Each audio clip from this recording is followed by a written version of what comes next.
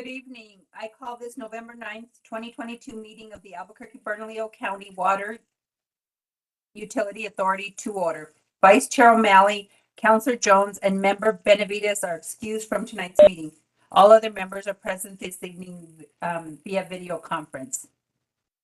So we're on item 2. This is the pledge and a moment of silence. And if Councilor Feeblecorn would do the I guess I would ask that Commissioner Quesada would do the honors.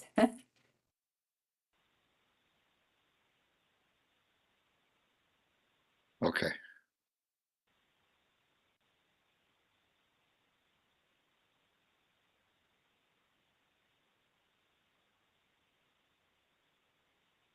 I pledge allegiance to the flag of the United States of America and to the republic for which it stands, one nation under God, indivisible, with liberty and justice for all. Thank you, Commissioner. So next we are in approval of minutes. I make a motion to approve the September 21st, 2022 minutes. Is there a second? Second. Councilor Feeblecorn, second the motion. Ms. Salas, will you please call the roll? Councilor Feeblecorn, Yes. Chair Pena, Yes. Commissioner Piscotti, Aye. Commissioner Quesada, Aye. and Member Rayel.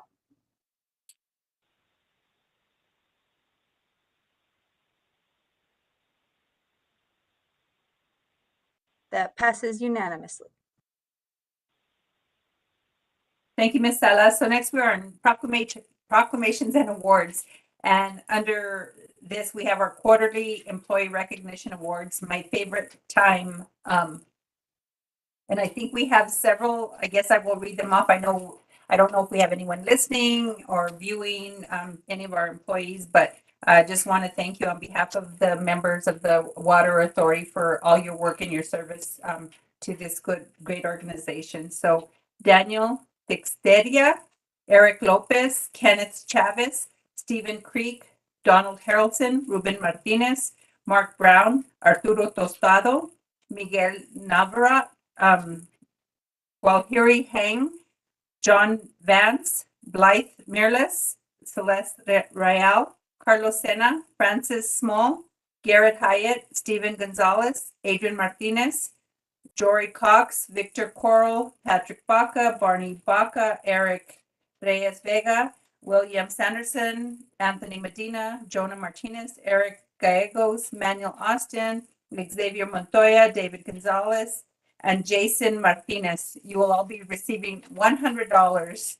And then we have Martin Luis Sena, $200 plus 8 hours. Jessica Ortiz, Julie Garcia, Denise Rumley, Nick Romero, $250 plus 4 hours each. Nima Bahirmi, $250 plus 8 hours. Bristol Delacoque and Noah Martinez, $50 plus 4 hours each. Again, thank you all for all your work and your service to the Water Authority. Next, we are on public comment. Ms. Salas, do we have anyone signed up to speak? And as you're looking, you'll have 3 minutes to speak with a 2.5-minute warning. And Ms. Salas, will you please call up first speaker? We did have one speaker, however, she's not on. Okay. So if she jumps on, maybe she's having some internet issues like I usually do. So if she jumps on, just please let me know. We'll move on to announcements and communication. Our next scheduled meeting, it will be December 7th at 5 p.m. Next, we are on introduction of first reading of legislation, and we have R2227 approving and authorizing the New Mexico Environment Department appropriation for Southside Water Reclamation Plant Outfall Construction Project.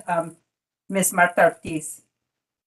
Good evening, Madam Chair and members of the board. This legislation is Resolution R22-27 for your consideration. This is the 2022 New Mexico State Legislature authorized funding in the amount of $709,000 for the purpose of planning, designing, and construction of the SWRP effluent outfall to the Rio Grande. There'll be a subsequent agreement to be entered with the New Mexico Environment Department, and this grant is 100% grant funded with no loan component. I'll pause for questions. Are there any questions on this one? Seeing none, Ms. Ortiz, you have the next three, so we'll go on to Yep. R 2228, approving and authorizing a New Mexico Environment Department appropriation for the Bosque non-potable water reclamation plant and reuse project. Again, this is an introduction resolution for your consideration. Again, the state legislator authorized the funding in the amount of $285,000 for the purpose of planning the Bosque non-potable water reclamation plant and reuse systems. Another subsequent agreement is forthcoming with the New Mexico Environment Department. And again, this is 100% grant funded, no loan component. And I'll pause for questions. Any questions? Seeing none, we will move on to R 2229, approving and authorizing a New Mexico Environment Department appropriation for the Northwest Capacity Improvement and Expansion Project. Okay, this is an introduction as well. New Mexico 2022 state legislator authorized $50,000 for the purpose of planning, design, and construction of the Northwest Capacity Improvement and Expansion Project. Another subsequent agreement shall be entered with the New Mexico Environment Department. And I'll pause for questions again. Any questions? Seeing none, we'll move on to R 2230. And this is approving and authorizing a New Mexico Environment Department appropriation for monitoring well construction project. Thank you, Madam Chair. This is legislation for your consideration, again, from the 2022 state legislator funding authorization of $25,000 for the purpose of planning, designing, and construction of a groundwater monitoring well to monitor contamination for the Kirtland Air Force Base bulk fuels facility. A subsequent agreement will be entered in with the New Mexico Environment Department. And again, this is 100% grant funded with no loan component. And I'll stand for questions. Are there any questions? Seeing none, thank you, Ms. Ortiz. Sounds like a lot of great projects from the Water Authority. So we'll move on to letter E, which is R 2231, authorizing the execution and delivery of water project fund loan grant agreement by and between the New Mexico Finance Authority and the Albuquerque Bernalillo County Water Utility Authority in the total amount of $2 million. I think it says 2 million. Yeah, 2 million. And evidencing a special limited obligation of the Water Authority to utilize the loan grant amount solely for the purposes of financing the costs of Water Authority's Phase 7 Advanced Metering Infrastructure Project in the manner described in the loan grant agreement, providing for the pledge and payment of the loan amount and administrative fees solely from net revenues, certifying that the loan grant amount, together with our funds available to the Water Authority, is sufficient to complete the project, approving the form of other and details concerning the loan grant agreement, ratifying actions hereto of taken, repealing all action inconsistent with the resolution, and authorizing the taking of other actions in connection with the execution and delivery of loan grant agreement. Mr. Sanchez. Madam Chair, thank you. You described it very well. Basically, the board had approved us applying for these funds, and the Water Trust Board awarded $2 million. And fortunately, 90% of that is on a grant and 10% is on a loan. Our goal is to replace all of our meters with automated meters. We have about 70% of 200,000 meters on automated meters today. So this would help us add about another 20,000 meters to that account.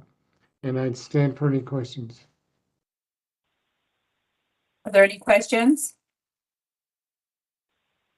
Sounds like we have a lot of work in front of us. So next we'll move on to letter F, R 2232, authorizing the execution and delivery of water project fund loan grant agreement by and between the New Mexico Finance Authority and the Albuquerque Bernalillo County Water Authority in the amount of 7.1 million. And again, some of that 710 loan amount, evidencing a special limited obligation of the Water Authority to utilize the loan grant amount solely for the purposes of financing the costs of the Water Authority's Volcano Cliffs Arsenic Treatment Facility and Pump Station Upgrade Project in the manner described in the loan agreement, loan grant agreement, providing for the pledge and payment of the loan amount and an administrative fee solely for net revenue, certifying that the loan grant amount together with the other funds available to the Water Authority is sufficient to complete the project, approving the form of the other details concerning the loan grant agreement, ratifying actions hereto taken, repealing all action inconsistent with this resolution, and authorizing the taking of other actions in connection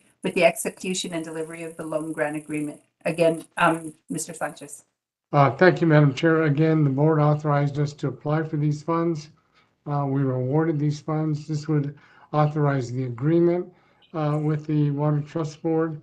Again, 90% is a grant, 10% is a loan.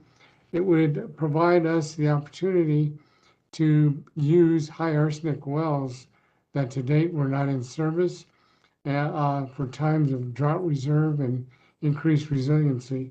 And I'd stand for any questions. Are there any questions for Mr. Sanchez?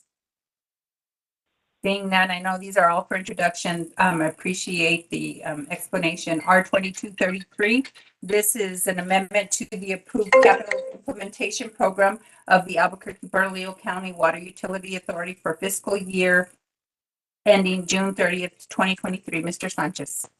Madam Chair, members of the board, this would simply allocate $1 million in ARPA funds from Bernalillo County to the Water Authority to extend water service in the Carnwell area to about 6 to 10 residents and a church in the area. Thank you to Commissioner Piscotti for making this happen. I'd stand for any questions. Are there any questions? Seeing none, thank you, Commissioner Piscotti. We'll move on to item H, R2234, authorizing an agreement for water and sewer service for Golf Course Road, Westside Boulevard, commercial development. Mr. Christopher Cadena. Good evening, Madam Chair, members of the board. This is an introduction for a development agreement for a proposed commercial development located on the southeast corner of Golf Course Road and the Westside Boulevard in the city of Albuquerque. And service to this development is contingent upon receiving a development agreement, as well as the developer building some water and sewer lines to facilitate service for that project. And all services provided within the development will be required to pay the utility expansion charges and water resource charges. And I stand for any questions. Thank you. Are there any questions? Seeing none, we will move on to R2235, authorizing an agreement for the water and sewer service for KG Estates South. Mr. Cadena. Hello, Madam Chair, members of the board, as shown in the vicinity map shown on the screen. This is an introduction for a development agreement for a proposed development made up of single-family residential, and it's located between Therese Street and Ward Road, south of Gun Club Road within the unincorporated area of Bernalillo County. And it's a 10-unit subdivision. And for this development to receive the wastewater service that it is looking for, it is required to install public sewer line to serve that development. And this development will be required to pay utility expansion charges. And I stand for any questions. Are there any questions? Seeing none, we'll move on to R2236, authorizing an agreement for water sewer service for Sonata Trails LLC. Mr. Cadena. Madam Chair, members of the board, this is an introduction for a development agreement for a proposed multifamily development located east of Universe Boulevard between Avenida de Jamito and Treeline Avenue within the city of Albuquerque limits. And for service to be provided for this development, it will be required to build water and sewer lines to facilitate that service, as well as paying a facility fee for a future 15-inch sanitary sewer interceptor. This development will also be required to pay utility expansion charges and water resource charges. I stand for any questions. Any questions? Seeing none, we'll move on to R2237, authorizing an agreement for water and sewer service for Unser Boulevard Northwest and Crown Road Northwest. Take 5 oil change. Mr. Cadena. Madam Chair, members of the board, this is an introduction for a development agreement for a proposed oil change facility located at the northeast corner of Unser Boulevard and Crown Road within the City of Albuquerque limits. And for service to be provided for this development, it will be required to build some water lines and some sewer lines that will facilitate that service. And this development will also be required to pay utility expansion charges and water resource charges. I stand for any questions. Are there any questions? Seeing none, we'll move on to the final item for the letter of introduction, which is R2238, authorizing an agreement for water and sewer service for Volcano Cliff subdivision. Your last one, Mr. Cadena. Madam Chair, members of the board, this is an introduction for a development agreement for a proposed mixed-use development located at the southeast corner of Universe Boulevard and Rosa Parks within the City of Albuquerque city limits. And this development will be required to extend some public water lines as well as sewer lines, and also pay a facility fee for a future reservoir. The development will also be required to pay utility expansion charges and water resource charges. I stand for any questions. Are there any questions? Seeing none, that is it for the letter of introduction. We are now on the consent agenda. There are no items. So we'll move on to approvals. Madam Letter Chair, A, R2226. Did I miss something or? Madam Chair, I was just going to say that our public commenter is online now. So if we could go back to her at some point, whenever you would like. We'll do that now. Appreciate it. Thanks, Counselor. I think I know who it is. I think I seen her yesterday. Ms. Salas, can you call her? Hey, Lane. Ms. Hubbard, you'll have 3 minutes to speak with a warning at 2.5. All right, can you hear me? Yes, ma'am. All right, good afternoon. At the September 21st, 2022 board meeting, I made a number of suggestions and recommendations. One was to join with other water providers in the MRG to increase water conservation efforts, as was done recently by the Front Range communities in Colorado. Another was to consider joining the One Water effort being discussed at the MERCOG. Both of those suggestions could help meet the new commitment by the Water Authority to cut an additional 30% of outside water use, I think, to meet the terms of the new 7-state conservation agreement for the Colorado River. Another September suggestion was to show the water impact of each development prior to approval by the board. What with the number of new requests just heard on tonight's agenda seeking to be approved, this suggestion only increases in need. Basically, new demands will be satisfied with groundwater as all surface water supplies have been allocated. Pumping continues to exceed what was planned, either in the annual operating plan or Water 2120, the latter by as much as 4 to 5 times, as more fully described in my written comments. Instead of ignoring the annual over-pumping as is currently done in the AOP, emphasis must be made to reduce consumption of groundwater and thus depletions. The Middle Rio Grande is over-consuming its allocation of the compact, adding depletions to river flows as they are simultaneously being reduced due to climate change must be evaluated. All pumping in the region must also be considered. Some suggestions: develop a river flow depletion reduction plan with metrics and targets, set a goal to pump an average of 11,000 acre feet annually by 2027, prioritize the use of water such as the South to North project, and work with the MRG to develop and maintain a water budget.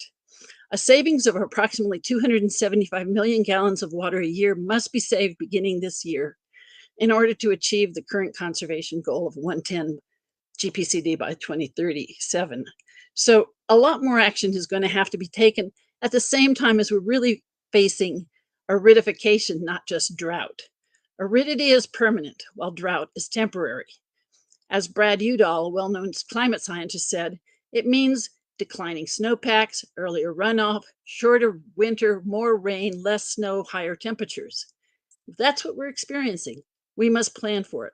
Some suggestions: develop plans with aridity, not just drought, included in the projections. Such a plan must reflect the need to take additional actions to keep depletions in line with 2021. And even with the increase in precipitation and the river flows at the end of the summer, the ABCWA was unable to take advantage. Given the ongoing La Nina, why not make it a policy priority to capture stormwater. Thanks again, and thanks for letting me speak sort of out of turn. I was having trouble getting logged on. Thanks again. Not to worry, Elaine. I'm always having trouble getting logged on. So thank you for your comments as always. We appreciate you. So now we'll move on to approvals. And this is R2226, authorizing the removal of certain uncollectible accounts from the Albuquerque Bernalillo County Water Utility Authority accounts receivable records FY 2019 and prior. And this is Ms. Adrian Candelaria. All right, good evening. Thank you, Madam Chair, members of the board. The item before you this evening is a request to approve the removal of uncollectible debt from our accounts receivable records. This quarter, that amount totals $39,971.35. This debt represents primarily water and wastewater accounts that have gone unpaid and we are unable to collect. So we request your approval this evening to remove that from our accounts receivable, and I'll be happy to answer any questions. Thank you. Are there any questions? I think this is pretty standard. Thank you for the presentation. I'd make a motion for approval of R2226. Is there a second? Second. There's a second by Commissioner Quesada. Ms. Salas, can you please call the roll? Counselor Feeblecorn, Yes. Chair Peña, Yes. Commissioner Piscotti, Aye. Commissioner Quesada, Aye. Member Rayel. That passes unanimously. Okay, thank you. We'll move on to letter B, C2237, appointment to the Technical Customer Advisory Committee. Ms. Elizabeth Anderson. Madam Chair, members of the board, today I'm presenting on an appointment to the Technical Customer Advisory Committee. Mr. Donald T. Lopez serves as the Village of Los Ranchos mayor and trustee. He is a retired United States Air Force colonel. Mr. Lopez offers more than 49 years of professional engineering experience with a number of different agencies on the private side. On the public side, he was with the Air Force and the Army Corps of Engineers, the New Mexico Office of the State Engineer, and Interstate Stream Commission. He has an extensive history working in New Mexico and around the world on engineering projects and water projects. Really excellent candidate for this position. He served as chief of the technical division for the Army Corps of Engineers and continued to manage the New Mexico Dam Safety Program as a division director. He also worked with the Bureau of Indian Affairs, and he most recently, with the United States Air Force, served in his tour included as base civil engineer at the Air Force Civil Engineering Support Center, and he retired as a full colonel in the U.S. Air Force Reserve after 32 years of service.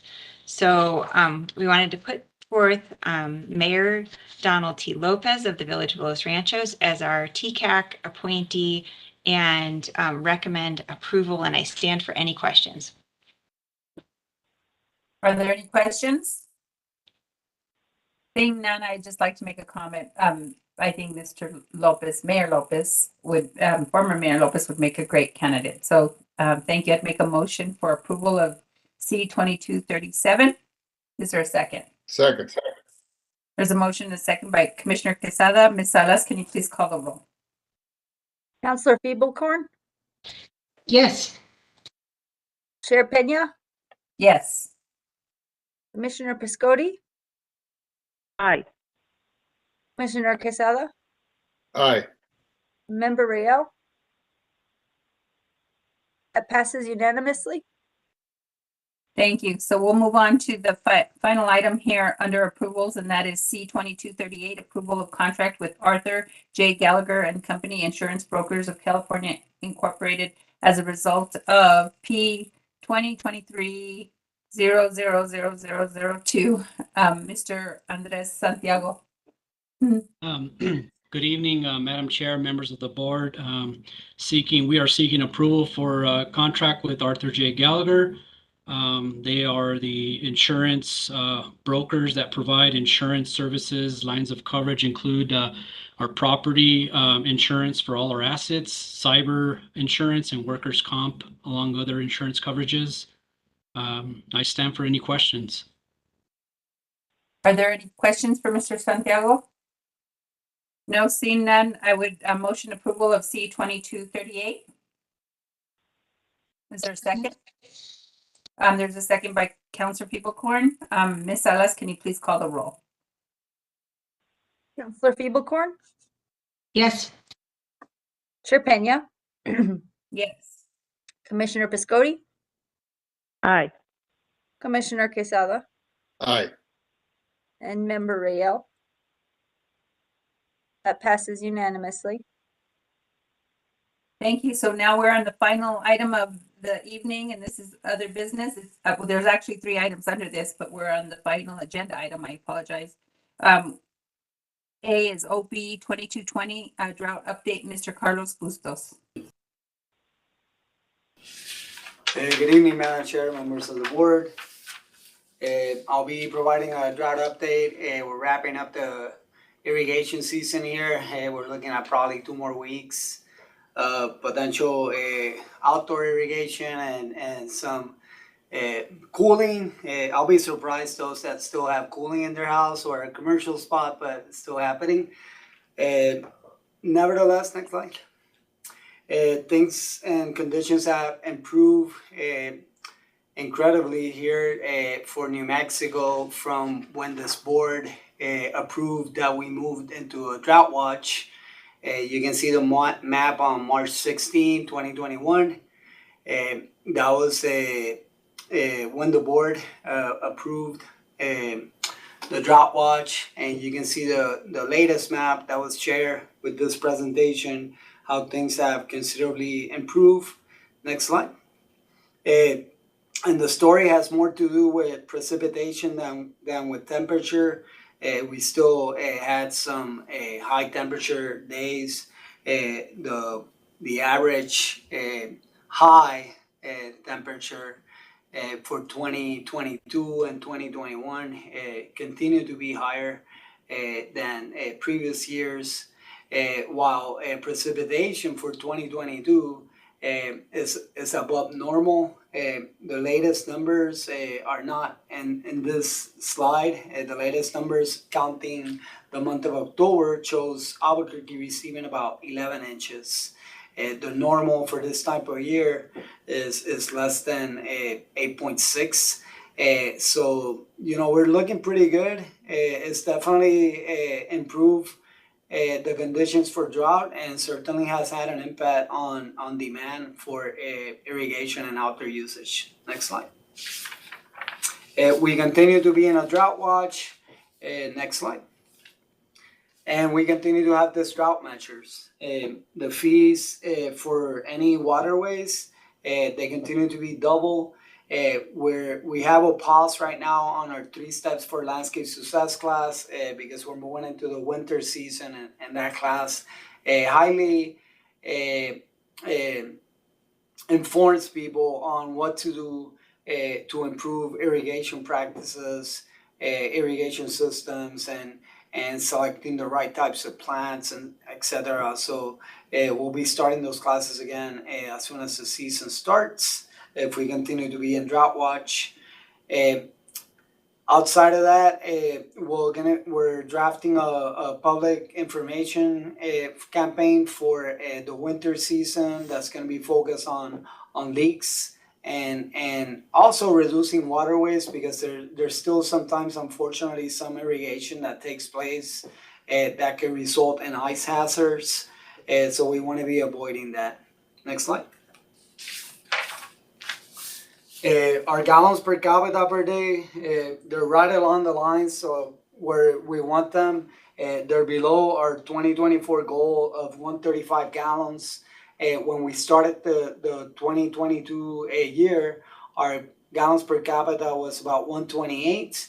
It's looking more right now, more like at 126 or 2 GPCD below the start out of the year. Next slide. So this chart shows how we keep track of GBCD. We do a 12-month rolling annual average.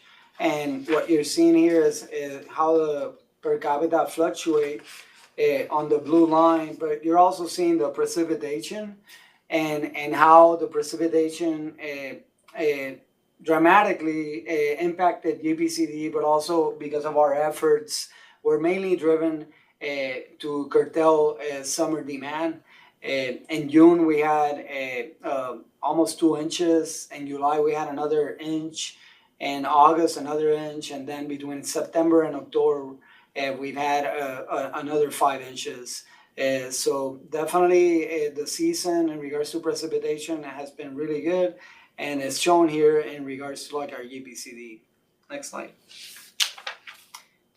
This chart sort of graphs the last 10 years, and the red bars are showing years where we've had below normal precipitation, and we were experiencing extreme or exceptional drought conditions throughout the entire year. And except for 2018, where once we got to the summer, the drought conditions improved, and also here in 2022. But you can see the trend of our GBCD per capita, how it continues to drop as production has sort of like averaged out around 32 billion gallons per year. Next slide. So right now, this is some of the results of our current drought measures. Our drought watch class we've had almost 2,300 customers participated. We saw a reduction of about 2% per participant and a total of 1.6 million gallons saved. Our water waste reduction activities, we had over 3,500 water waste activities. That means either a warning letter or some form of complaint or some form of inspection or violation. And because of that, we saved 68 million gallons. Next slide. Next slide. Yeah.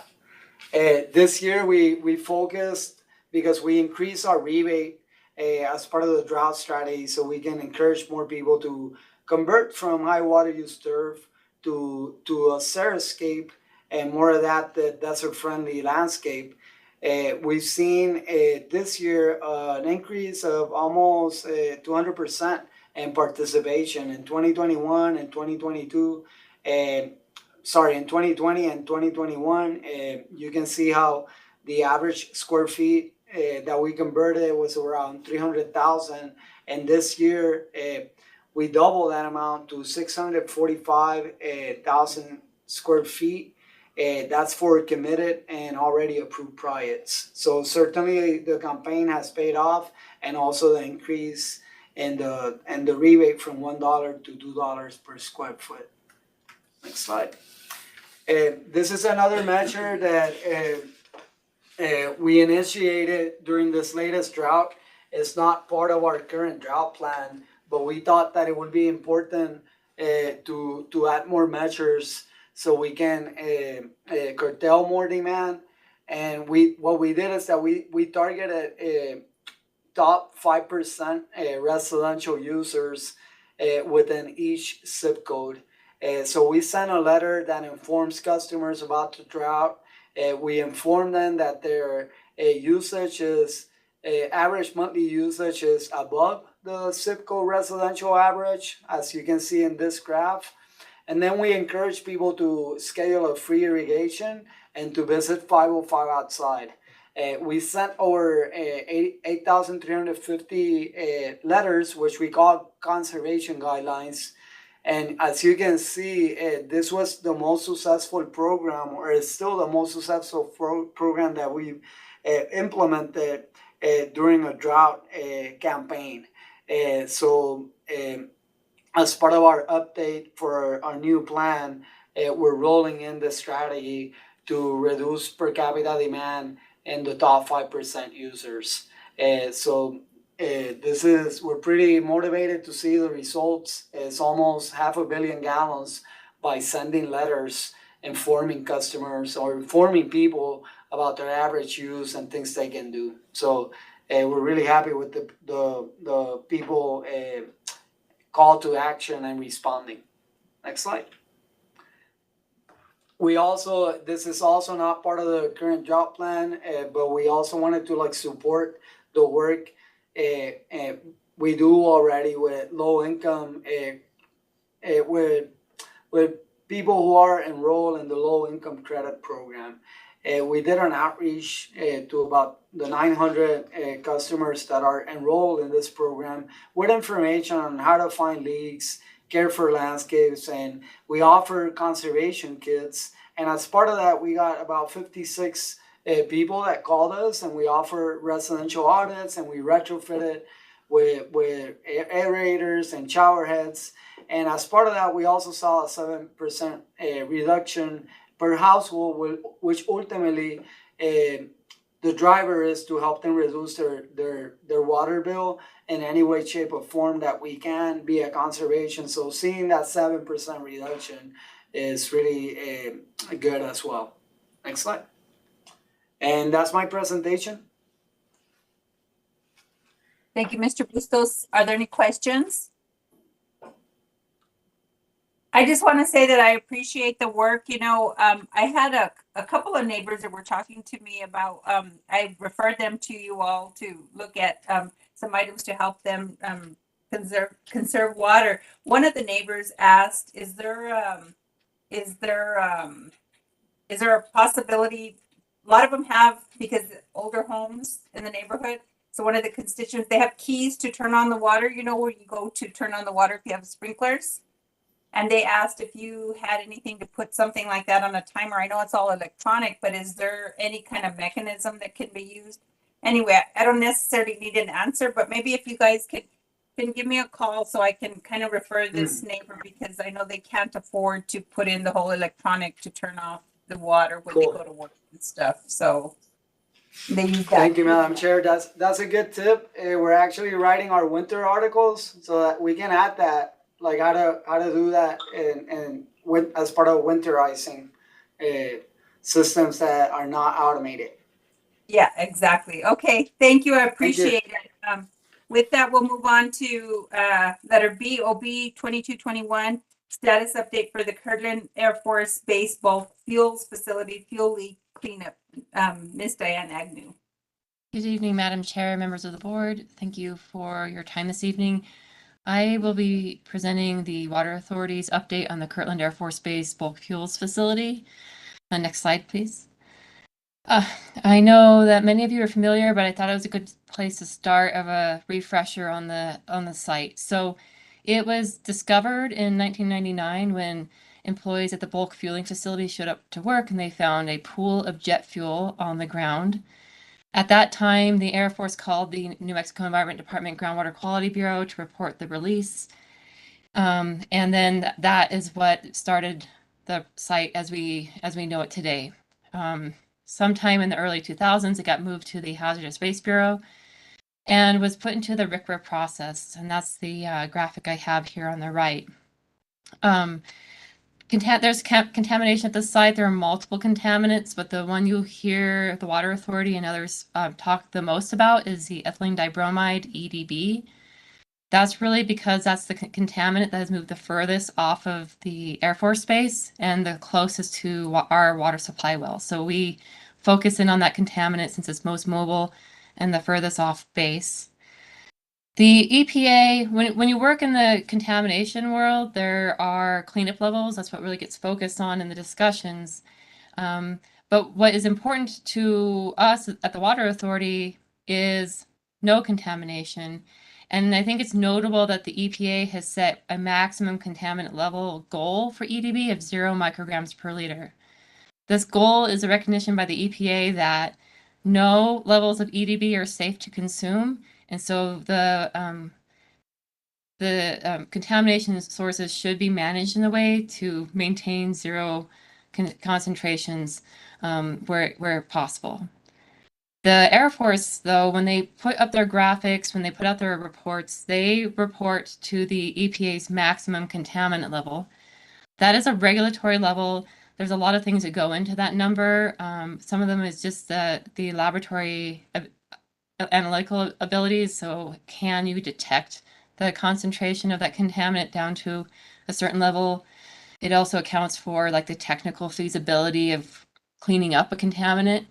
And so the MCL is used for cleanup, but it is not purely based on human health, which I think is an important point. The MCLG is actually where the human health component comes into play. The MCL is a factor of many things. So again, that's why the Water Authority, we focus on 0 micrograms per liter. I do think it's notable that I've seen the MCL change in my career as our technology improves and our understanding of these contaminants improve. There is the ability to lower the MCL, and the EPA does do that occasionally through review. Again, we're in the RCRA corrective action process. This means that the Air Force has a permit with the New Mexico Environment Department Hazardous Waste Bureau. That's who you'll be hearing from next with Rick Sheen. And the graphic on the right shows the very broad strokes of RCRA. It is, it has several key steps in it for the NMED to work with the Air Force to ensure that they're doing what they need to do. We're currently in the facility investigation. That's the phase where they really define the problem. What is the contamination? Where is it? And the next step is really what you'll hear a bit about tonight, the corrective measures evaluation. And that is where first the Air Force will review all the possible remediation technologies with what we know about the site. That's why it's really important to get the definition of the problem as well as we can. And then they make a recommendation for what the remediation should look like at the site. That gets selected by the NMED and then it gets implemented. So we're in this really great spot on the site, in my opinion, where we can collect the data that we need that's really critical to understand where the contamination is and what it is. We can also implement interim measures. Those are remediation methods that we can put in place now to be protective of human health while this process works out. It has the added benefit that data collected during interim measure operation can inform the corrective measures evaluation. So it has a benefit to everyone to operate. And there's also a possibility of like getting additional data in the CME. So we don't have to get it 100% right. We have to get to a point where we feel like there's enough information to move into the corrective measures evaluation, and there's an opportunity to collect data there too. And that's where really the Water Authority would like to see where there's a balance there, and we recognize that and are working with the NMED. Next slide. The status of the project. I have been on this project since 2009, and it is basically where it was when I started the project with some improvements. There still are data gaps, and they're important data gaps. There's groundwater data gaps, meaning that we do not know with a high level of confidence where the contamination is in the groundwater. This graphic here is showing the Water Authority's delineation of the contamination. The dashed line is there because there's some uncertainty in the wells that are on the site, how they're the sampling data being collected from these wells. The Air Force, when you see their graphic, they're focusing only on those solid lines. That's why you'll see a blob that looks in the south, very technical term blob, and then a little bit of a blob up towards the top. So there's groundwater uncertainty. The source area is really important. So when I say source area, I mean the portion of the site where the fuel has come down through the ground and hit the groundwater. And not all of that fuel made it down into the groundwater, but some of it has gotten stuck in the soil.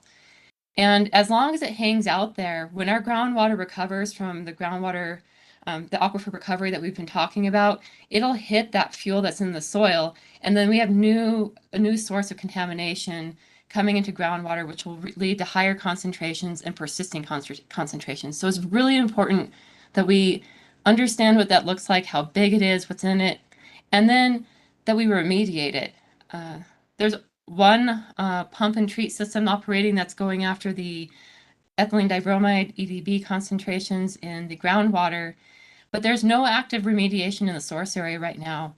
There have been iterations of source treatment since 2001. The most recent version was shut off in September of 2021. So we are in a period where there's no source treatment. just the groundwater treatment. And then the Air Force is doing site monitoring. They do groundwater monitoring and soil vapor monitoring. The NMED issued a letter today. I believe that Rick's going to comment on it very briefly, and we're reviewing regarding the groundwater monitoring at the site. It was a really great letter. It hits on the primary concerns that the Water Authority has had, and I think will make great strides towards addressing the uncertainties and filling the groundwater data gaps. Next slide. I just also want to give some background on what the Water Authority has done on this site. We have been engaged in the project. We have invested over $2 million of funding to make sure that we are on top of the project in the site. We voluntarily sample our nearby supply wells on a monthly basis for fuel contaminants. We have not detected any fuel contaminants in the wells since at all, but we continue to do this monthly sampling. We have supported geologic interpretation. The picture here in the top right shows an example of how we've taken site data. This geologic interpretation has been shared with the Air Force, the NMED, and other stakeholders to support the project decision-making. We review work plans, we review technology, we review all the reports, and then we attend the stakeholder and technical meetings that happen. Next slide. In addition, we worked with the USGS and actually Air Force, and this model is going to come up here in 2 slides, to create a groundwater flow model for the bulk fuels facility that represented the complexity of what's happening underground. So this is a really great tool that allows us to have a better understanding of what could be happening hydrologically. There's obviously there's always room for improvements with models, and it's the best that we can do. But we have collaborated with USGS on this level of effort. We do conceptual models, we do threat analysis, and we have done fate and transport and remediation modeling, which is what I'm going to talk to you a bit tonight. Next slide. I also wanted to give you an update on our data gap monitoring well. This is the well that we installed earlier this year. We completed it in April 2022. We've completed 2 sampling events of this well. No EDB has been detected, though we have found toluene. The depth of this well and the concentrations of toluene indicate that the source is most likely the Air Force bulk fuels facility. We're completing our analysis of those detections, and we're continuing to sample this well on a quarterly basis. We've also coordinated split samples with Air Force. That means that when we collect a sample, they collect a sample so that we can have comparable data sets. And like I said, we're doing that voluntary monthly sampling of our supply wells. We'll continue to do that, and there's been no detection of any contaminants. Next slide. In 2022, we have attended public meetings where the Air Force has presented the site. And at these public meetings, the Air Force has started to signal that they want to move towards what's called monitored natural attenuation, or M&A, as a remedy. M&A is a passive remediation approach. I even pause to call it remediation. It's not anything more than allowing natural processes to break down the contaminants. And the gist of it is that they don't, in true M&A, there's no active remediation, so the pump and treat system would be turned off. Contamination persists while the natural processes, any bacteria that may be in the aquifer would reduce contaminant concentrations. And this can take a really long time. There's no data actually from this site to indicate that these natural processes are occurring or if they're even occurring at a meaningful rate. And we do know from this site, from a pilot test completed at the bulk fuel site, that EDB does not naturally break down under the same conditions as benzene and toluene. And we also know from that pilot test that there's pretty complex conditions in the aquifer that do not support natural degradation of contaminants. And then really what's critical for us is that while M&A is happening, that impacted groundwater is unavailable for use. It remains at concentrations of EDB for a long time. So we hired our contractor Intera. They took that USGS model I just showed you a graphic of. And we asked that Intera to answer the question of how long would it take to clean up the groundwater contamination to non-detect, again, going back to the Water Authority's position that no contaminant is acceptable. How long would that take? And we ran a couple of scenarios. Next slide. And here are the results of our model. So the top row is we did high EDB depletion. This is a technical input parameter into the model that is basically how quickly are the contaminant concentrations reducing each year. And this is saying that they reduced by 10%. This is a number directly from the Air Force. There's no scientific data to justify a 10% rate. That's not it's not observed in nature at other sites, and especially not in the data from this site.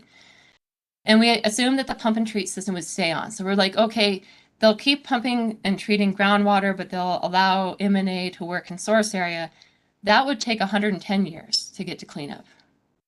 But then if we go to true pump M&A, which is where we believe the Air Force is signaling they want to go to, shutting down some of the pump and treat wells, if not all of them, and we keep that 10% depletion rate that we know is not realistic. Now we're talking about 618 years to get to cleanup. And then we did adjust the depletion rate to see how significant of a factor that is in our analysis. And you can see it's a pretty substantial input parameter that by decreasing it by half, you can see a range from 600 to almost 900 years to get to cleanup. So that tells us that we need to really understand what the degradation depletion rates are at the site, just so that we can have a fully informed remedy evaluation. It also tells us that the model has some sensitivity to this input parameter. So we have to put big brackets on these numbers that we put out. But the baseline takeaway message is that M&A would mean that we have impacted groundwater source for over 100 years, even in the scenario where we just have pump and treat operating. And that's a time frame. Actually, when you take 2022 and add 110 years, you're almost exactly at 2120. So it's well outside of the acceptable range for remediation. Next slide. So to bring it all together, our primary concerns are we have incomplete characterization of the remaining source. Like I mentioned above, that's something that really needs to be understood to understand how to clean up the site. The other thing that's happening is the timeline to final remedy is slowing. So beyond that M&A analysis I just presented to you, the corrective measures evaluation was supposed to start in 2021. That was a statement made by Mr. Carell to this board in 2019. And we are not at CME. I believe that when we estimated when the CME would begin, based on the timelines we've heard from the Air Force and their letters to the NMED, we're looking at CME beginning in 2030. So quite a bit of time from now. And that just means that the time to getting that remedy selection and cleanup gets pushed out, with the caveat that if we can put interim measures in place that are working, those can become the final remedy and we can make progress towards cleanup. So that's why in the opportunities to address data gaps and select remedy, interim remedial actions are something that we are huge proponents of. We think it's beneficial to the site.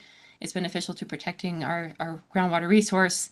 And then technical working group meetings, we had one in October 2021. We would like to reinitiate these. They've been hugely productive in the past. In fact, those technical working groups informed the design and scoping of the pump and treat system that's in operation today. And then finally, we are requesting capital outlay funding for an additional data gap well. From the data gap well we installed in April and our recent analysis, we believe another monitoring well is required. So we do have that request out with legislators. And with that, next slide, I'll take any questions.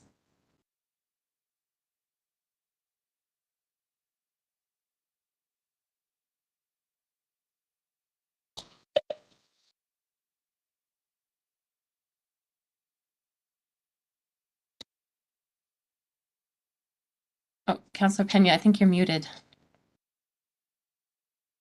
Sorry about that. I thought I had unmuted myself. Thank you, Ms. Agnew, for your presentation. You know, it's times like this when you wish Commissioner Maggie Hart Stebbins was here, because she's so familiar with the project and was really passionate about it. But I just wanted to say, as you referenced the blob, weren't they at some point during these past few years kind of shrinking the blob? Madam Chair, The Air Force's position in their graphics have shown a shrinking of the blob. We have concerns about the reality of those graphics. It's over the time that they have been operating the pump and treat system, they have also made substantial changes to their groundwater monitoring program. This is related to the letter that the NMED sent out today. And those changes are likely biasing their data to show a reduction in concentration that's actually not a real reduction. So it is really important for the Air Force to implement the changes requested by the NMED today so that we can understand the full extent of contamination. Because we do think that apparent reduction is an artifact of the data that they're collecting and reporting.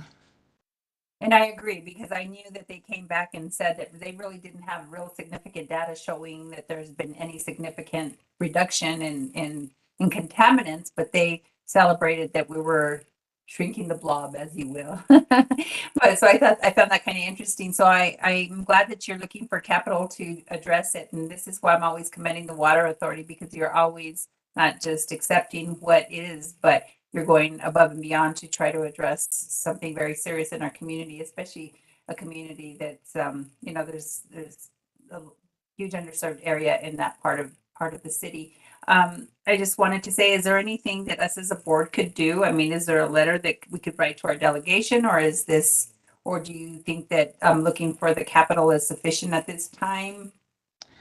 Madam Chair, I believe that the capital outlay support would be most beneficial at this time. The NMED's letter today, and I don't want to take any of Rick's presentation, but from the Water Authority's viewpoint is a significant direction to be headed to improve the quality of the data at the site, and also make progress towards cleaning up. I think any opportunity that we have to reiterate the need for active remediation in our conversations with the Air Force are also beneficial, so that we can make sure it takes something far less than 110 years to clean up the site. Absolutely. Thank you. Appreciate it. Thank you for the presentation. So now we'll move on to Mr. Rick Sheehan, which is OB 2222, New Mexico Environmental Department, Kirtland Bulk Fuel Facility Spill Update. Good evening, Madam Chair, members of the board. I would just like to sort of jump on where Diane ended. 110 years is a long time. I retire certainly before that, and I want to see some final remedy put in place before I leave in less than 4 years. My name is Rick Sheen, Hazardous Waste Bureau Chief. We are the bureau in the Environment Department that oversees the Resource Conservation and Recovery Act, or RCRA, sometimes referred to as the Cradle to Grave Environmental Regulations. For the state, we actually have EPA has granted us primacy to oversee RCRA permits here in the state.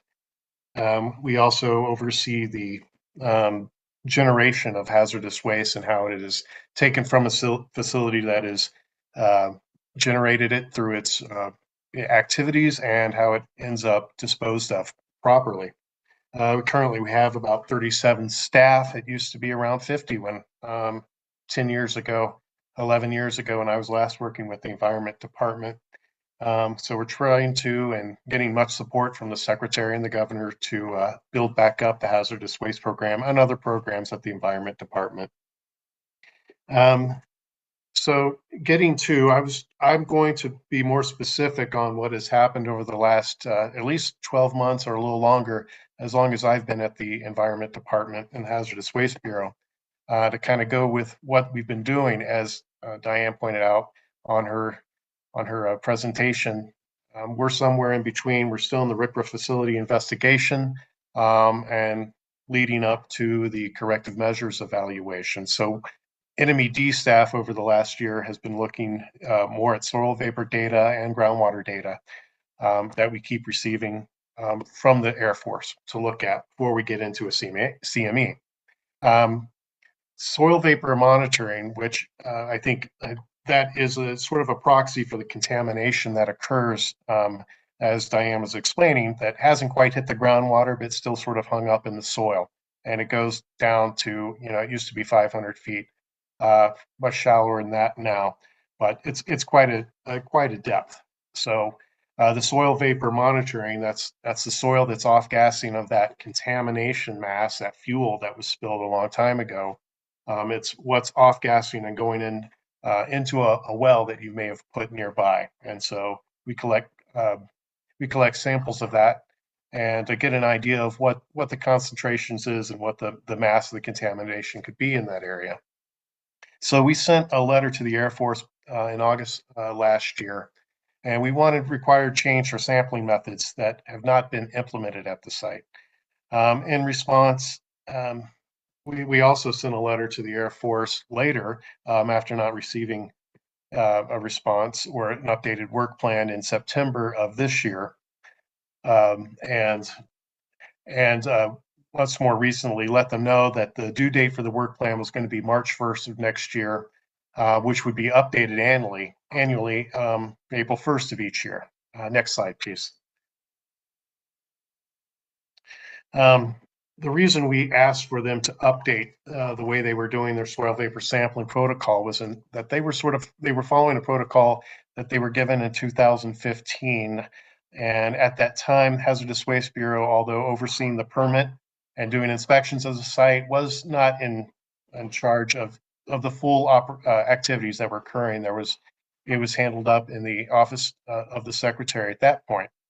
The enemy or Kirtland Air Force Base were collecting samples from volumes of 10. They were reducing the amount of well volumes, that being how much vapor is in a well volume. If you look at the casing, if it was 2 inches casing, it goes down 400 feet, you calculate the volume.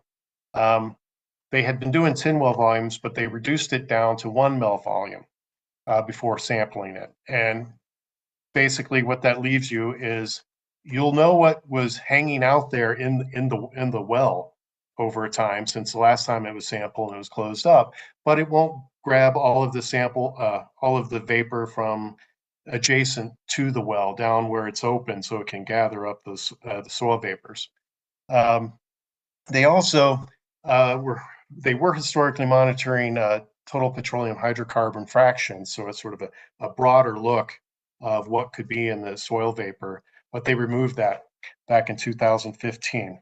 So on August 31 last year, we asked them to purge, starting with 3 well volumes from each monitoring well, so we can get a better idea of what's going on, not just in the well, but next to the well.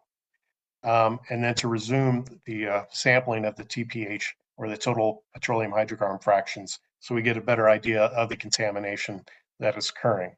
Next slide, please.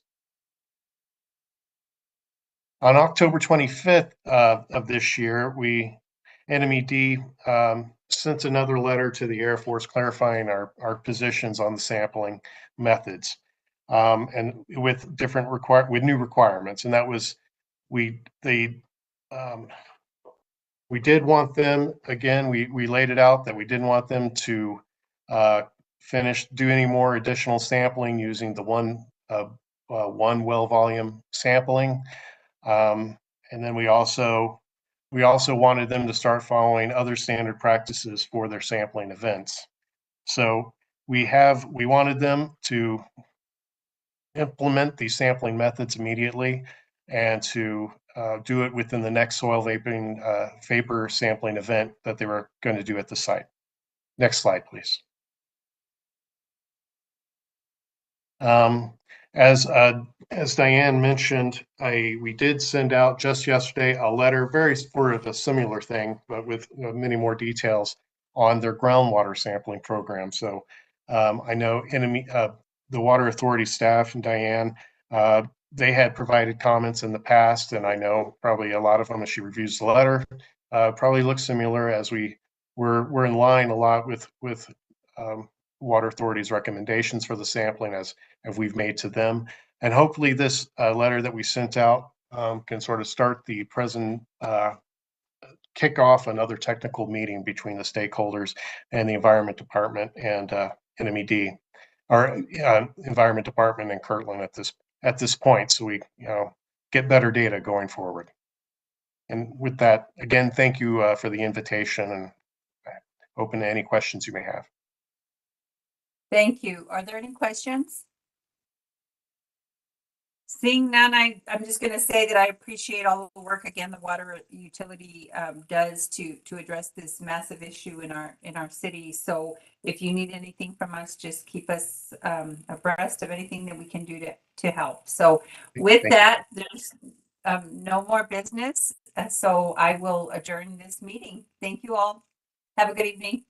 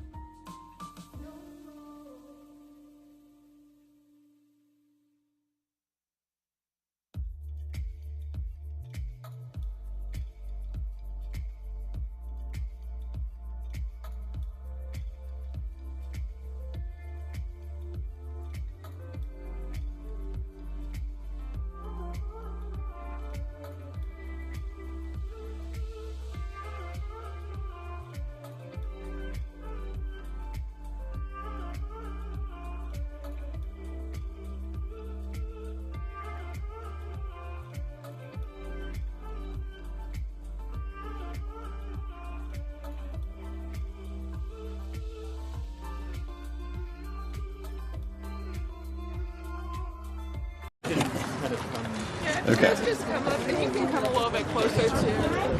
Yeah, don't get in the puddle.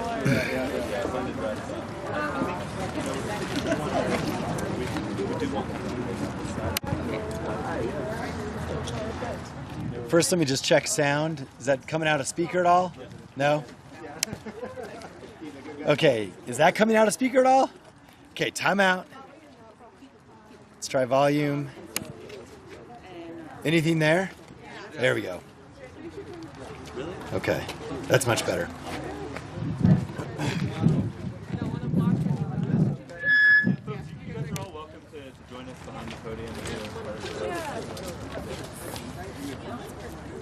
Anyone, just for fun, if you want to be on TV.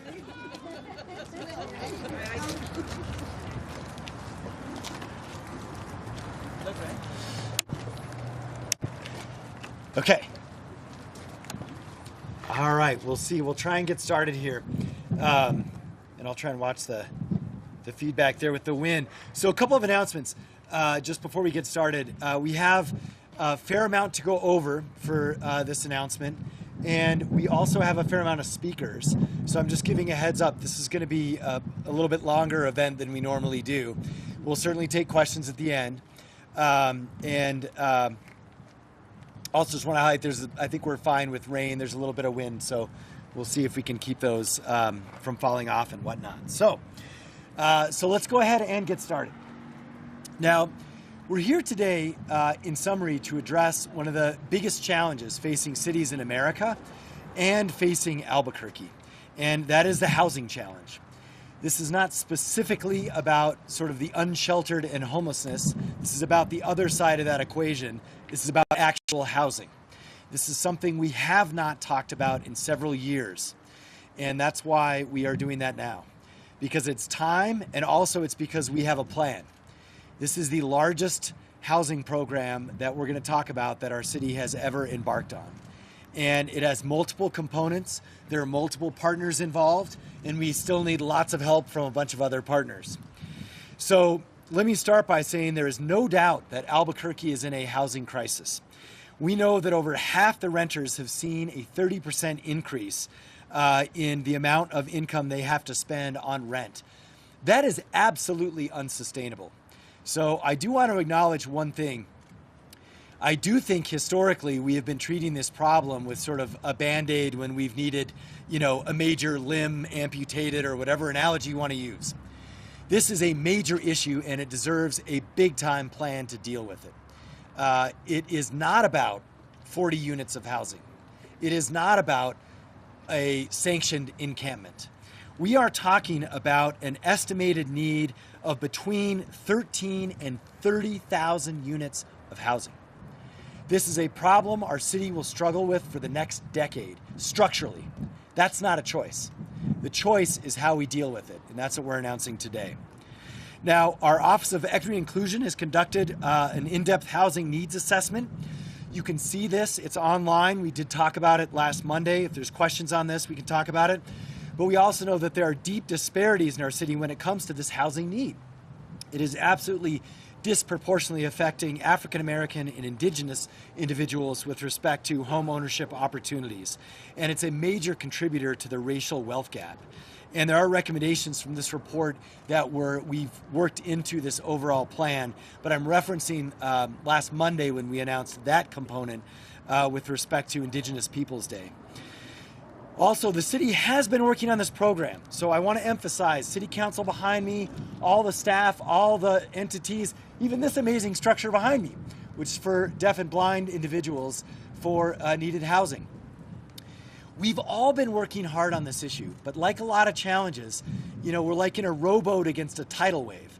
And so we've got to deal with the tidal wave, and that's what we're going to talk about here today. So we're here to announce the Housing Forward Albuquerque Plan. This is a bold, multi-pronged approach to address the housing crisis head on.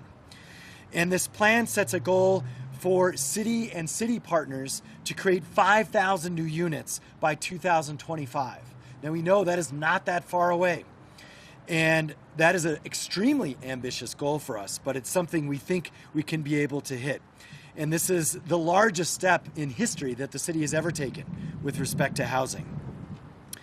Now, we know that to do that, we have to also deal with breaking down barriers to housing access, to putting in protections for renters. These are all aspects of the housing situation that we also have to deal with. It's not just about units.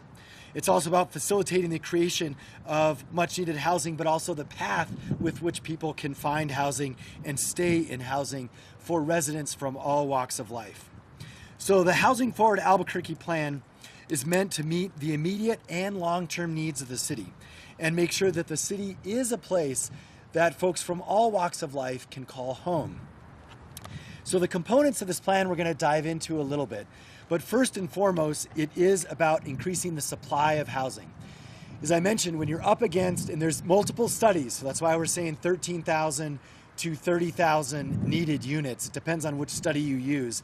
But the answer is we need way more than one particular facility or one particular project.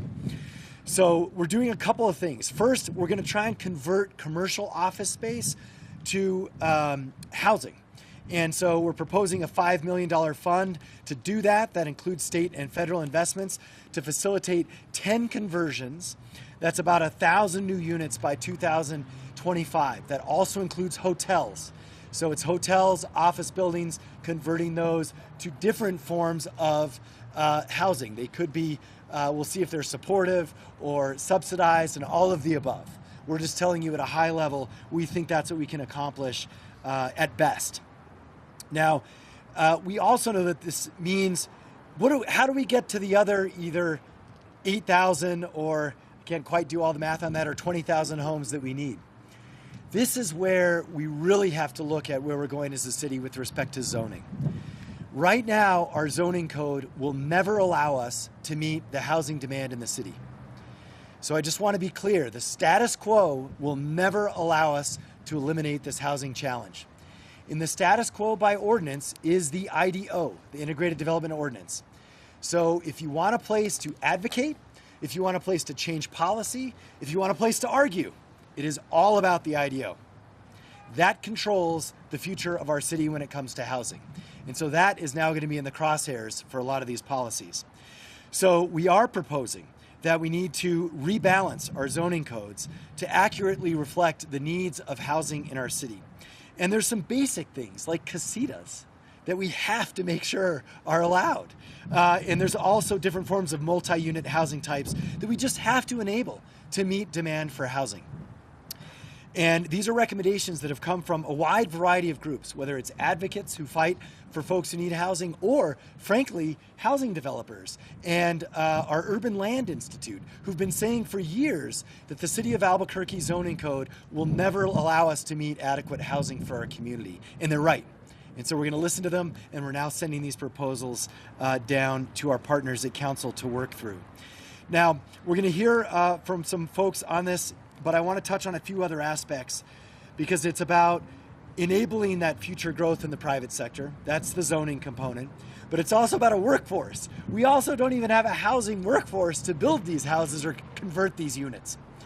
And so we are going to use our JTA program and work with our building trades to try and train 250 new workers that will be specifically available for housing conversion and rehab.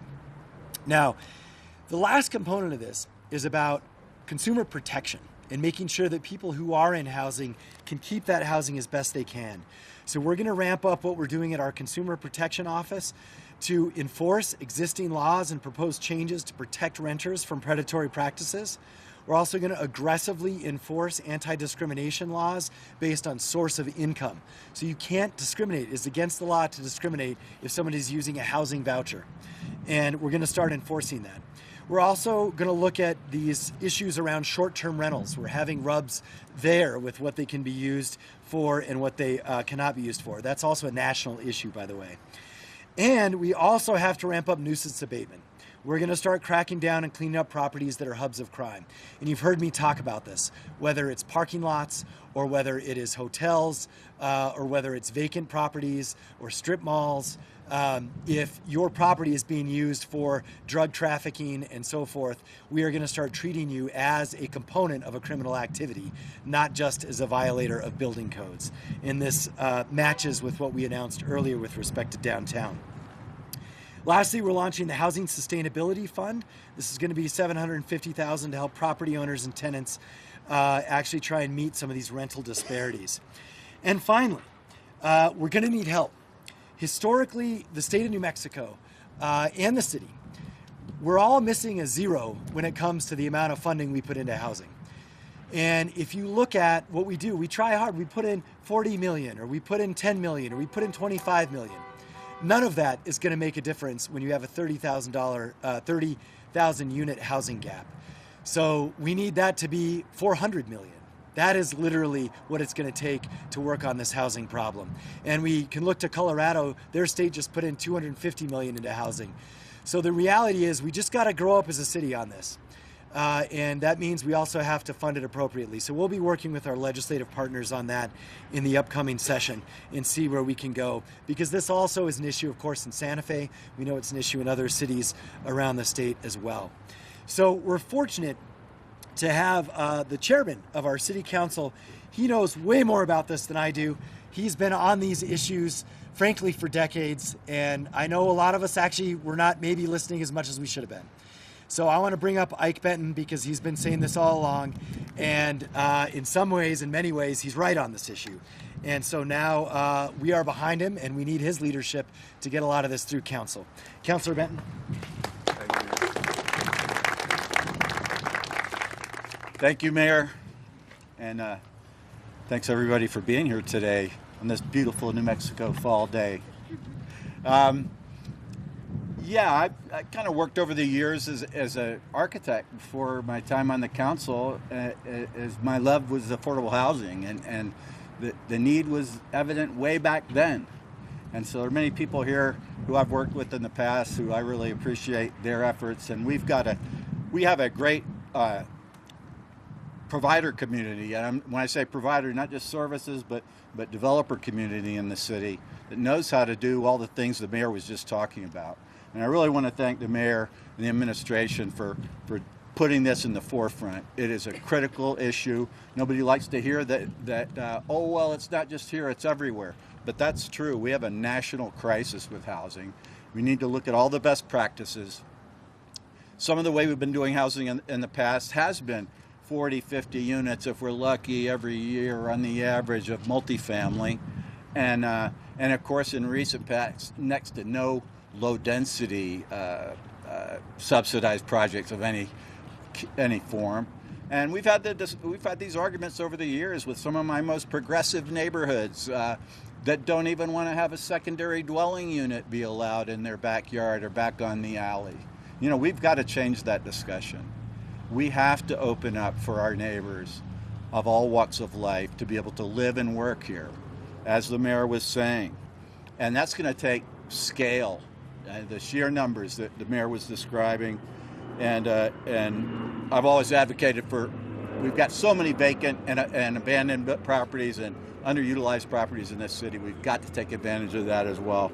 I'm a believer in mixed income development. I think, and that is really the definition of infill. And when we talk about infill development in the city and utilizing some of these completely underused properties or very much underused properties, that by definition can create a mixed income environment.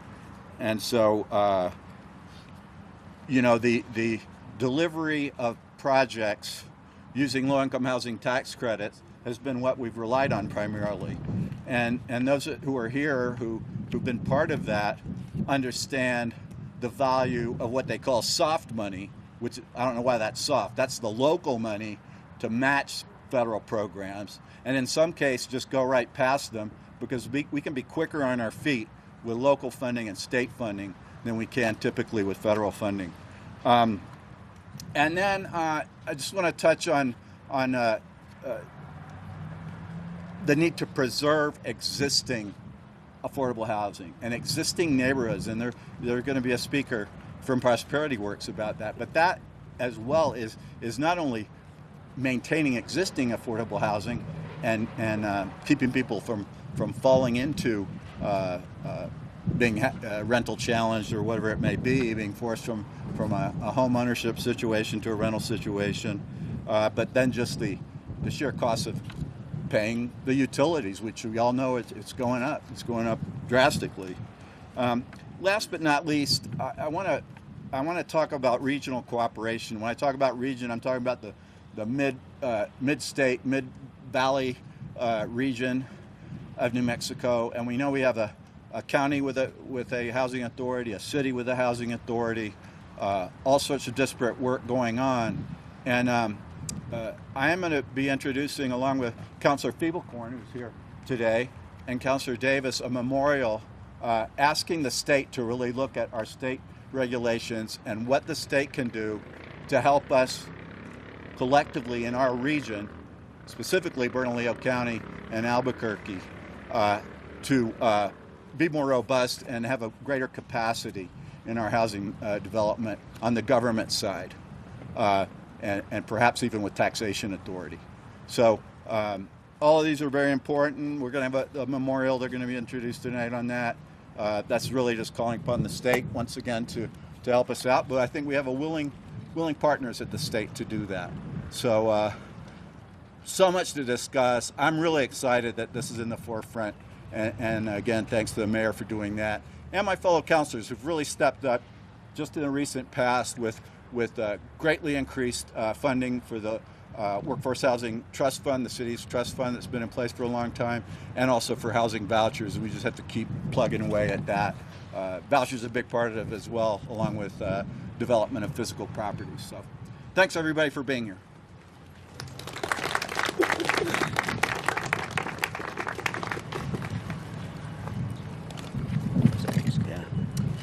Wind is being the wind.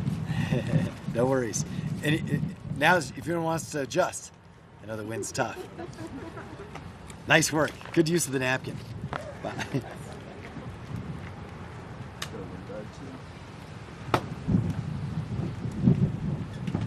Oh, yeah, a little. Nice. Impressive work. Second term, man, we really got it down. All right, so thank you so much, Councilor.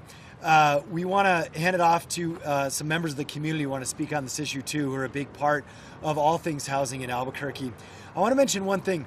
We do have the plan up on our website. So I want to let you know there's a white paper that explains all of this in much more detail.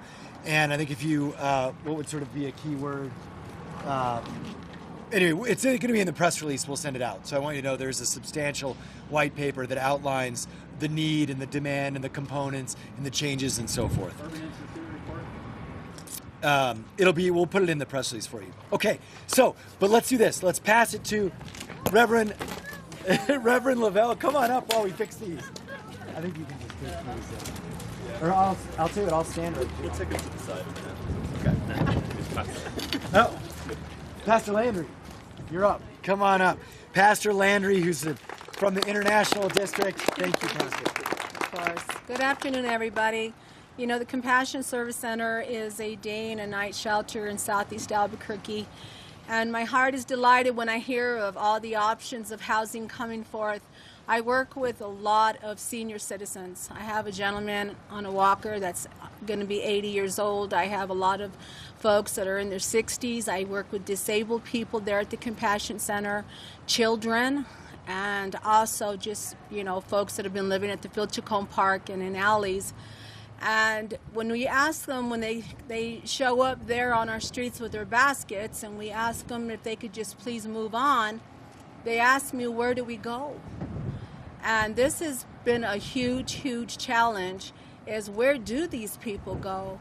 So hearing that the city, and thank God for our mayor, and I know he's always looking for options in city council, thinking of the people, the most vulnerable, being able to say, for me to go back and say, hey guys, we are looking at some potential options for housing for you, because the rent is just off the charts. And if we can get a lot of this housing to come in and to fill some of these folks that are challenged with homelessness, or maybe they just are going to be losing their apartment for one reason or the other, I think that'd be awesome. So we are going to continue to serve folks and try to provide a home-like atmosphere for them. The Compassion Center is a beautiful model. It offers food, over 300 meals every day, over 50 nights of overnight shelter, and a full day shelter with showers, clothing, and other essentials to help our seniors, disabled, and our neighbors that are suffering from homelessness. So yes, thank you, Mayor Keller and City Councilor, for being willing to look at options and never giving up. Thank you.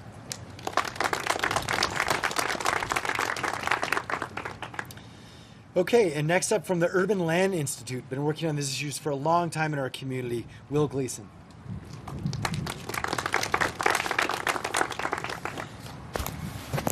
Good afternoon. Will Gleason. I'm the chair of the Urban Land Institute New Mexico chapter.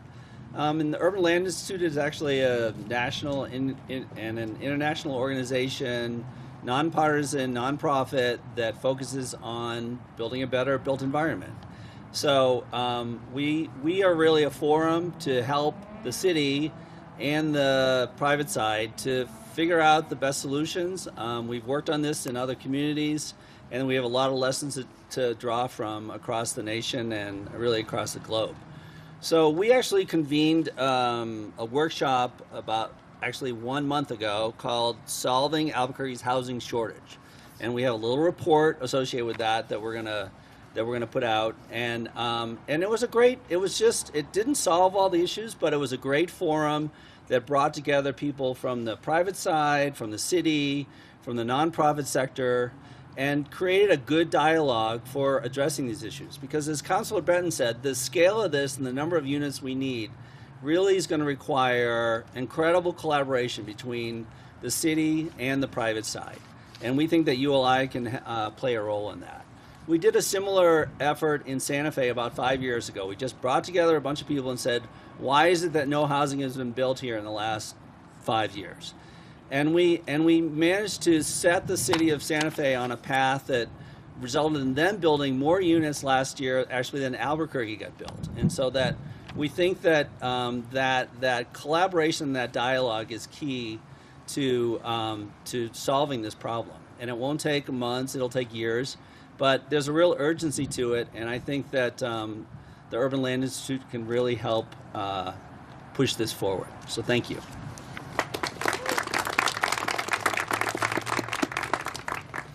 Now we want to pass it to Ann Lynn Hall from Prosperity Works.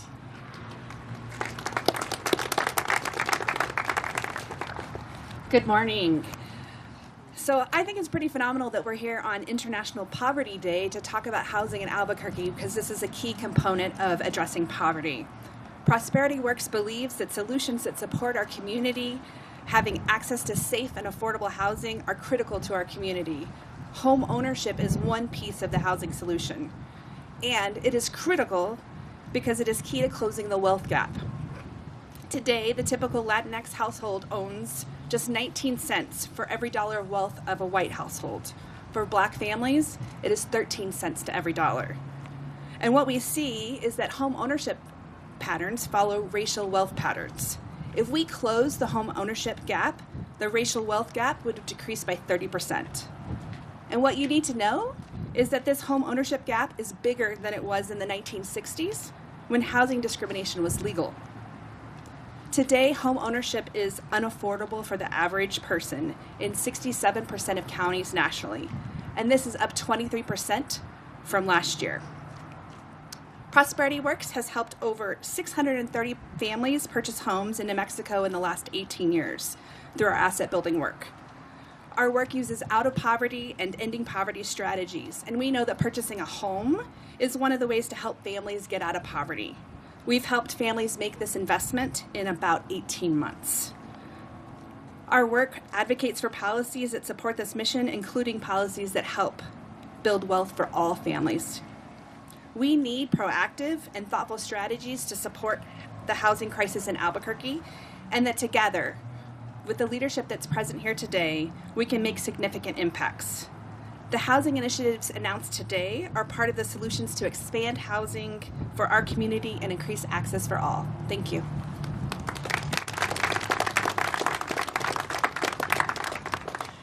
Thanks so much. And we'll take a couple of questions, or if they're for other folks, I'll call up kind of the relevant group. But I do want to mention one thing too. We also understand, that certain neighborhoods are going to have historic characterizations and so forth. So that all goes without saying. We wanted to share, though, a broad vision for the city. And so obviously that doesn't mean every single thing will be exactly the same in every single neighborhood. That's why we have the entire zoning and planning process. So we'll work through that over the next coming months. And lastly, with respect to the finance and conversions, just so folks know, with the money we have, we're going to pursue these conversions and rehab efforts in commercial and hotel spaces. We're going to do that through our Family and Community Services Department and the Housing Division. With respect to the zoning and issues around that obviously has to go through council. Council governs all zoning, and so they're going to have to work through all of that. We've simply put down a starting place. And with respect to the enforcement activities and so forth, that lead is going to be through our Office of Civil Rights and Consumer Protection, but that may also include things like the DA and the AG and other entities that handle that side of the situation. And lastly, the workforce housing issues will primarily be handled, of course.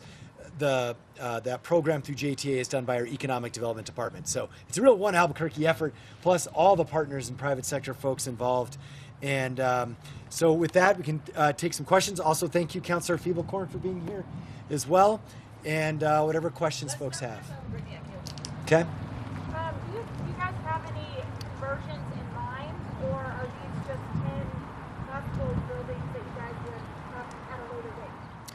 Sure. So, and first we should, on a personal note, pause and welcome Shannon Jackson to the city of Albuquerque. This is her first press conference.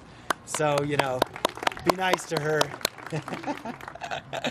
Anyway, so we do have a few hotels that we've been talking to. We also know, though, that there are zoning and code issues, even with respect to those conversions, that have to do with either the number of sinks or whether or not you have a stove. So there are a lot of things we have to work through to even enable those. But the short story is hotels are the low-hanging fruit. They are the cheapest to convert, and they're also in Albuquerque the most available, meaning there's sellers who are interested in getting out. We all know the dilapidated hotels and so forth. So that's our low-hanging fruit we're focused on. But we do know downtown especially, there's vacant office space. And so that's where we're really targeting those efforts. But again, those all do require some legislative changes. Jessica, you said you wanted to do 5,000 new units by 2025. Can you put that in perspective? How many have you been doing each in the last 5 years? We can, and it's in the report that we're going to send you. But Carol, do you want to do that off the top of your head? All right, we're going to have to send you the report, but I think we have a graph on that. Yeah, we also have all the numbers on vouchers, if you were going to ask about that, also in the report. I mean, I know Councillor Benton proposed a casitas ordinance 6 or 7 years ago that failed. What do you do? Because I already imagine that there's going to be neighborhoods that come forward with any of these zoning changes and say, this changes the character of our neighborhood, this is not what we want houses to look like. How are you going to combat that at the council level? So I'll bring up, obviously, Councillor Benton, but I do want to mention that that's why I said what I said earlier about there are opportunities for historic overlays for historic neighborhoods and so forth. That doesn't go away, but Ike's the expert on this. I would just start by saying, again, Albuquerque is a very diverse city. I think there's a tradition of multi-generational housing on individual sites in Albuquerque and in New Mexico, and obviously all over the world. We in the United States have still not sure exactly how it all came about, but we've, I think in the age of the automobile, we've sprawled and everybody had the luxury at that time of having their own little plot for just their immediate family and no one else. We really don't have that luxury anymore. And I think as far as overcoming obstacles to that, when Will was talking, it made me think we have many, many good examples that we can show people. I mean, and the impact is so minor to have a small secondary dwelling unit on a lot that can accommodate one. And this is the other thing that didn't really come through when we had the debate before was, we're going to have every house in our neighborhood with one of these. That's probably not even physically possible. So only certain properties are going to be suitable for it. And we should take the multi-generational issue into account because we have an aging population, and there's a lot to be said for that help, and for younger families as well to be able to live on the same property. So how you overcome it, I think, is greatly going to be, and I think the discussion is changing in the country of the understanding of the crisis that we have. Appealing to people's best selves, and that it's the right thing to do. We can put safeguards in, this is an important thing for us to do. But in terms of scale, it's probably one of the least effective in terms of really scaling up, because it's not going to be every house is going to be creating one. As good as I can do. Yeah, if I could, I'm not sure if this is for the counselor or the mayor, but dovetailing off of what Jessica was saying, what beyond casitas, are you going for anything else? I mean, there's other cities and states that have eliminated the single-family zone altogether, outright permissive use of duplexes, permissive triplexes, eliminating parking requirements. What's the direction of travel you all are headed in there? I don't know. I haven't really spoken in detail with the planning department about what they have in mind, but I think we need to be flexible. Again, every neighborhood's different. Some places have huge lots that are legacy lots. I mean, should they be limited to just one secondary dwelling unit? Should they be opened up to like a little bit more? So I think we need to look at the code across the board and push the limit as far as we can.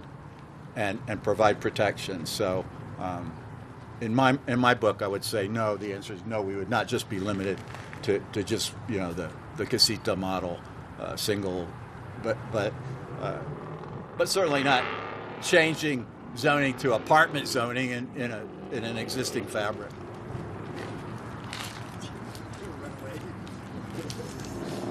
Other questions?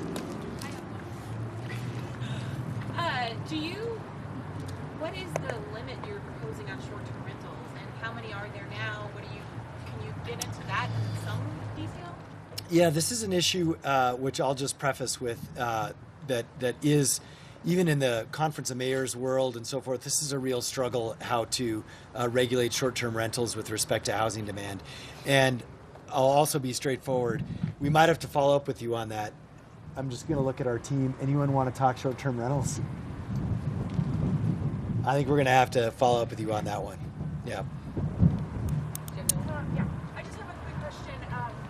Obviously we need more low-income housing, but when we talk about the housing situation and you're mentioning access for all, there is a category of people who don't necessarily qualify for help or low-income projects, but are just beyond that threshold and can't really afford to just go out and get an apartment.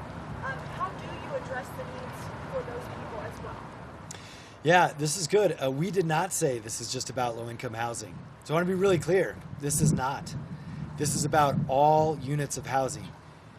It's, that 13,000 to 30,000 units includes all types. And we know in Albuquerque, we're actually inverted from most cities. Downtown, we have higher percentage of supportive and affordable housing than we do market rate. Like the irony is the shortage is actually market rate downtown. We're like the opposite of every other city. And around downtown, we need more affordable housing. Most cities are the exact opposite. So this is actually sort of need blind, but it's need sensitive to the fact of the disparities among different income groups and ethnic groups that we talked about. So we have to address both those issues, but a massive chunk of the 30,000 units has to just be market rate. Mayor, could I ask you to weigh in on the question I asked Councilor Benson? Are you letting the council Sure. take the lead on this one, or what's your ideal scenario for how this looks? Yeah, I would just say I think we need to really think about like what's the default. So the default in Albuquerque is no, no, no, no. And I think it needs to be, there's an exception here, there's an exception there. That's fine. But the default needs to be yes. That's really what we've got to shift. Okay, so it doesn't sound like there's a lot of specific language in bill form yet. Or is that in the release later? Well, I mean, at this moment, no, but our planning department has been working with all the individuals on all sorts of specifics. So specifics coming, but I would say this, no matter what the specifics are, it's my job as mayor to provide guidance. And my guidance is we got to just change the default. Any other questions? Seeing the economic climate that we're in, especially with rising interest rates, is that going to have any bearing on the development that we're doing right now? Absolutely. It has to be taken into consideration. And that's partially why we're looking at this housing support fund in the $750,000 that we're starting with. That probably needs to be much bigger. And that's also why a huge chunk of the housing has to be supportive and affordable. And so we know that that is the only way as a city we can deal with that, right? Like we can't influence interest rates and so forth. It's also why we have to enforce on the sort of the price gouging by renters, or not by renters, by leasers. And so that's key to that part of the plan that we mentioned with respect to enforcement. All right, thanks everybody. Have a good one.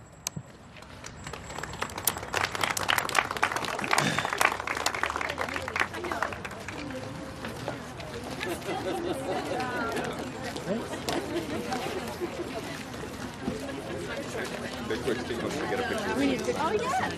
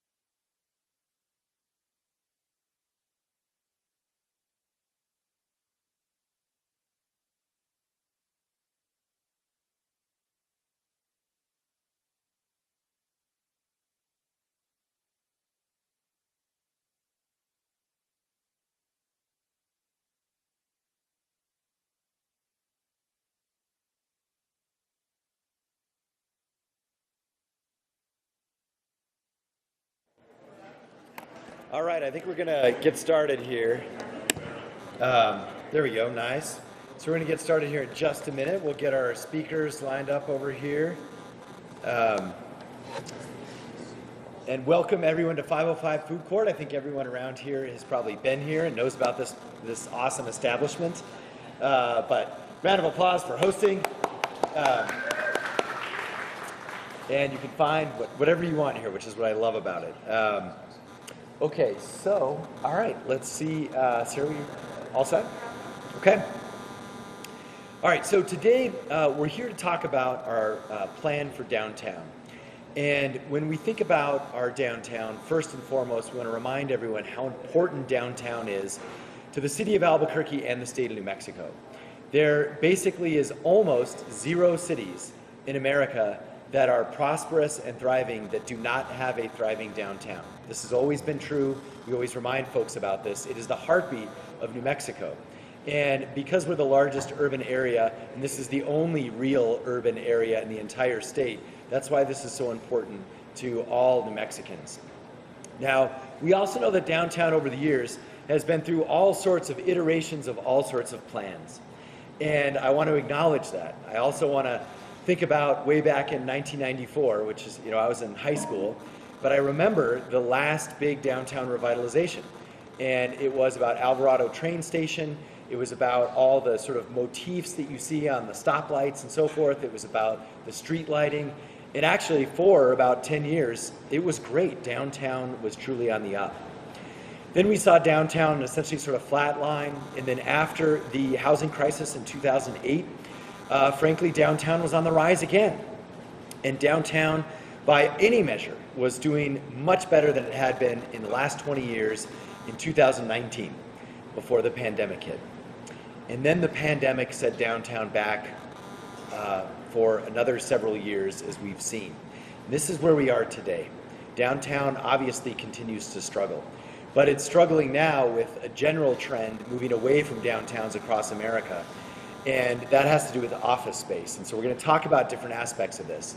But as I touch on this plan, as our speakers outline the different elements to it, I want to remind you a couple of things.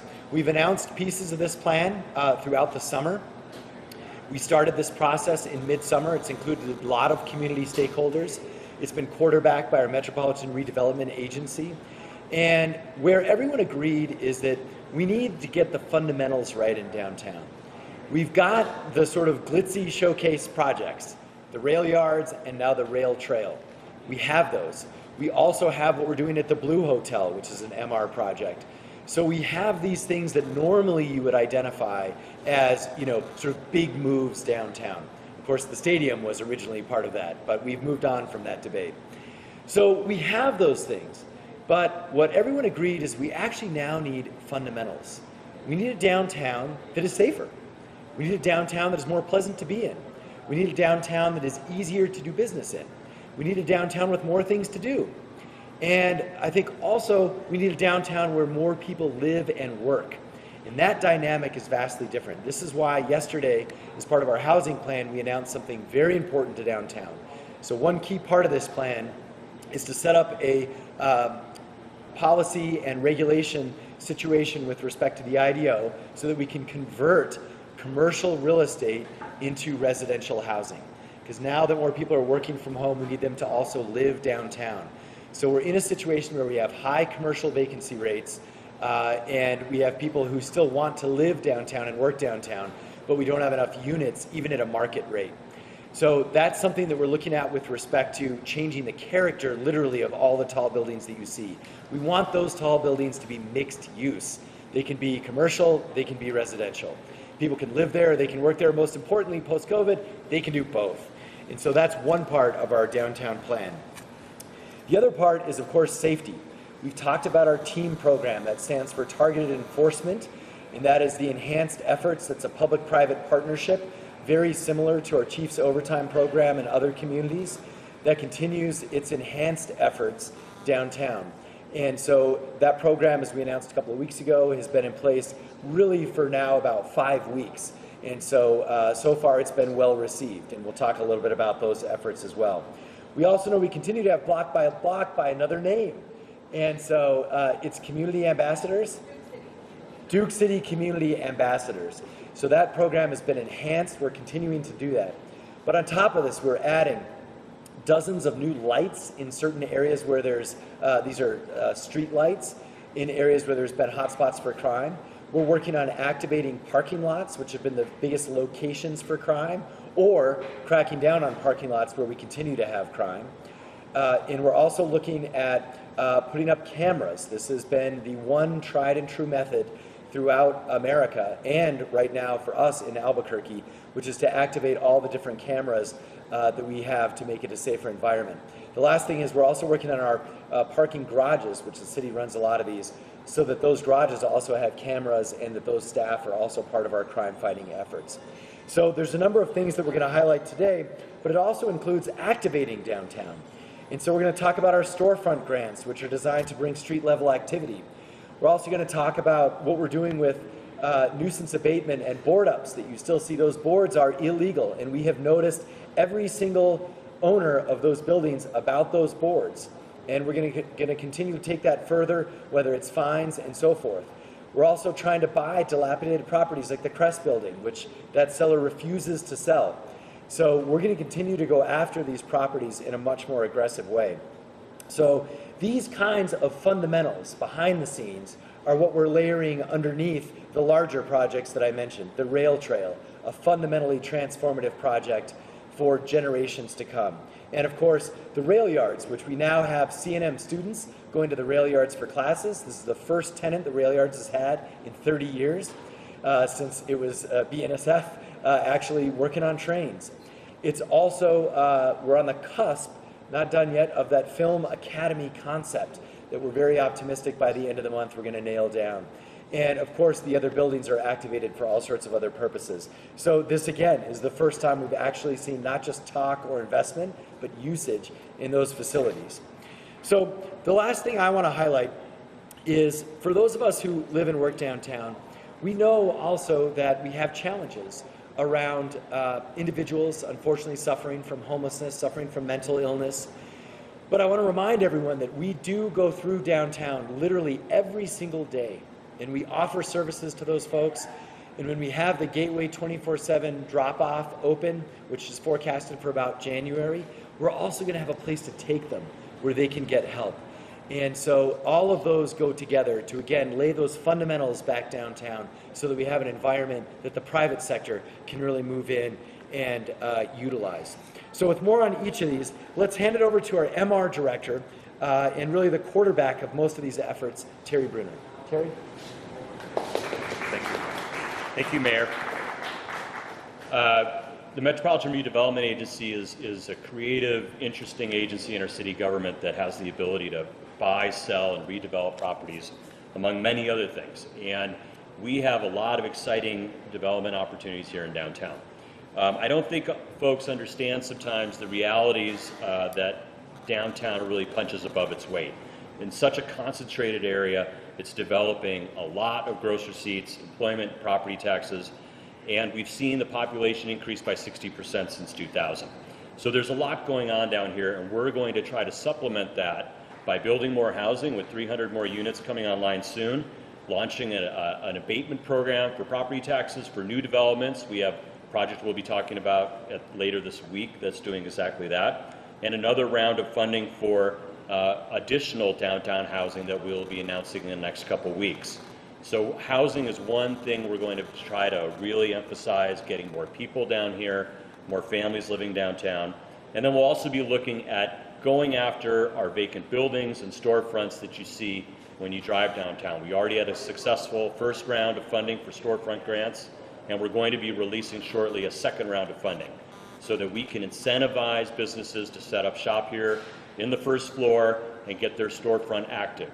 More active storefronts means more walkability, more pedestrians downtown, more people shopping and accessing the stores.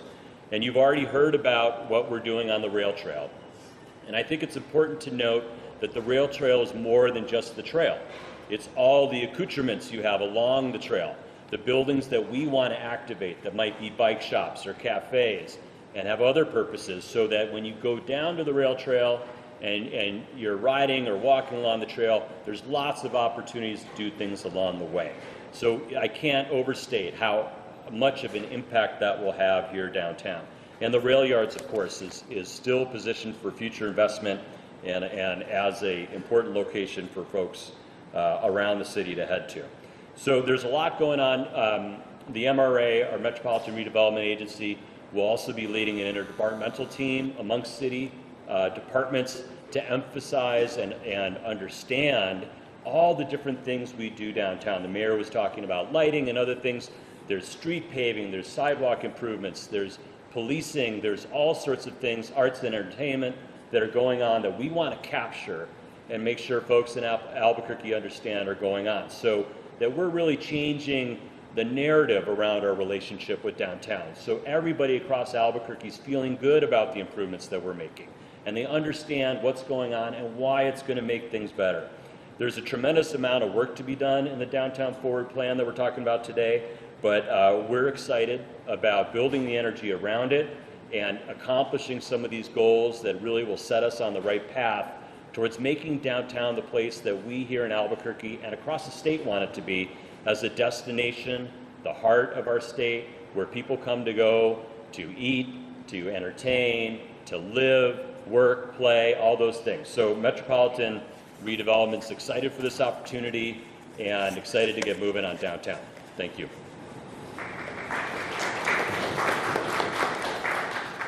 Thanks so much, Terry. And now, when we think of downtown, a lot of folks who don't go downtown regularly aren't aware actually of the incredible arts and culture that are down here. Things like First Fridays and also some of our galleries truly are some of the best in the state. And they're really hidden gems for folks who don't know about them. And so with more on how we're activating downtown with arts and culture, our director, Shel Sanchez.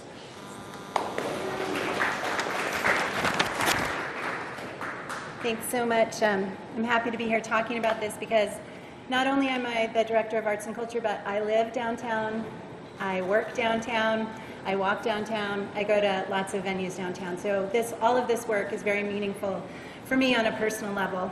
I think the first thing to just point out is that the city actually manages several important venues downtown. The Chemo, the main library, Civic Plaza, Studio 519 on Central. These are all spaces where we are constantly doing programming, and as part of this, we're going to invest additional resources and really be building back. Some of these are indoor venues, especially the Chemo, and it's just kind of coming back after the pandemic. This is going to be our first full winter season with holiday shows where we have a fully booked season. So we're excited about that.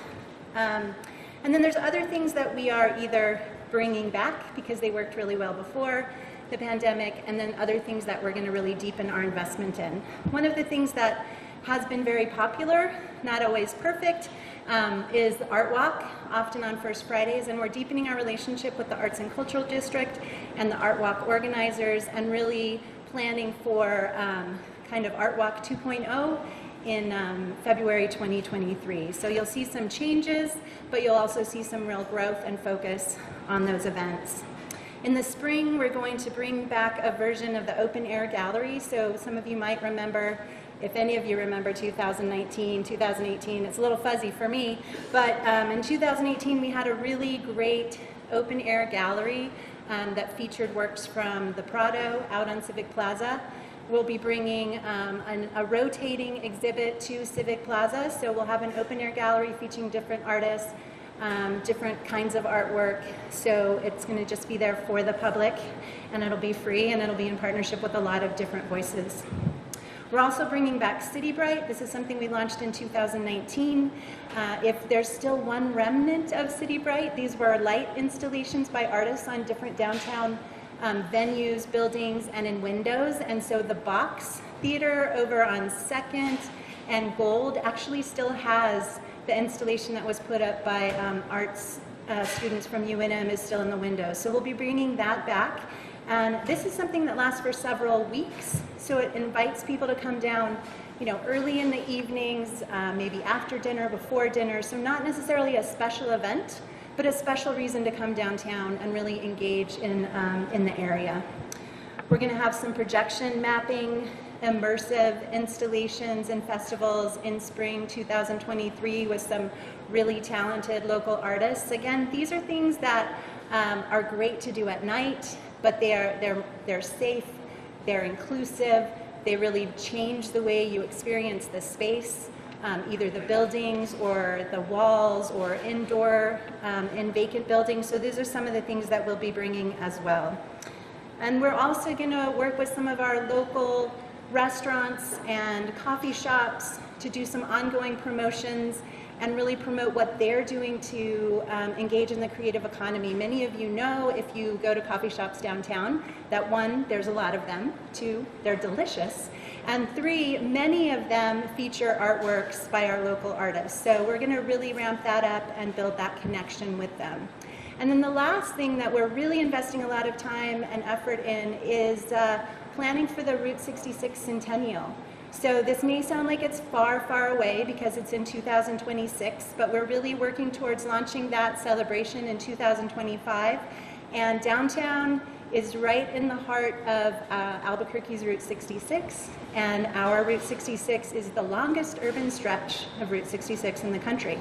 Fun fact. So that's one of the things that we'll be doing, and that comes along with a lot more programming, partnerships with our business partners, and also some improvements in terms of lighting and signage and all of these things. So looking forward to all of that and more. If you haven't been downtown lately, there's going to be some good reasons for you to come and visit. Thanks.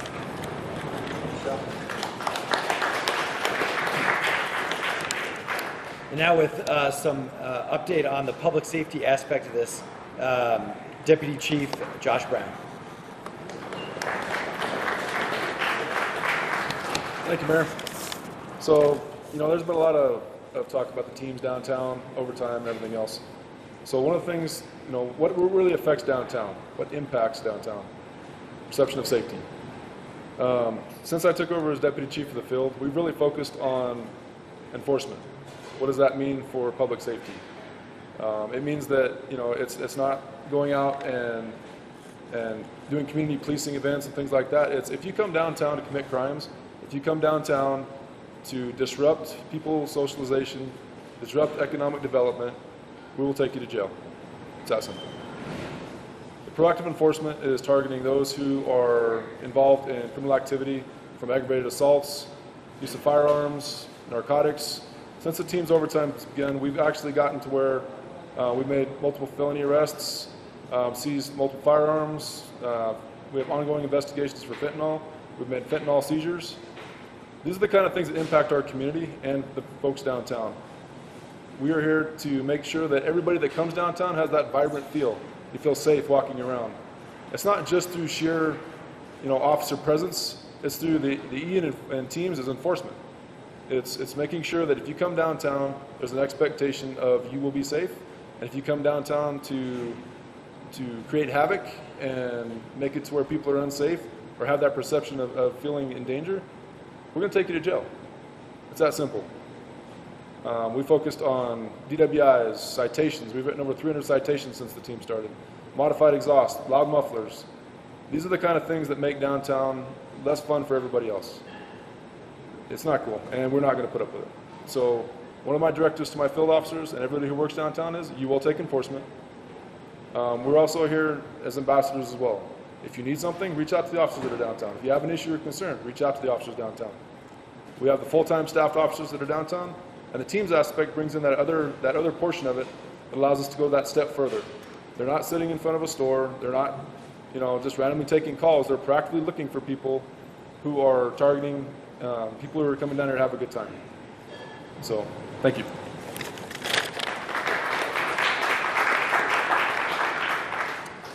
And now we're fortunate to be joined by the president of our chamber. And Terry, you want to say a few words, right? So, other Terry. So, I just want to say that we're grateful that the Albuquerque Chamber, they're committed to downtown. And I know, there's always talk, businesses might leave downtown, this and that. And look, that's understandable and it's natural and it's not new.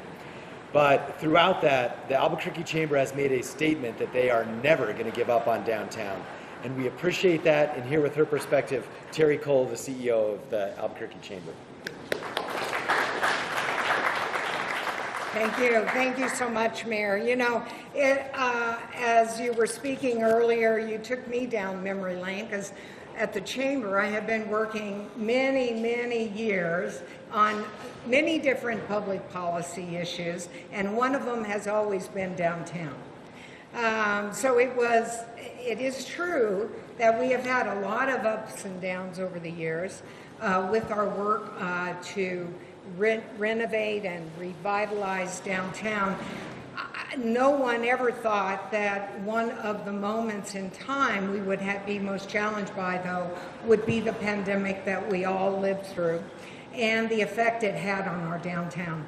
So that's a challenge that we are thankful to have the mayor and his staff working with us on in the private sector to take that challenge on and come out of this pandemic that all of us lived through.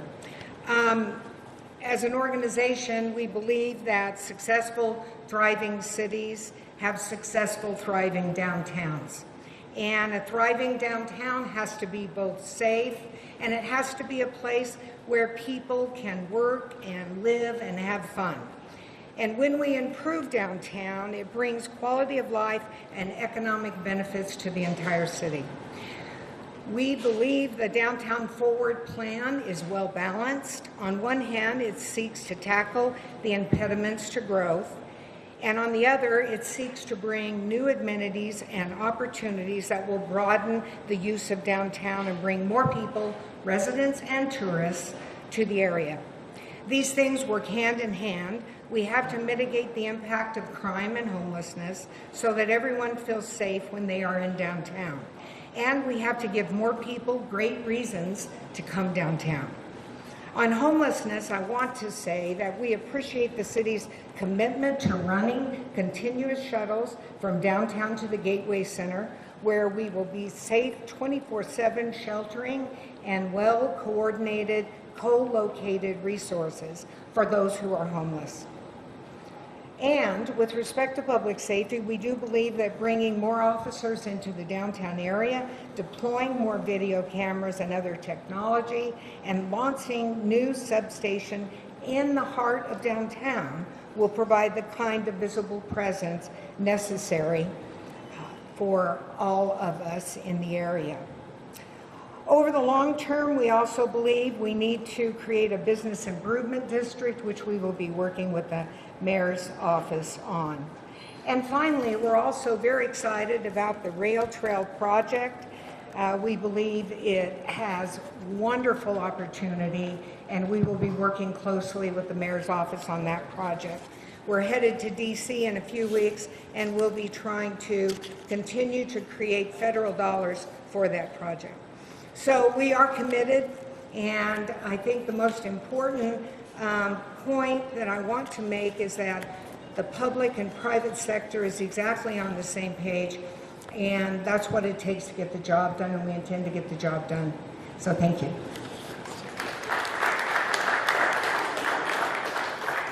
Well, thank you so much, Terry. And I want to close with just highlighting the plan is online. It's right here. It exists. It has more details for folks who are interested in that. And I do want to highlight just sort of a little bit of by the numbers. Terry did mention that substation, which we are so excited to now have open downtown. There's $38 million in housing investment. There is $29 million in, 94 million in total investment downtown lined up as part of this plan. And also for, I know some publications who really love the numbers, last year alone in downtown we had 10,000 graffiti tag removals. We continue to do that. We had almost 200 encampment removals and 150 calls from ACS responded. That was in 2021. We're expecting to do all of that and more, and we're staffed up to do just that. So with that, I also want to thank Mark Baker's here. So we shout outs to 505. We did it again, but thank you for hosting us. And if Scientology would ever sell that building, I mean, we'd buy it. There was another run at it recently, and they added $2 million on top, like just for nothing. So anyway, I haven't forgotten about that. But let's do this. We can certainly take a few questions from folks if they have them. Thank you. At the beginning number of plans, and a lot of this in the plan we've reported on before. Can you just one more time speak to and clarify like what's new and different that's in this plan that we haven't seen? There's a couple of things. One is it's consolidated in that these aren't one-off efforts. This is going to be a plan for the ongoing future that is integrated with the businesses and with the city. And before they were just one-off initiatives. So we're going to keep doing these, until we sort of have to make modifications. That's the biggest thing. The other aspect is all the arts and culture items that you mentioned. These are sort of bringing back the best of that we've done before. That's new today, really, us sharing that. And also actually quantifying the numbers of the investments that are coming, whether it's that housing amount or whether it's the total that we're putting in downtown. And that's really important for what Terry Cole mentioned, for matching funding. So now we go to the state, we go to DC, and we say, hey, we're putting $100 million in. And so we have to line all that up in order to get those funds. So it's really sort of tying a bow around a lot of one-off initiatives and putting it together in a plan. The other aspect is it's an acknowledgement that maybe let me change analogies for a second to like baking or a recipe. We give so much attention to sort of the icing on the cake or the candles, which is like the rail trail and the rail yards. We want to take this moment to remind everyone, when we talk to people who live and work and own businesses downtown, they're less interested in that. They want those things. They want the fundamentals. They want a safe place. They want things to do. They want it to be clean. That's what they want. And that is a very different approach than coming in and saying, hey, we're going to do the rail trail and it's going to transform downtown. I think that's true. But I think in the meantime, we got to get the fundamentals right. And that's what this plan speaks to. Okay, one more. And this is just about one of these projects. I think back in 2018, we had a press conference just like this for the Bank of the West Center that was supposed to be at 3rd and 4th. I've been trying to get an update on it. I think City Council approved, some millions in bond money for it. Is there an update on that project you can share? Bank of the West Center. I don't even remember that. Restaurant, work areas, like a whole thing. Were you there for that? I haven't done my research on this store. Was I there for that? 2018 was the initial announcement. Sarah can follow up with you. It doesn't ring a bell, I have to tell you. Stephanie, did you have any questions? I just want to know on the public safety aspect. A lot of people, obviously, when they come to downtown, the general idea that they get is go to downtown during the day and don't stay late at night. How will this plan address people actually feeling safe if they come to downtown late at night and are able to enjoy late night food or go out to some of the nightclub areas without feeling like they have to come and leave before midnight because bad things happen after that time? Well, one is, I know and understand how they feel, and I'm down here also, usually after a heavy metal show. And downtown can be a place that is very unwelcoming at night. So this includes, I would say, 3 specific things to deal with that. Number one, the team enforcement, the targeted enforcement program is over time sending a clear signal that if you do commit activity, we are going to catch you. And inevitably, that is going to deter crime from happening here or folks coming down here to commit crime. That includes stolen cars, it includes assault, it includes brandishing firearms and everything in between. So that's new and that's different. The second thing is lighting. Lighting has been a huge issue downtown, and our city was very behind on this issue. The issue where you walk to Central and you enjoy your entertainment, etc., but then when you walk to your car, that's usually when most of the crime occurs. And so this lighting aspect, in addition to the enhanced police station and police force downtown, are designed to help that. But the last part of this is also cameras. Now we're watching you, and that's another change that is new. So we think when you add these together, on top of the parking lot issue, so I've mentioned this before, some of you have heard of this, most of the crime occurs in parking lots or at people's cars. So we're working with the owners of the lot at Second and Central have been very collaborative, and we're working on an idea to actually not use that as a parking lot, maybe use it as a food truck sort of rodeo where people can eat and get food. But we have a lot of work to do on the parking lot down behind me, and that owner's not cooperative at all. And so we may close it, we may shut it down. We're going to do whatever we have to do to make this community safer, but we need the business owners to step up, and I think those are two very different stories of what's happening downtown. We'll take 2 more questions before Peter. Mayor, you mentioned the Crest building and the Gizmo building kind of in passing here. What would you like to see happen in an ideal situation of those 2 buildings, and is there any hope of that vision becoming a reality? I will tell you straight up, the owners of the Gizmo building are essentially holding downtown hostage for money, and I'm sick of it. This is a private sector country, so no, I can't seize that property. Everyone wants me to. And you can't do that, that's illegal. But I know there's been multiple efforts to buy it, and they just add $2 million on it for no reason, just to extort whoever wants to buy it. And so the owners are out of California, so there's not a whole lot we can do. And, we'll keep trying, but it'd sure be nice if they at least just sold at appraised value and let us move on with our city. The Crest building is a different story. Of course, there's a long history with the Crest building, and it kind of on again, off again, how we work with them. And I mean, someday I know they have plans to use it, and so I think that timetable is really on them. But you'd have to ask them for details on what to do with it. I don't know if the city has tried to buy it. I don't think we've actually looked at the Crest building because we love local owners, and because it's local, it's more about we have offered them money for storefront activation.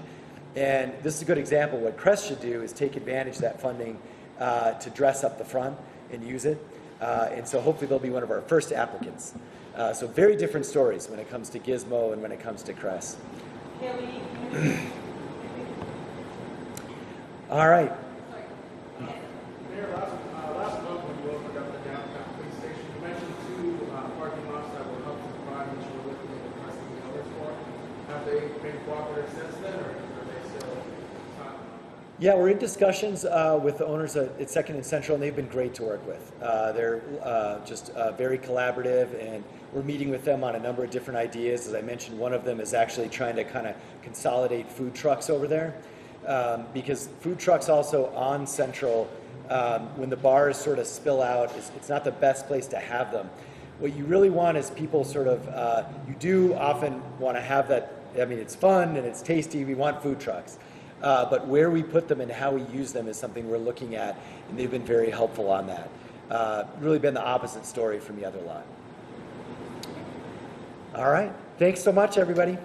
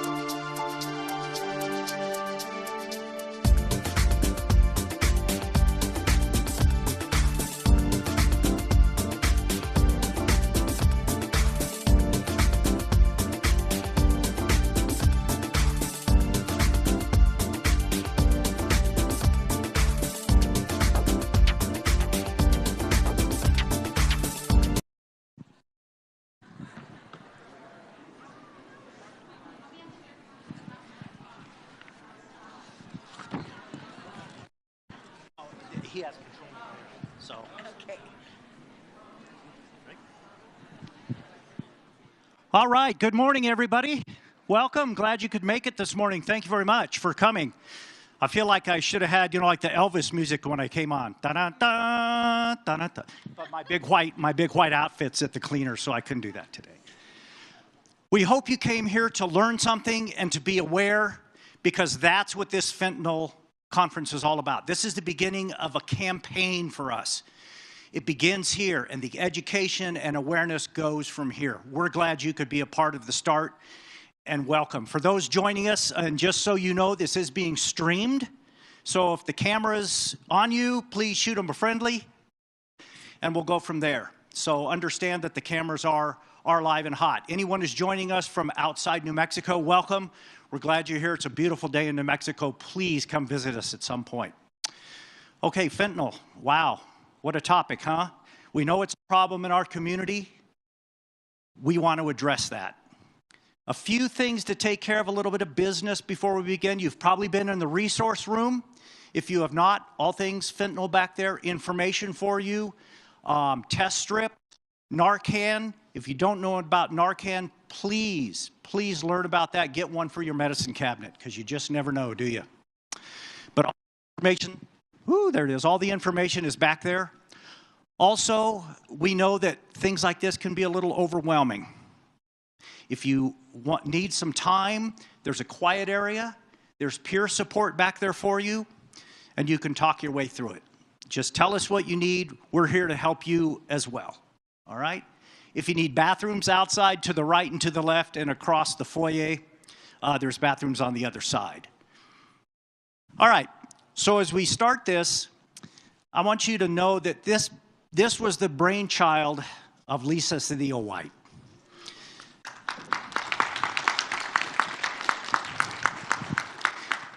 We were asked early on ways we could help the citizens of Bernalillo County. What can we do? What's out there? What are the issues that are out there? This is the one that she came up with, that she knew was a problem, and this is what came out of it. And you have to understand that when we do things like this at the county, we're asked this all the time. What can we do? What can we make things better? How can we do that? And that comes from great leadership. And we have great leadership at the county. We're given the opportunity and we're encouraged to come up with these kind of ideas and do this kind of thing. And the person who makes that happen, and we're going to hear from her right now, is the woman who leads the county. Great person, County Manager Julie Morgus-Baca.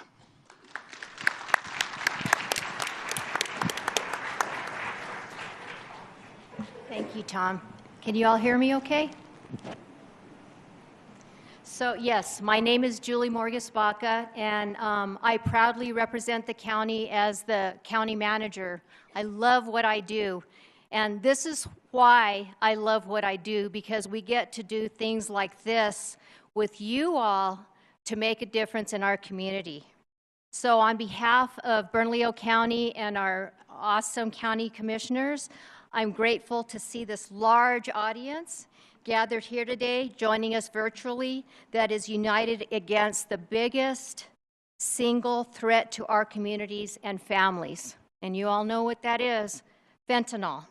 I'm fairly certain that each one of us here today has our own personal and professional experience involving a friend, family member, neighbor, or client who fentanyl has affected.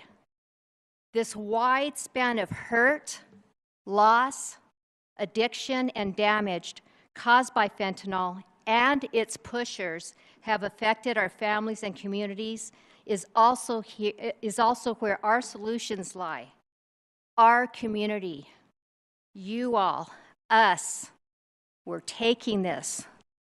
We're going to do this together, and we're going to make a difference.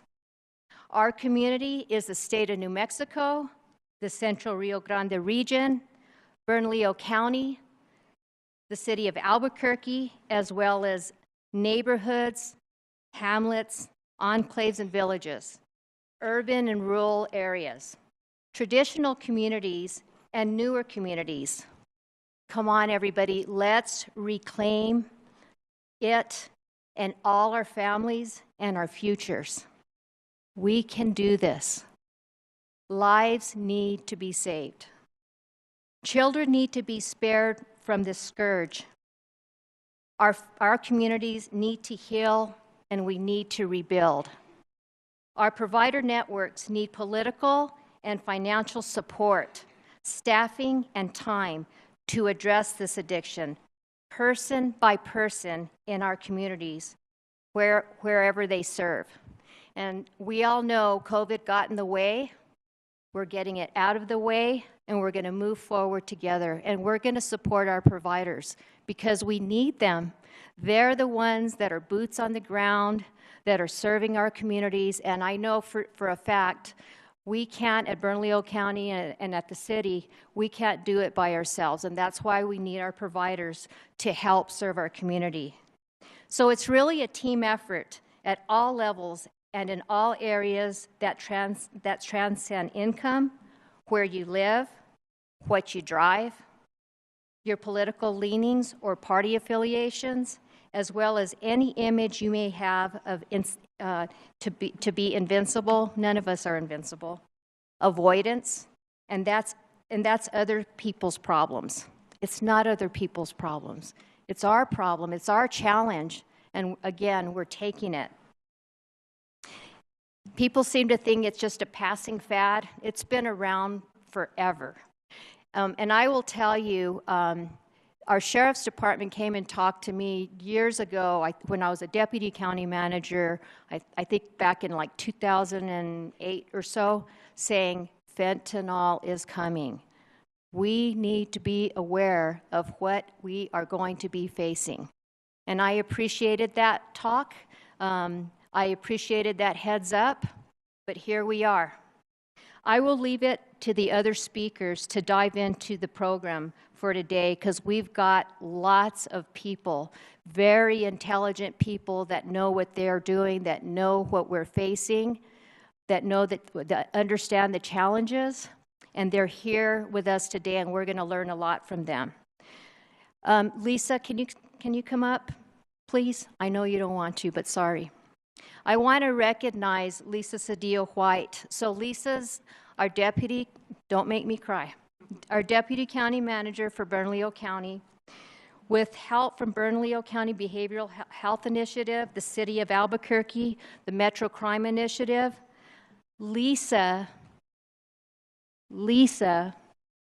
catalyzed today's summit, and she exemplifies the strength, the courage, the tenacity that we all need as individuals and organizations to combat fentanyl. And I will never forget the day she came and talked to me and she says, Julie, we need to do this. And I went to our commission, and thank you for our leadership, because we can't do it without the support from them. The answer was yes, absolutely. And she hasn't stopped since then. It's been months. So I want to give a round of applause to Lisa. I wanted you to know who she is.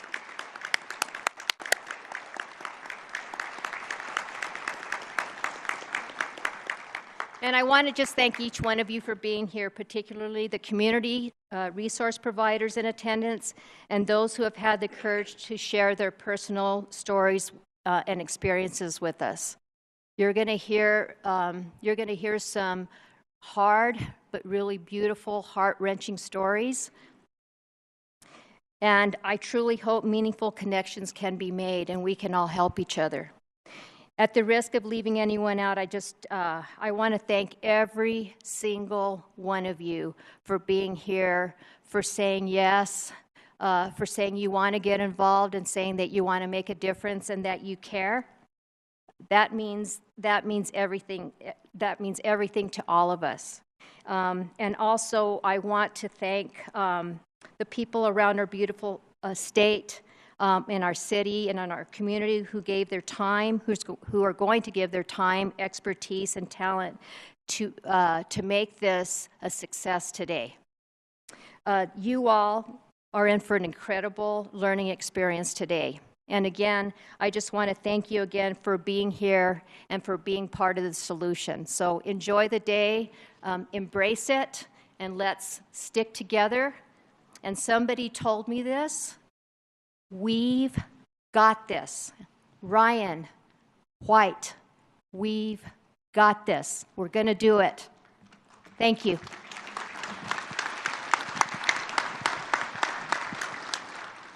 Julie, thank you very much. You know, I guess I should have introduced myself at the top. Everybody's going, who is that guy? My name is Tom Thorpe. I'm the communications coordinator of Bernalillo County. So if you need anything from the county, you can always call me and we will find you the appropriate person to answer your question, okay? Now, none of this, and Julie mentioned it, I think you'll find a lot of people, a lot of commonalities in the room. We have it as well. None of this happens without partnerships. We partner very closely with the city on many activities, and that's very important because we're actually all one community. We all work together, and we all work for you. And we're very fortunate in that endeavor to have the city that works with us on many, many projects. I'd like to introduce for you and come up to say a few words right now is Bob White. You probably remember, many of you, he was a city attorney for many years. Now he's the Associate Chief Administrative Officer. Bob.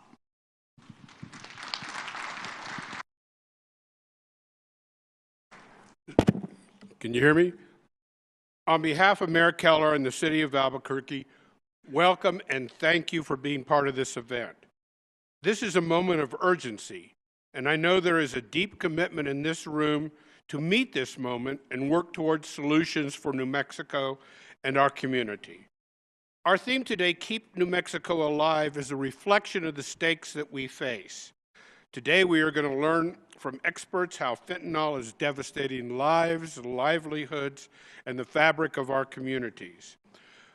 Yet there remains hope. Just this morning, the CDC has shared that in some areas, overdose rates are declining. And that shows that efforts like this can make change possible. And that's important.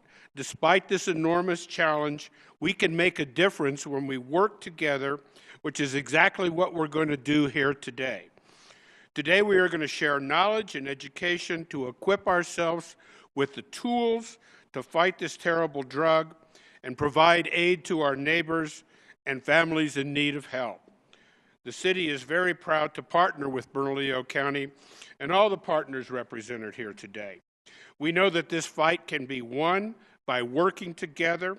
Growing partnerships will be the key to getting the resources the community needs and creating lasting change. The city and our partners are also in the middle of the second Metro Crime Initiative, convening the key players in New Mexico's criminal justice system to take responsibility and support each other to fix the gaps in the criminal justice system. There are many important overlaps between MCI and our work here today. Damon Martinez, APD's Chief Policy Advisor, will speak later about this today.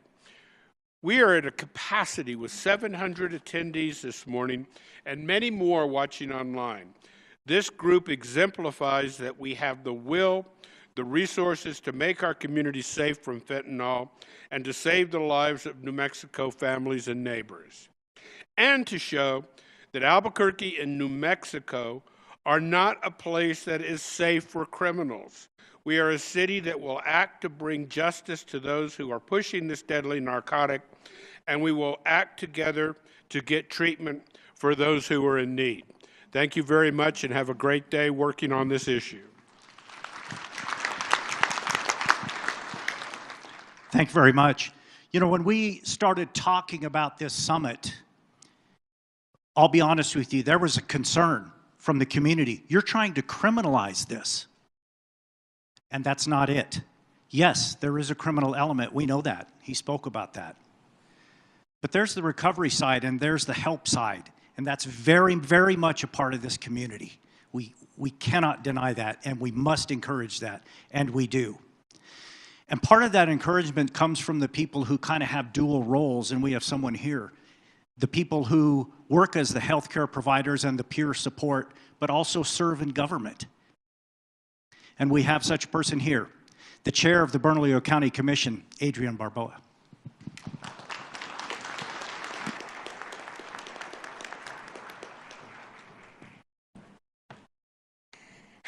Wow, hello. Good morning. Bienvenidos. I want to ask everybody to maybe pick up your shoulders next to your ears and then let them drop. Take a deep breath. I see so many all of you important faces in the room spending your whole day here with us. Because why? Because it's important. And because we need to be here if we want to be able to do something about this, right? I want to take a second to honor our ancestors, honor our family members who lived through this, who are holding it every day in their families, all our care providers who stay up late at night when they're supposed to be resting because the care that they have for the clients and patients that they work with doesn't end at 5. And honor all of us that have lost somebody to this disease of addiction, directly to fentanyl, or to any of the plagues of disease of addiction that are in our communities. Deep breath. Now, we can't always just be in sadness. We have to find some joy. We have to share some love. And hopefully we'll get a little bit of everything today, a little bit of information, a lot of information, a lot of resources, and a lot of connections that can make a true movement to change and make the difference for our communities happen. I'm Adrienne Barboa. Currently serve as the County Commissioner for District 3, which includes the home that I grew up in my whole life and still live in Southeast Albuquerque. My mom, a loving nurturer, factory worker all her life. My father, a welder, a union steward, a hunter. He had 3 daughters. I was the youngest, the baby brat. He taught us how to change a tire, how to fix the air conditioner and change out the heater for the season. We spent all the time outdoors. Every Saturday during the summer, we had to go out and, with a butter knife, pick the dandelions by the root in our grass in the front yard that he cultivated for us. He cared about his family, and since he didn't have any sons, he taught all his daughters all the things that he would.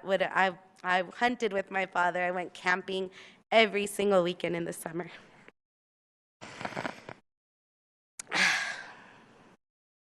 But he was also in his life a heroin user. Started here in 5 Points at 15 years old. Then later he became an alcoholic. And he lived in that. He died at the short age of 54 when I was only 19 years old. So I've shared this story a lot, and I've learned when I share this story to always start with the beautiful things about my father. Because I know once I say that he was a substance user, that's all that people hear, right? And then they have a vision of my father and of me and my life, right? And what that might have meant. But I can tell you I lived a beautiful life. And I shouldn't even have to say that, right? Because that's not what we're here to talk about. What we're here to talk about is this disease that plagues our families. I start with him because this is disease to drug and alcohol, and we see it change every day. The game continues to change.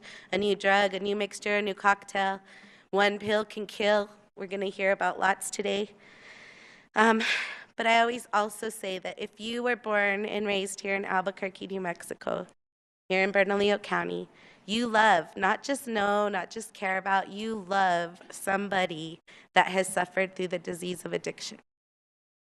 And so part of what we're here today is to break through those silos, break through that isolation, take away the shame and stigma, so we could just all live here in the resources and the place we need to be, where we're connecting. We're not shamed by what our family member may have been or what you might think or judge us on, or our family members on. But we're here to say we're going to grow a future together. We're break through all that isolation, and grow a future together that, like Lisa Cedillo White and the team came up with, that is going to keep NM alive, keep New Mexico alive. So I'm forever grateful for the vision and the people that brought this together.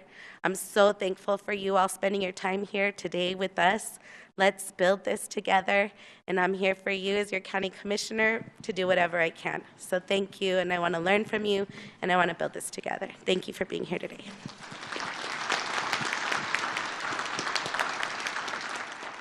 Thank you, Chair Barboa. A lot of the legislators, we asked some to attend, but they're all, of course, very busy. They have jobs just like the rest of us, right? And hopefully they're addressing issues just like this one. Congresswoman Stansbury sent a representative for us to listen to. She'd like to give us a message. Ebony Beatty.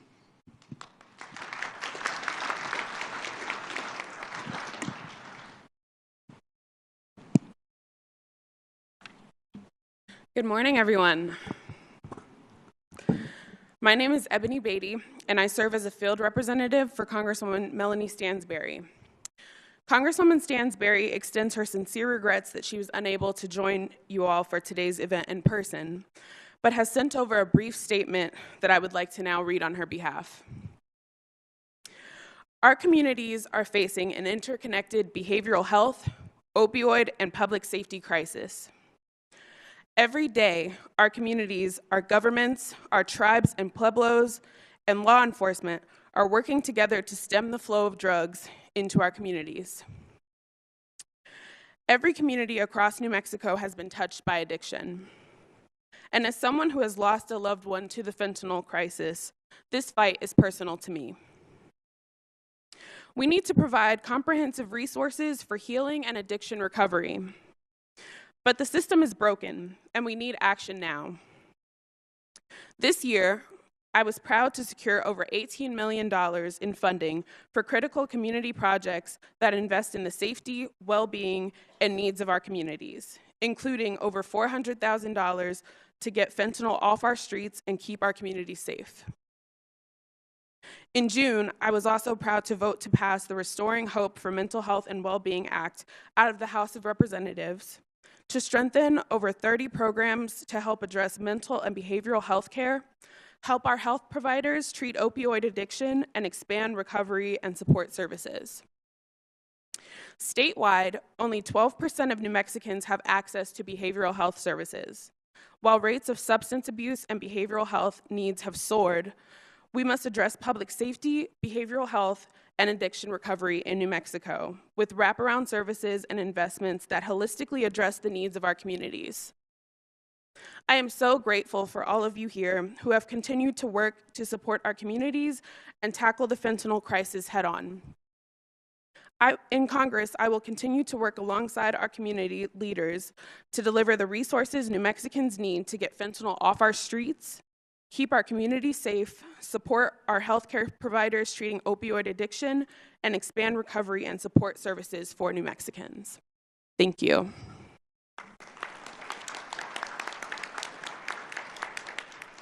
Hello, United States Senator Ben Ray Lujan here. I'm very grateful to have an opportunity to join you virtually for this important conversation on the misuse of fentanyl and the treatment of opioid use disorder, and give you an update on what we've been working on here in our nation's capital. As most of you know, addiction can impact anyone at any time. For some, it can simply start by getting injured and taking prescribed medication to alleviate pain. The sad truth is that many of us know someone who has been impacted by substance use disorder, some of whom have died from an overdose. It's unacceptable. Substance use disorder is a disease, like high blood pressure or diabetes. But unlike others, those with substance use disorder tend to endure stigma or blame. Now, faulting those with substance use disorder can deny them care, support, treatment. They need to recover. And live their life to their full potential. And we all have a responsibility to help with that, which is why it's on all of us to educate each other on the devastating consequences that the misuse of fentanyl and other illegal drugs can have on one's own life and the lives of our loved ones. In order to better serve those suffering from this devastating use disorder, we need to approach addressing this crisis from a place of healing and treatment. Studies have shown that incarceration, as opposed to treatment, not only does not fix the problem, it exacerbates the disease, making everything worse.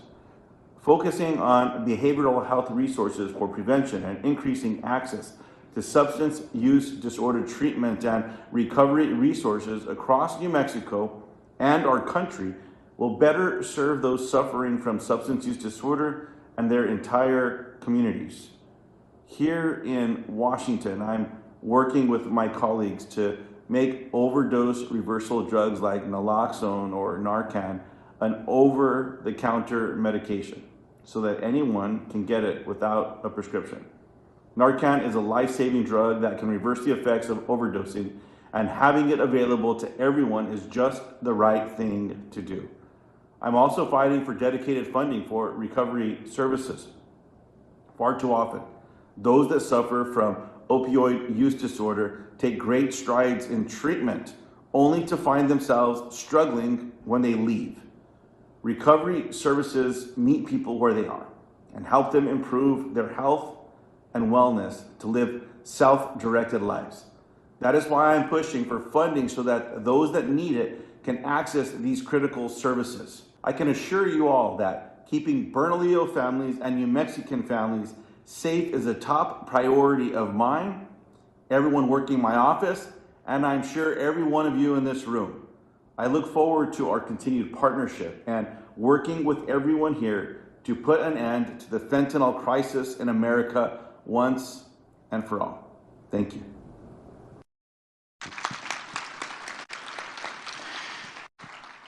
As we hear and as we found out, the support is there.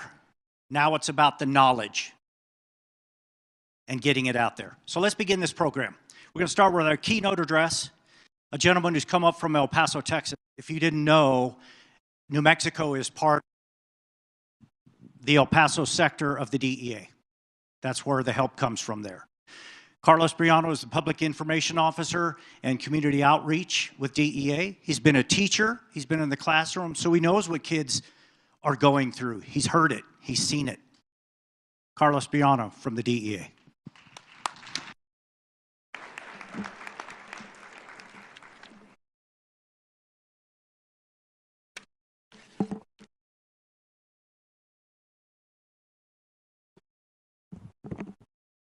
Good morning. Thank you for inviting us.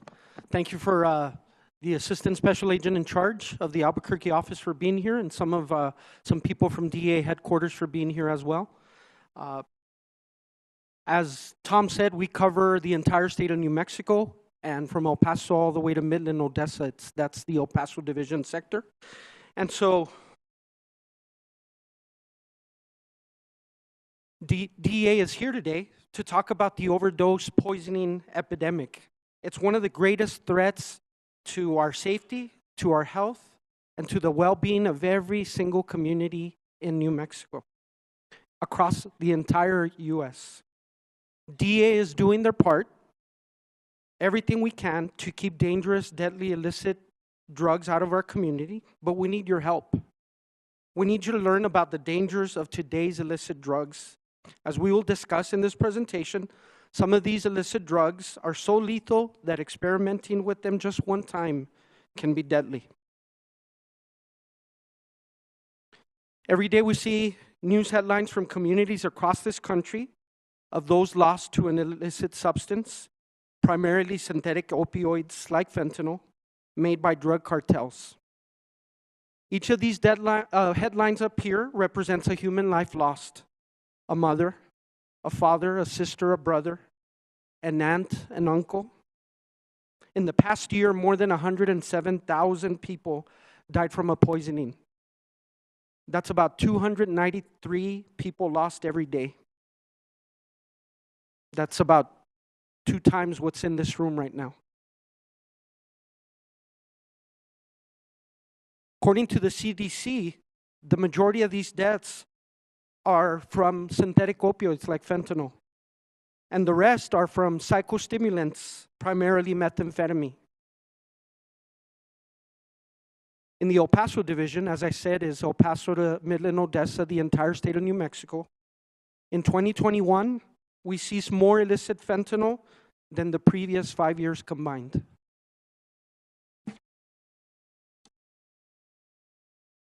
This is approximately 2 milligrams of illicit fentanyl. It's considered to be the lethal dose. Some of you know fentanyl is 50 times more potent than heroin and 100 times more potent than morphine. The fentanyl driving this epidemic isn't just sold in fake prescription pills. Dealers are mixing it with other illicit drugs like cocaine, heroin, meth to make their product go further, to increase their products, and to drive addiction. In September of 2021, DEA took the very unusual step of issuing a public safety alert to warn the American public about the alarming increase in the lethality and the availability of fake prescription pills containing illicit fentanyl and illicit methamphetamine. DEA does not issue these public safeties very often.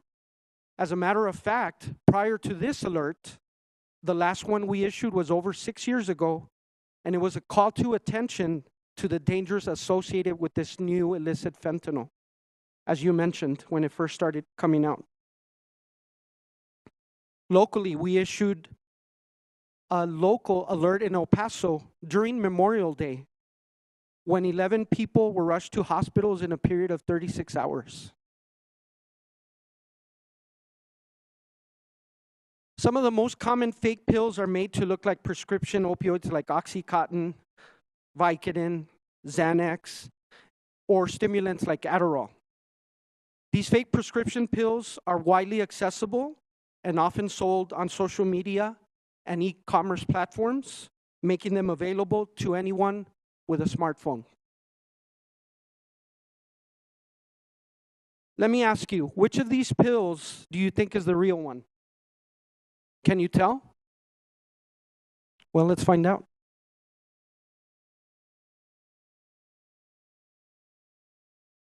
How about this picture? One is a real Xanax made by a pharmaceutical company, and one is made by a drug cartel, primarily Sinaloa or Cartel Jalisco Nueva Generación, known as CJNG. The fact of the matter, ladies and gentlemen, is fake pills appear nearly identical to legitimate prescription medications. So how do we tell them apart? DEA's stance is that the only safe pill to consume is one that was prescribed by a licensed physician or dentist, filled by a registered pharmacy, it has your name on it, and you take it as prescribed. Outside of that, it's not safe. Even if it's a pill your friend gives you for your headache or your pain, there's no way to tell whether it contains a legitimate medication or illicit fentanyl made by a cartel, or methamphetamine made by a cartel. Even if someone tells you it's Oxycontin, Vicodin, or Adderall, you can't take that chance. Assume it's fake.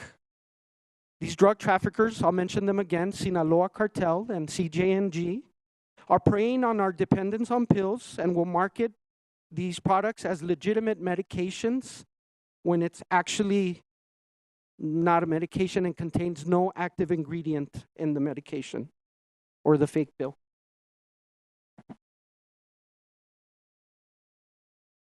So we know medical grade fentanyl is made in a clean, controlled laboratory like this one. Very strict regulations, DEA regulates those. It's typically administered in micrograms in hospitals, nursing homes, under strict medical supervision. But I'm not talking about this type of fentanyl. I'm talking about illicit fentanyl made by Sinaloa Cartel, CJNG, in clandestine labs like this one. They're in jungles, deserts, warehouses, garages, apartments, Airbnbs. There's obviously no quality control in these clandestine operations.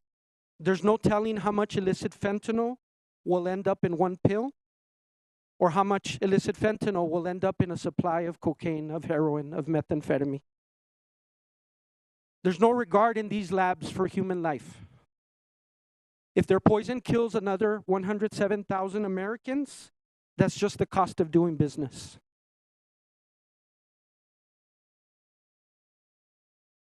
Drug dealers and those seeking these pills are using a whole new language to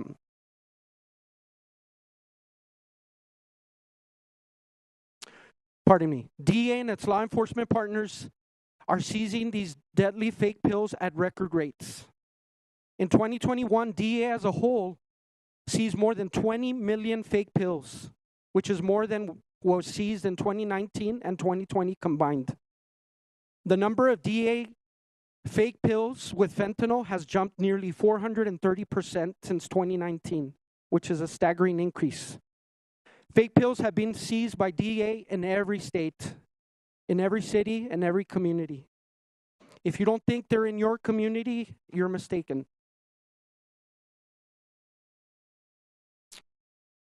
A lot of people don't know that DEA has laboratories across the US.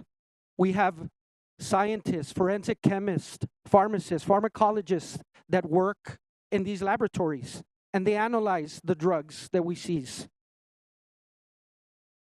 Of all the pills that we seized, DEA laboratory testing indicates that 42%, or roughly 4 out of every 10 pills tested, contains more than 2 milligrams, the potentially lethal dose of fentanyl. Remember, there are no regulation in these clandestine labs by Sinaloa or CJNG. It's literally being added to just binding materials using precursor chemicals. It's being mixed up in barrels with 2x4s, in mason jars, and pressed into pills. There's no telling if a pill contains trace amounts, no fentanyl at all, or a lethal dose, or sometimes twice the lethal dose. As we discussed earlier, 2 milligrams is considered a potentially lethal dose. But today, the average dose in the pills that we seize that are tested in our labs is 2.2 milligrams, which is over the lethal dose. This is up from 1.3 milligrams in 2017.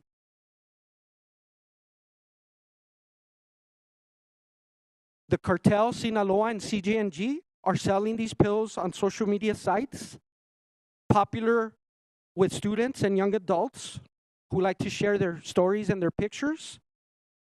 But they've also become popular platforms for Sinaloa and CJNG, who use these sites to sell their illicit products. Drug dealers and those seeking those pills are using a whole language, different acronyms, texting, emojis on smartphones. These are probably outdated. I was a high school teacher. The moment I knew what my kids were doing, it changed. So these are probably outdated. But you get how they're communicating. You need to be aware of suspicious text messaging, social media messaging, Cash App posts. Those should spark an important, potentially life-saving conversation with your loved ones. You need to know that DEA works with social media and internet companies to provide them information on how they can understand how drug traffickers are operating in their space, but we can't rely on that. We have to start conversations about the dangers of these platforms with our loved ones, especially the young ones. We are back with a tragedy for a California family that's shining a light on something that many parents may not know about, but definitely should. Yeah, it turns out young people are able to find drugs on popular social media sites, including Snapchat. NBC's senior national correspondent Kate Snow is here with a really tragic story of that very thing happening. Kate, good morning. Yeah, good morning, Savannah. This is a nightmare for parents. Dr. Laura Berman is well known for her expertise on love and relationships. She was a frequent guest here on Today. But on Sunday, she and her husband lost their 16-year-old son, and they're speaking out because they want every parent and every child to know the danger of buying pills on Snapchat. It's a lethal combination, teens and 20-somethings stuck at home during the pandemic and drug dealers using Snapchat to push a deadly product. I didn't intend for us to be on the news. I just felt helpless. All I was thinking about is that this couldn't happen again. And I was so furious and helpless. For years, Dr. Laura Berman has offered advice on matters of the heart. On Instagram Monday, it was her own heart breaking. My beautiful boy is gone, 16 years old, sheltering at home. A drug dealer connected with him on Snapchat and gave him fentanyl-laced Xanax, and he overdosed in his room. He asked his dad for a cheeseburger, and an hour later, I went into his room because we've been talking about an internship for the summer that he wanted to do, and he was on the floor and gone. I'm so sorry. Sammy was a football player, a junior who was into business and just built a biosphere in his bedroom. He was always doing little projects and full of intellectual curiosity and excitement for the future. But Laura and her husband Sam also say Sammy was cooped up during the pandemic and bored. They say he wanted to experiment and found a menu of drugs for sale on Snapchat. This big colorful menu came up with some man with a Twitter handle who was promising to bring it by your house. Each different drug had a different color, the way a kid would love to see it. And Snapchat is for the kids. Do you think your son knew he was ordering fentanyl? No way. No. The DEA says people are ordering pills by common names like Xanax, but they're actually made of fentanyl, often manufactured in Mexico. Ed Ternan and his wife Mary have been keeping a tally of the fentanyl deaths they hear about tied to Snapchat, 20, including their son, Charlie. He died 3 weeks before college graduation last May. They just are greedy and they want to make a profit and they don't care that our kids are dying all the time. I'm sorry. And it's just, every day is so hard. We just miss him so much. They founded the nonprofit Song for Charlie to warn others. Snapchat's not the only platform where these kinds of pills and other drugs are sold, but it is certainly the most popular platform among retail drug dealers. So you think they're targeting young people? Absolutely. I think that if social media wants to pretend to be responsible, this is a great place for them to change their behavior. The big tech is not taking responsibility for helping the police find the dealer. Snapchat expressed its deepest sympathies and said in part, "We are committed to working together with law enforcement in all instances where Snapchat is used for illegal purposes. We are constantly improving our technological capabilities to detect drug-related activity." But when they see our son and can relate to him and see what happened to him, you know, maybe it will sink in. And if it helps one kid, it's worth it.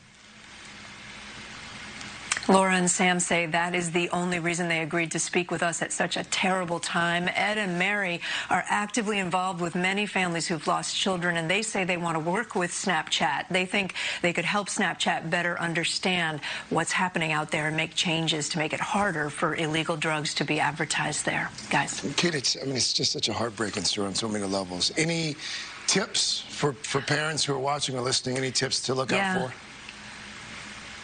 And it's hard as a parent of teenagers. I can tell you the biggest tip is to talk with your kids. I did it yesterday about the danger of fentanyl and how it's often packaged or sold as something else. Laura and Sam also wish that they had known more about what Sammy was doing on Snapchat. Like a lot of parents, they didn't even know the passcode for his phone, so they're now waiting for Apple to help unlock it. But they told me that can't even happen until there's a death certificate. It's just so heartbreaking on so many levels, guys. Last year, DEA launched the One Pill Can Kill awareness campaign. Please help us spread the word. Help us share the dangers associated with these illicit fake pills. Connect people with information and resources related to these fake pills, to illicit fentanyl, to illicit methamphetamine, in an effort to drive down these deaths. Partner with local, state, federal law enforcement, partner with prevention, partner with public health organizations. Help us elevate awareness of these dangerous and potentially deadly fake pills. 5 takeaways I'd like for you to take from this. 1, we need you to encourage people to only use medications that are prescribed to them by a licensed medical provider and dispensed by a trusted pharmacy. 2, protect your medications from being diverted. Secure your prescription medications, especially the powerful opioids. Clean out your medicine cabinet at least twice a year. 3, 1 pill can kill. Don't take this warning lightly. It only takes 1 fake pill with a lethal dose of illicit fentanyl to kill. 4, remember, cartels, Sinaloa, CJNG are preying on the opioid epidemic and prescription drug misuse to flood our country with mass quantities of these fake prescription pills made with illicit fentanyl. And last, please know that the men and women of DEA are going to continue its mission to target these most dangerous cartels who are causing harm in our neighborhoods and communities. We're also dedicated to reducing drug-related violence. But the best way to affect supply is to reduce the demand. One of the best ways to reduce demand is through education and awareness. If you scan this QR code, it's going to take you right to DEA's online resources. We encourage you to help us start and continue this important conversation. It's never too early to talk to all your loved ones about the dangers of taking a pill that was not prescribed by a doctor and dispensed by a pharmacist. It really does only take 1 pill, 1 time, to end a beautiful, beautiful life. Thank you.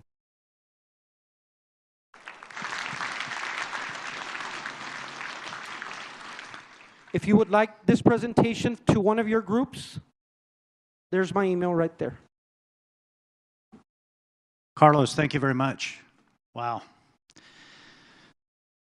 One thing, if this summit saves 1 life, we're successful, right? All it takes is 1. Start the conversation now. That's what this is about. Before we go too far, a couple things. I mentioned the people who come and support us. I'd like to recognize New Mexico Representative Art de la Cruz has come to join us today. Hopefully he takes this to Santa Fe. We can be the example in this country. New Mexico can lead the way, correct?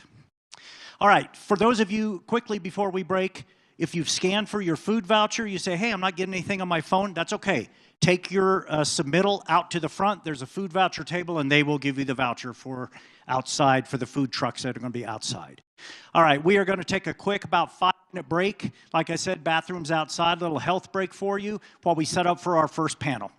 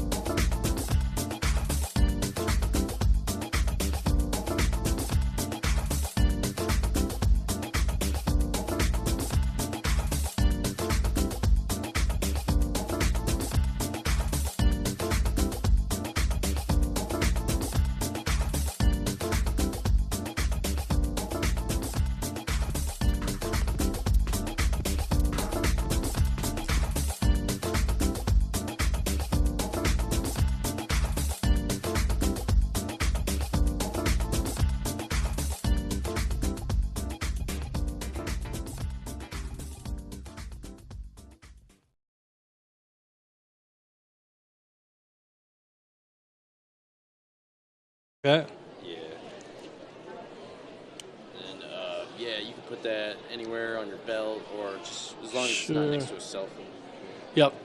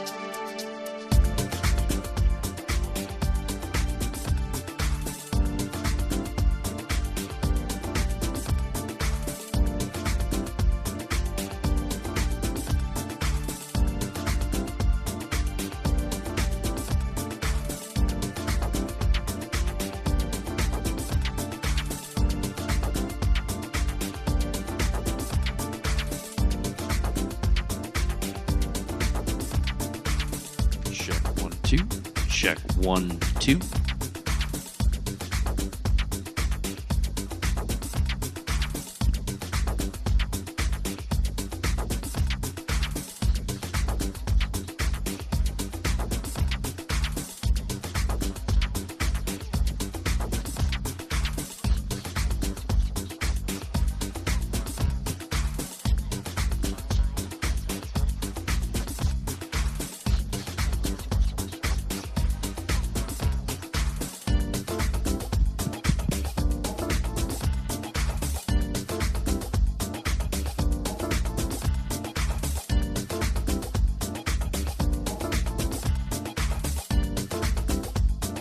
Check 1, check 2.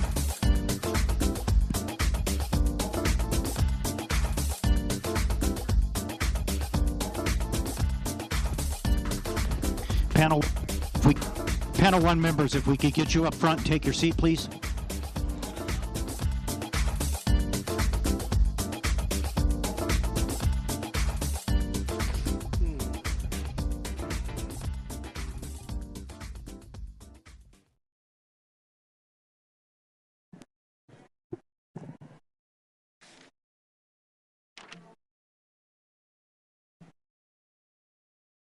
Hey, Tom, is no one sitting here then? No. Okay. No, that's nice. I'll be able to set stuff here then. Otherwise, I'll get loose. Hey, good morning. How's it going? I know, it's been what? Feels like 5 years. Yeah. Yeah.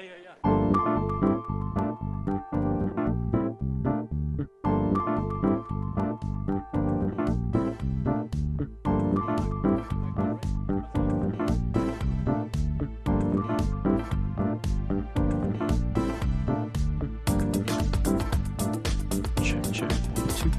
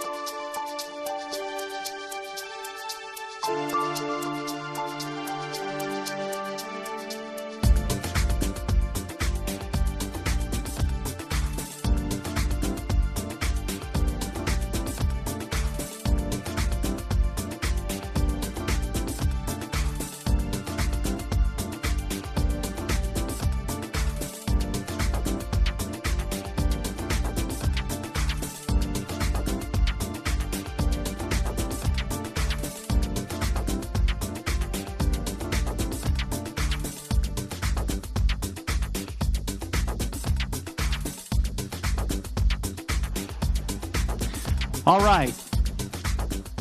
So I think we want to begin again, try to get us back on schedule here. Before we start, just one thing I do want to recognize.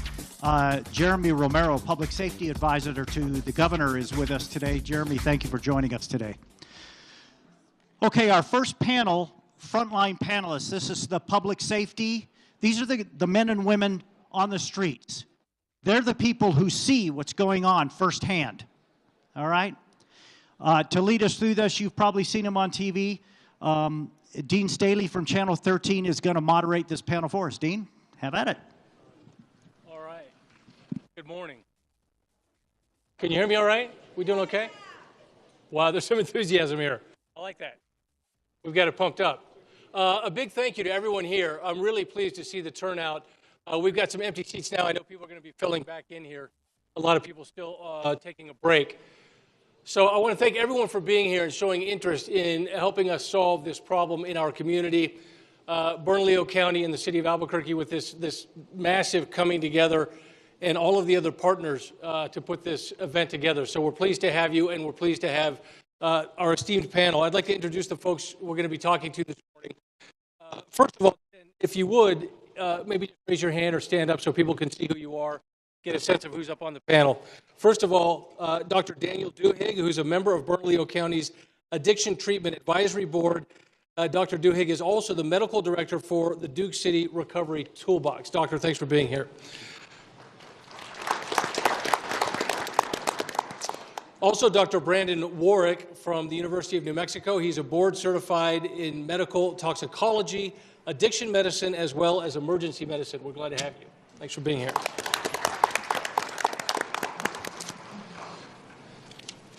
We also have with us this morning Captain David Funes from the Bernalillo County Sheriff's Office, who served with the county for 19 years, one of the people who's been part of being on the front line of this battle against fentanyl addiction. Captain. Kyle Hartsock is the Deputy Commander for the Albuquerque Police Department. You probably recognize him. He spent a fair amount of time lately on television talking about different things in our city. Commander Hartsock has worked in criminal investigations since 2009, including time before at the Bernalillo County Sheriff's Office. So, Commander, thanks for being here.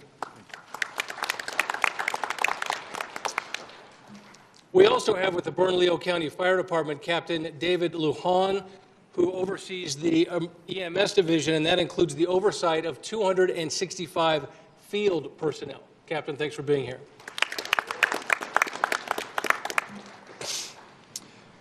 With Albuquerque Fire Rescue, we have the Deputy Chief of Emergency Services, Emily Jaramillo.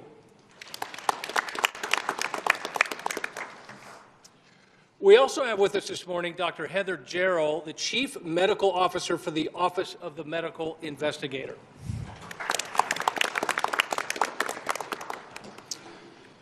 We have an addiction specialist, Dr. Sylvie Stacy, with the Metro Detention Center as well this morning.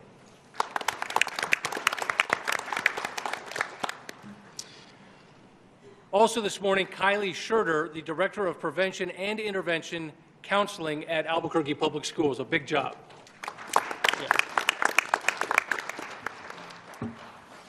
So as we get started, I'd just like informationally to share with you where our questions have come from. We, in large part, came up with the questions this morning from the public.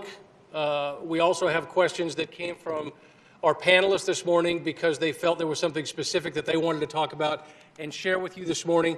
And our panelists, in some cases, also shared questions that they routinely answer about fentanyl in our community. So they sort of raised their hand and said, we should talk about this because it seems like a lot of people are asking that. So some of the questions may seem simple, but we really are going to try to drill down and get to the bottom of a lot of things. There's a lot of, I think, ignorance about this problem in our community. So forgive us if some of these questions seem overly simple.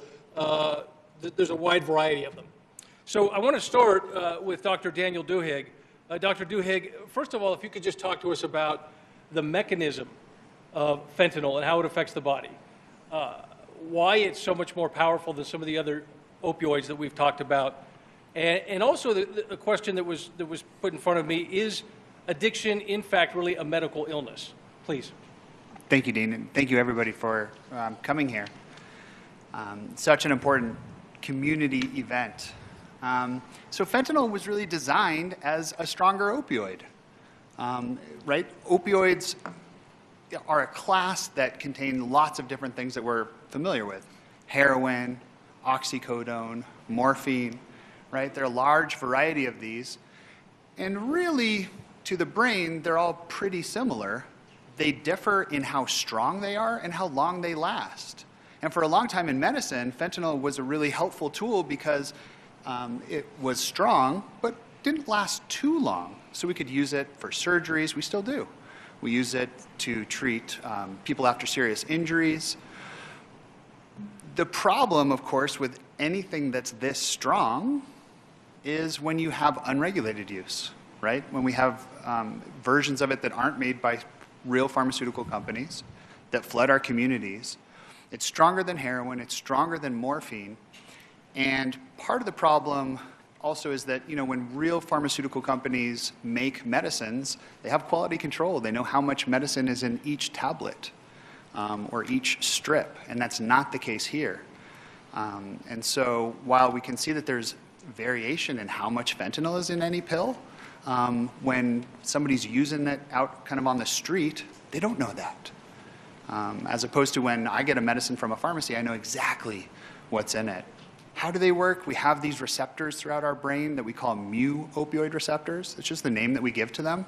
And they're totally important. They're where our endorphins work.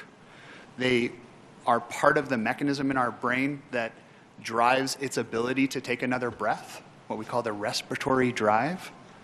And they're also involved with pain. This is why opioids can be used as medicines, but this is why they have the risks that they have, why they make our brain essentially forget to breathe, which is how I describe it to folks. And unfortunately, our body gets used to them. And it gets so used to these medicines or these drugs, if we take them every day or very frequently, that we have withdrawal, which many people have experienced or seen loved ones experience, right? When we're taking something like fentanyl day after day after day, it actually suppresses our adrenaline levels. And then when we run out, we get this huge wave of adrenaline.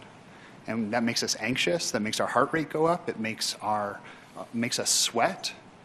And then our pain levels now are out of control. And this is why people feel so sick. And it feels like it's an emergency. People will feel like they're going to die when they're going through opioid withdrawal. The good news is, most of them aren't. It's not dangerous in that sense, opioid withdrawal. What's dangerous is feeling so, such a sense of, I need to do something now, right? Feeling so desperate that then people maybe make decisions that put them at further risk. And I think for a long time, for your second part of your question, it's been, you know, the idea of addiction has kind of been outside of medicine. And I think for a lot of us, we see the choices that people make, and we say, well, that doesn't really seem like a disease. It seems like choices. But what we understand now is that there's a lot of genetics behind it. There's a lot of our DNA. It runs in families, not by accident, right? But because it's an illness, because it's in our genes, because it's biological, there's definitely choice. Just like in diabetes, we can be at risk for diabetes, and there are lots of choices about our diet and things. But there's choice and genetics. And we call that a disease. Addiction is absolutely a disease. If it wasn't, we wouldn't have doctors and other healthcare and frontline providers who are addressing it. It's a chronic disease. We have medicines for it, and we have other forms of non-medicine treatment. And because we get sometimes other medical problems associated with it, whether we've overdosed and it's hurt our brain because we weren't breathing, or from getting hepatitis C, or other things, there are other parts of it that we need to treat medically as well. So it's definitely a disease. It fits beautifully in the chronic disease model. And the good news from all of that is that we have treatment, and treatment works. Treatment absolutely works. It works if you work it. On that topic, Doctor, is the treatment for fentanyl addiction different than for heroin or opioids, other opioids? It's a great question. I would say that for the most part, it's not. Again, because to our brain, opioids are opioids. Our brain doesn't really know what they're called or what their chemical structure is. It responds. We have 3 medicines that are effective in treating opioid use disorder or an opioid addiction. Those are methadone, buprenorphine, which most of us know as Suboxone, and naltrexone. And these are the 3 medicines that work. Lots of science behind it. We know that when they're done the right way, they're safe, and they are effective. So we don't really treat it that differently. Sometimes we might think about ourselves differently. I use fentanyl, I don't use heroin, or I use oxycodone, I don't use fentanyl. But the treatment is pretty similar. How much withdrawal you go through and how hard it is to tolerate, that can be different. between the different substances. And that means that we maybe need to have a little bit more care and a little bit more patience and attention.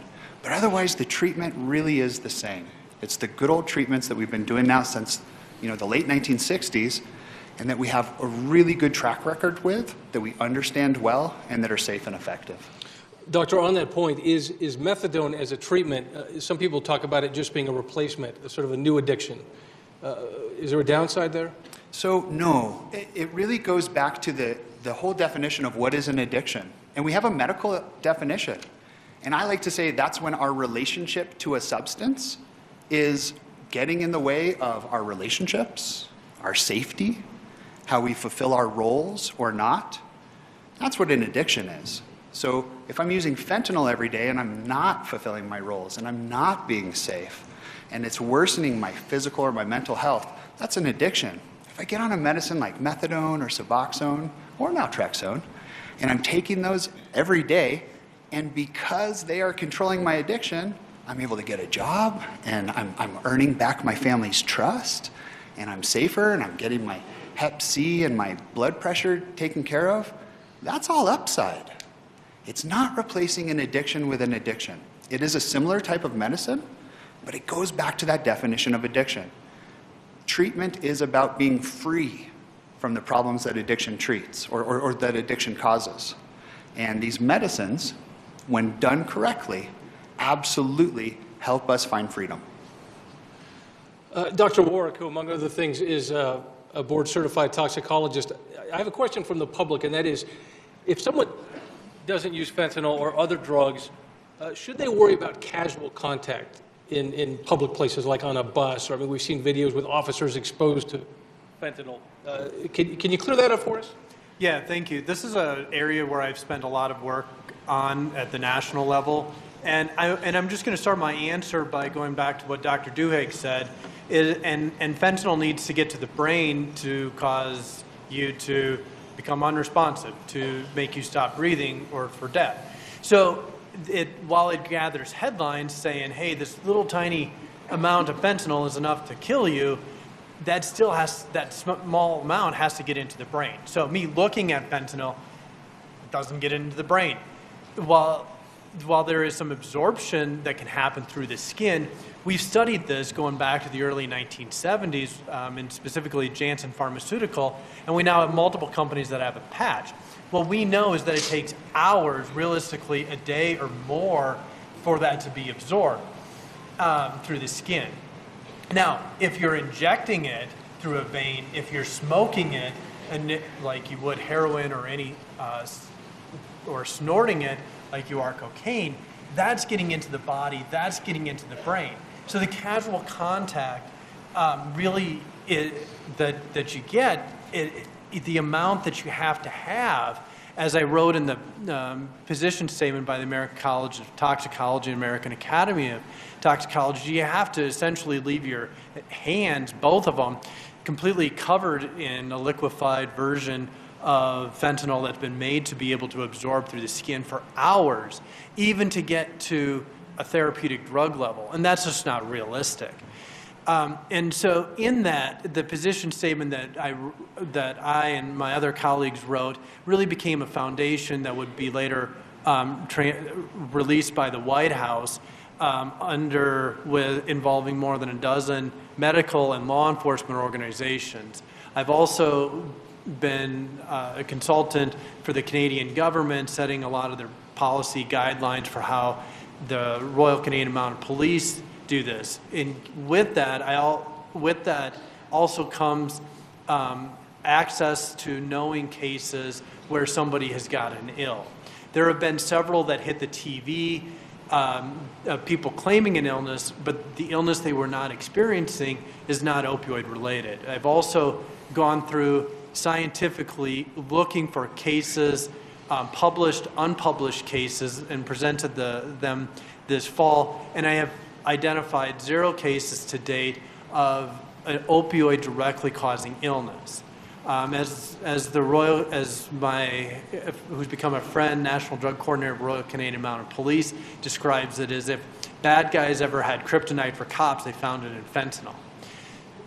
So with that, one other thing, is if you were to come in casual contact with it, it would be wash your hands. We've all got hand sanitizer up here. And remember, hand sanitizer is good for COVID. It's good for bacteria, virus, but it doesn't destroy, it doesn't neutralize, it doesn't kill fentanyl. So just soap and water is how I would get it off my hands.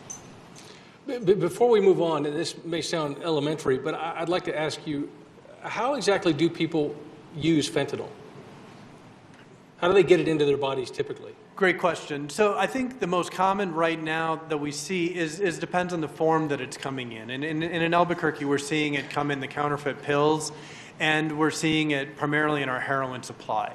And so people beginning usually will get the pills and they'll ingest it just like any other pill.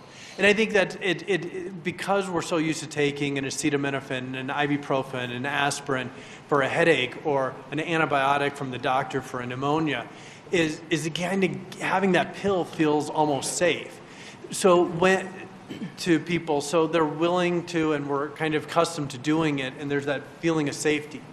What happens in the body is not all the fentanyl is absorbed or goes to the brain. We'll put it, that's an easier way to describe it. Medically, we say bioavailable. As they need to get a little bit more, their friend comes along and says, hey, you know what, if you crush and you snort this, or you smoke this, it goes to the lungs, gets absorbed fairly rapidly, goes to the brain rapidly, and that is oftentimes what gives you that euphoric effect. And we're able to get more of the drug to the brain, and so they start making that switch.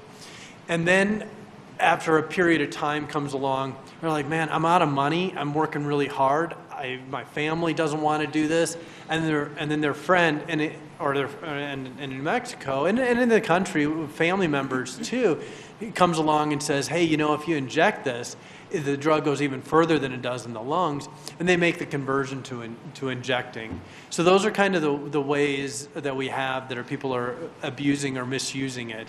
But I've never had a case, and if anybody else has, I would love to know about it, where somebody is actually abusing, misusing fentanyl by just putting the powder on their skin. I have had the fentanyl patches where they cut it up and they'll suck on it and things like that, but I've never seen anybody or heard of anybody putting just the white powder on their skin because it just doesn't get absorbed fast enough. Doctor, thank you.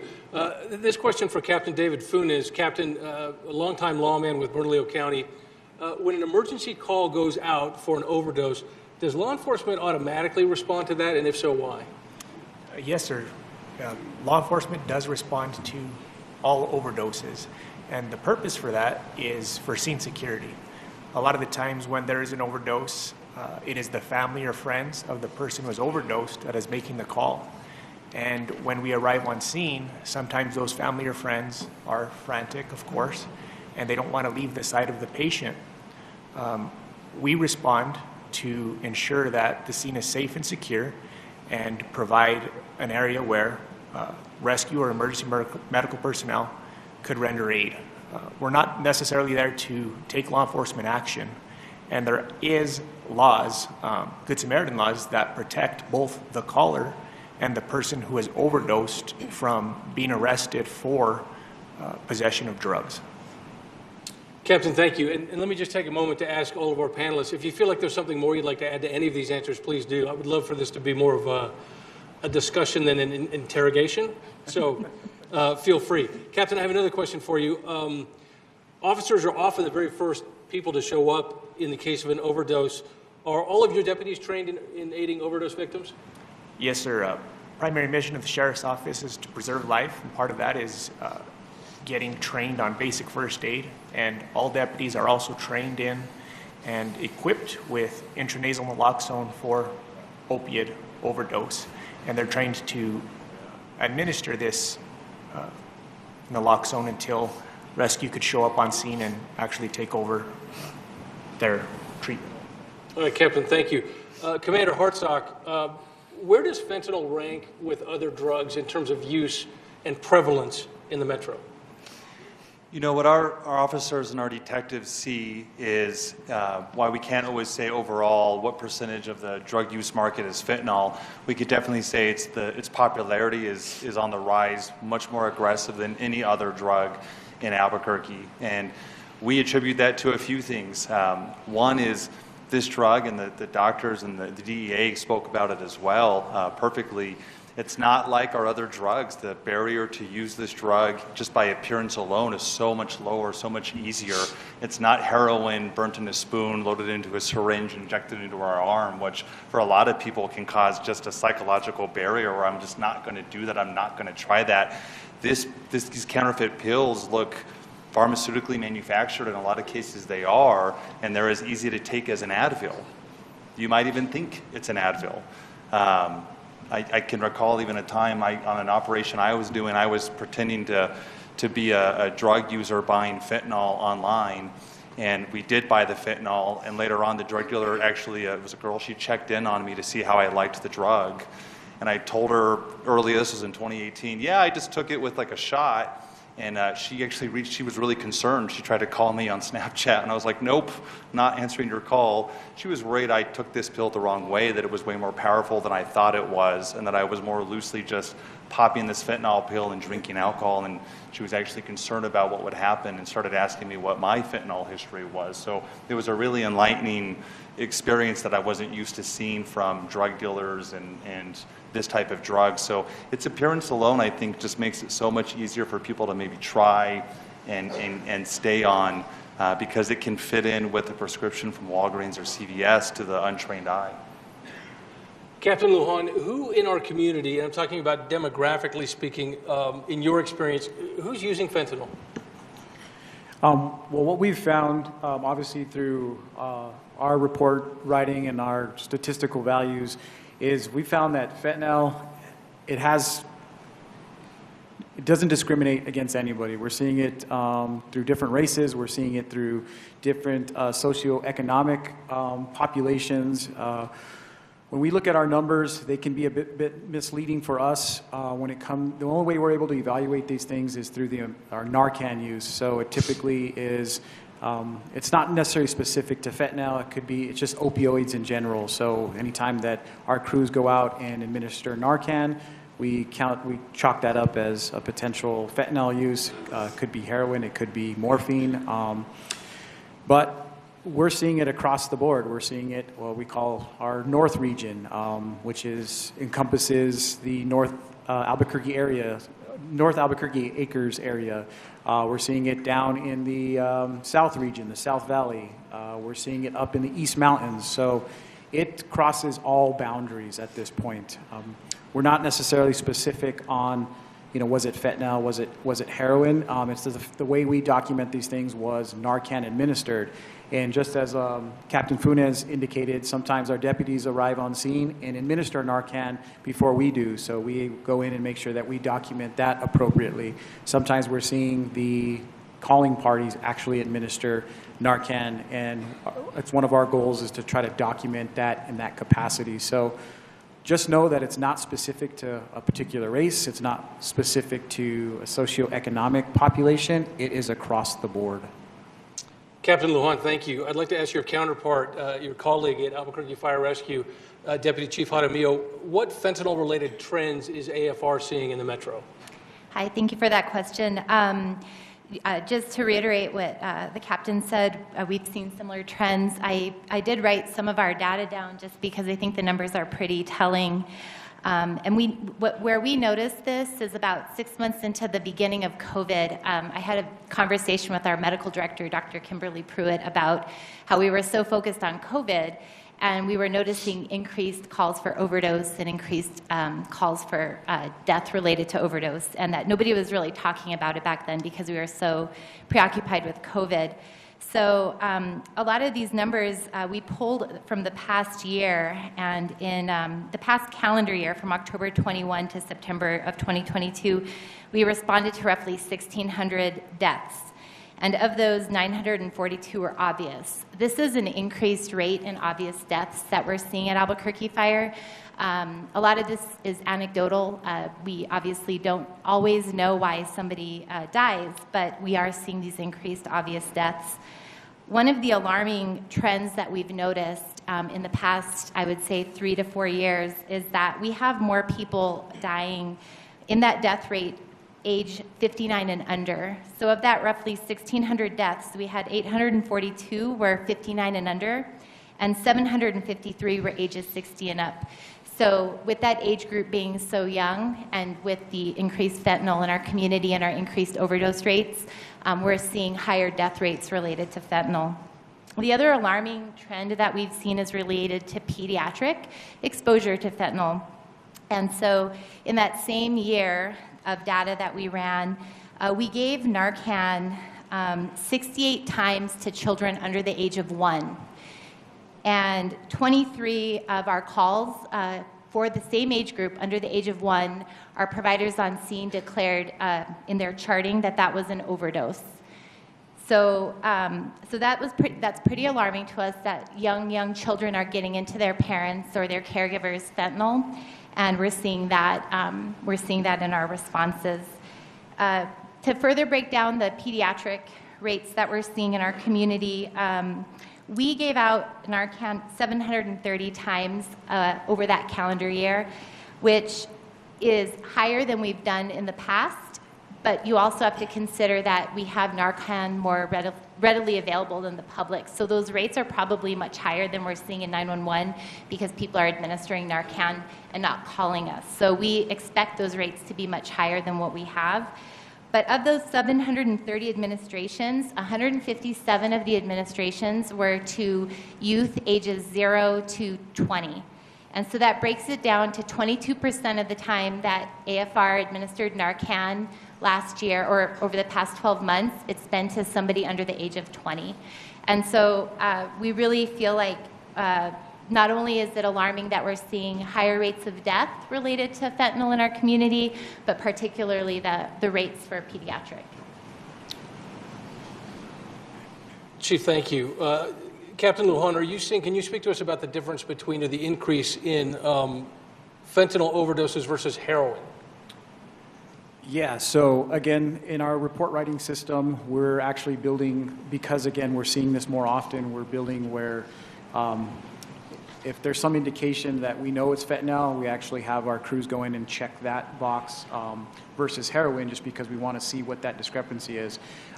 Basically, kind of reiterate what Chief Jaramillo was talking about. For our department, from basically January of 2022 to present, we've given Narcan 216 times. Understanding our demographics are slightly different because we serve the unincorporated area of Bernalillo County. So for us, that's actually fairly high. With that being said, I can't be specific on the numbers because of the way we have to redact that information, but we're just seeing a higher increase in fentanyl use with administration of Narcan. So at this point, with just kind of having the raw data, basically it's about a 20% increase in fentanyl use with the delivery of Narcan. So that's where Bernalillo County is seeing that. Deputy Chief Jaramillo, what is AFR doing to manage, to react to the issues we're seeing related to fentanyl? So aside from the obvious, we respond out if a call comes in through 911 for somebody that's overdosed. We've really embraced harm reduction as well. So we have a community paramedic team that was established by Mayor Keller the first year of his term. It's called the HEART team. And we have a harm reduction program within our community paramedic group of firefighters. And we've included several programs with that. One of them is that when somebody does overdose, we provide follow-up after the overdose with our community paramedics. That includes following up with the family and then also referral to a peer. We had 2 peers on our team that had lived experience recovering from addiction. We subsequently lost our 2 peers, but now we are able to refer our clients to work with peers within the ACS department in the city. Another harm reduction program that AFR has implemented over the past year is Leave Behind Narcan. So each of our field responder, each truck carries a Leave Behind Narcan kit. And when we respond out to an overdose, we are able to educate the family and friends that are there on scene with the individual that overdosed. We leave Narcan behind, we show them how to use it, and we provide materials that if the family member wants to seek out treatment options, we can help refer them to that. And so we're really looking at it from that harm reduction standpoint of we've responded out to you for an overdose. We want to help your family in the event that this happens again. And so that's something that we've had a lot of success with over the past year. And then another important piece of that is just collaborating with all of our partners that are up here, as well as a lot of the other departments that are represented here. Chief Jaramillo, thoughts about how we can improve, what we can do better, what more we can do to battle fentanyl? I think our biggest ask is just increased awareness, especially with youth and use among youth. And so the more that we educate our community into the dangers of it, the importance of Narcan, and just that will help, and just helping to destigmatize it as well. We see a lot of, when we respond out to a family where their child may have ingested fentanyl or some type of opiate, they're afraid to share that information with us. So they may say, they may call it in as a seizure for their child when it's really an overdose, and then we have to use the process of elimination to effectively treat that with Narcan. Because the first thing when you respond to a 1-year-old is not, I need to give this kid Narcan to get him breathing again. And so if the family can disclose that to us, we can treat them quicker. So the biggest thing that we would like to see is awareness and education for the community, and then also just increased access for treatment. This state and the city could use much more access for treatment. Can I piggyback Please. on that? One of the main reasons to put on this summit was to increase the awareness that was just talked about.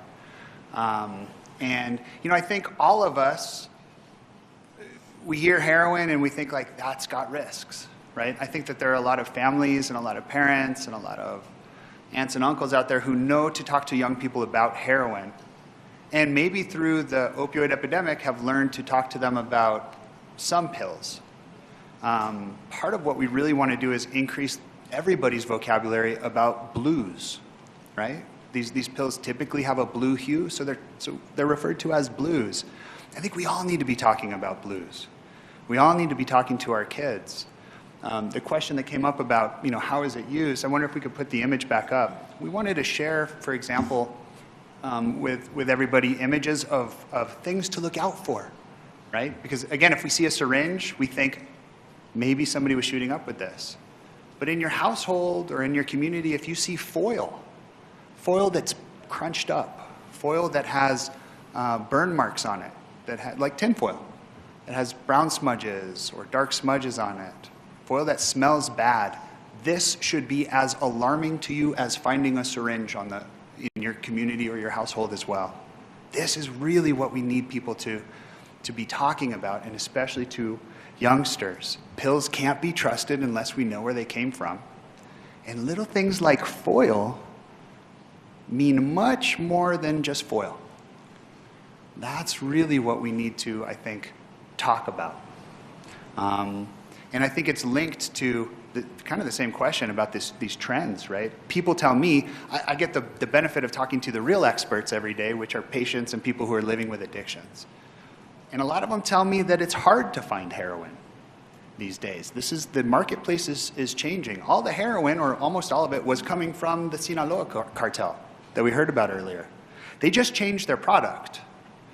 They switched it from heroin to fentanyl because they don't have to deal with growing seasons to grow heroin, right?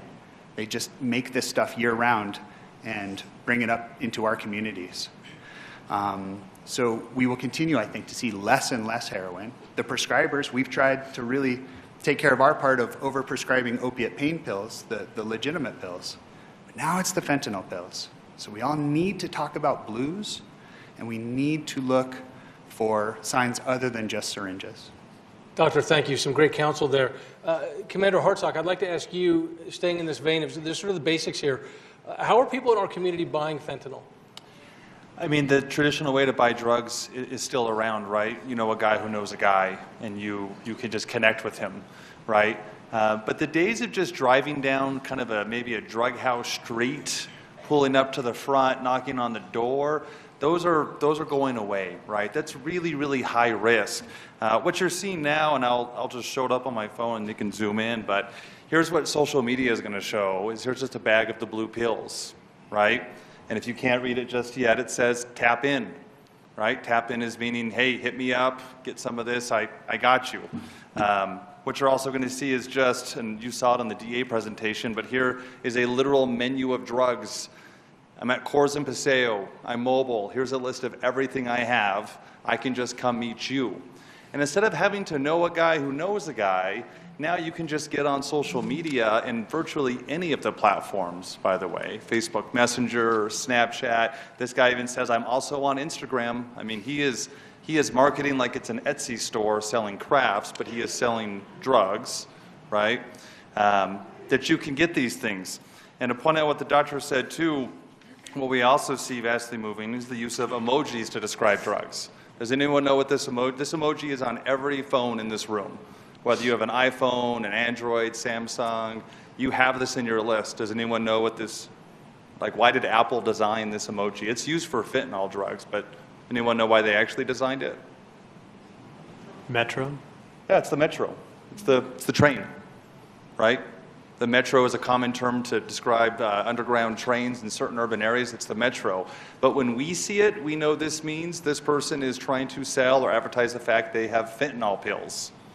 They do this with all the drugs. Cocaine as a snowman or a snowflake, right? Marijuana, although now mostly illegal, was a tree, right? It was called trees.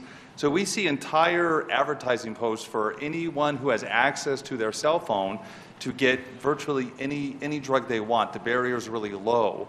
And we also see that feed into our violent crime trends as well. Commander Hartsock, tell us, how is fentanyl linked to other crimes in the community? It's clearly part of creating other issues for us. Absolutely. One of our biggest crime categories for our homicide rate, which has increased year over year for the past 3 years, is robberies. And it's not the robbery of the Allsup's clerk or the Walgreens. It is the robbery of a drug dealer or a gun dealer. Or it's the robbery in the reverse way. They're pretending to be the drug dealer and they want to rip off the guy who has the money to come. Because both parties know this is inherently illegal what we're doing, there's a low likelihood that police are going to get called or intervene in this. This is not a legitimate business to start with, which opens it up for people looking to take from others with violence. And we see a lot of these turn to everybody's armed. Everyone brings guns to these things. So our second biggest category for motivations and murders right now in the city of Albuquerque is drug deal robberies. The number one drug of choice that we see in virtually all of these robberies is fentanyl by a large margin. Doesn't always associate with user, but I can tell you fentanyl pills, they call them boats if you got 1,000 pills. They say, I want a boat of fentanyl, right? And I don't mind sharing these terms with you guys. I think everybody should know these terms. So that means, hey, you're going to bring 1,000 pills. That's a lot of resale value I can get. There's also a certain amount of I took from you, right? It's respect, it's disrespect. So there's lots of these motives that come in, and these robberies can turn very deadly very fast. And a lot of families have lost their children to these types of robberies. And I want to point out APD's Victim Services Unit right here. Will you guys stand up real quick? These women, this team is just growing. They work inside our homicide unit and our CID. But I hope this is the only time you get to meet them. Because if you have to see them again, it's most likely that someone close in your life has been killed. That is who they work with day in and day out, and I'm proud that they're here to learn more about fentanyl. But we see it tied to many crimes. And I also want to comment, too, on the pharmaceutical versus this. You know, our country, I think we shouldn't ignore it, also went through a span of 10 to 15 years where prescription medication was overprescribed. Right? I think the DEA led the charge into a lot of that, and to pharmacies overprescribing legitimate pain medication. That, yes, that might get curbed now, but it left a void. And I'm seeing the DEA nodding their head, which makes me feel good. I'm saying this unscripted. The void is getting filled. So I think that's important to acknowledge as well. Commander, I want to just go back at this for a moment. So if we're talking about 100, it's just a rough number, 100 murders in the metro. We have 102 right now, Right. if you want Well, I to hate use a real number. I don't want to bring it up. How many are we talking related to fentanyl? You're talking about robberies, you're talking about drug deals. Give us a number, a rough number. Yeah, I mean, the robbery number.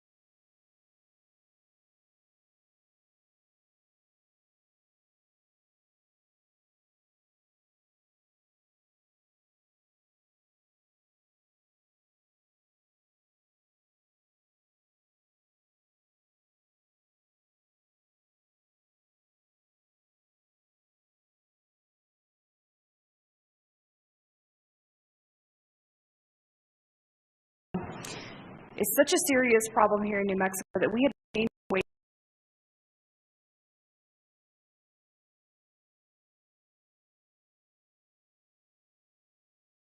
and previous dying from a drug overdose received an autopsy. The numbers are so staggering that we cannot keep up with the volume. The preliminary, there's some provisional data on drug overdose. There's about an 84% increase in fentanyl analog deaths from December 2021.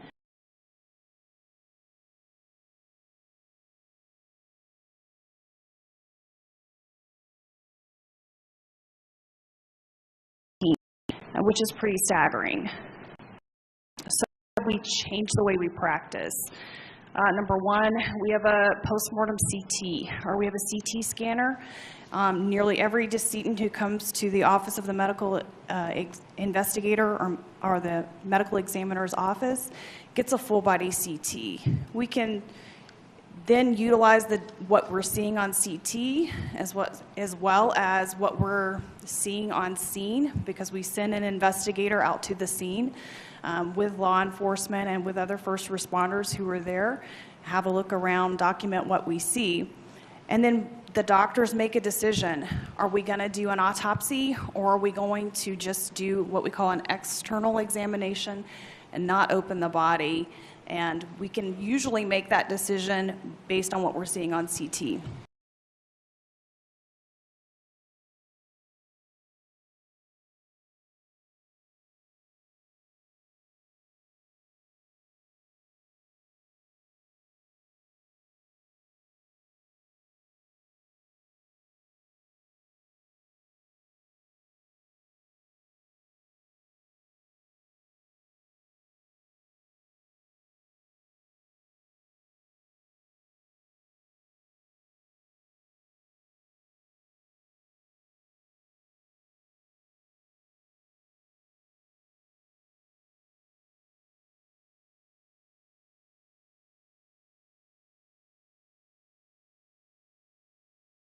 We also can get a urine drug screen sometimes and get an idea of whether illicit drugs are on board. And based on what we're seeing, sometimes we elect not to perform an autopsy and just do an external examination with CT and a full toxicological profile. If we do an autopsy, sometimes the fentanyl acts so rapidly that it's not going to show up in urine. And sometimes the fentanyl acts so rapidly that you don't have time to get brain swelling or fluid in your lungs. You just die. And the fentanyl that we see is staggering. We mentioned the lethal concentration, I've seen concentrations as high as 20, and I have no idea how the person survived long enough to get to a concentration that high. So that's what we're seeing on autopsy. We're seeing fluid in the lungs and brain swelling. Dr. Joe, thank you. You mentioned your office is not only involved in the investigation of the condition of the body, but also the scene, the circumstances around the death. Can you share with us some of the common findings that you find at scenes where you have fentanyl deaths? Yes, that's a great question. We sit in morning report, and our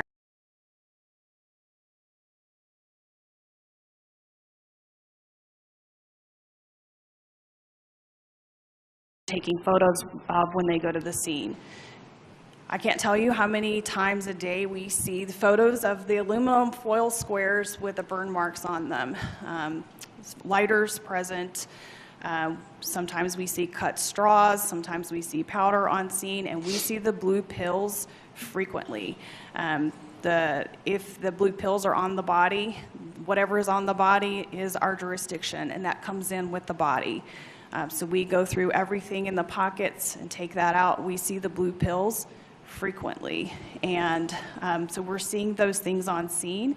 I neglected to mention that many times we can, depending on how the drug is administered, we can see foreign material in the lungs. If it depends on how it's administered, again, whether it's injected or whether it's snorted through a straw or however, we can see that in the lungs.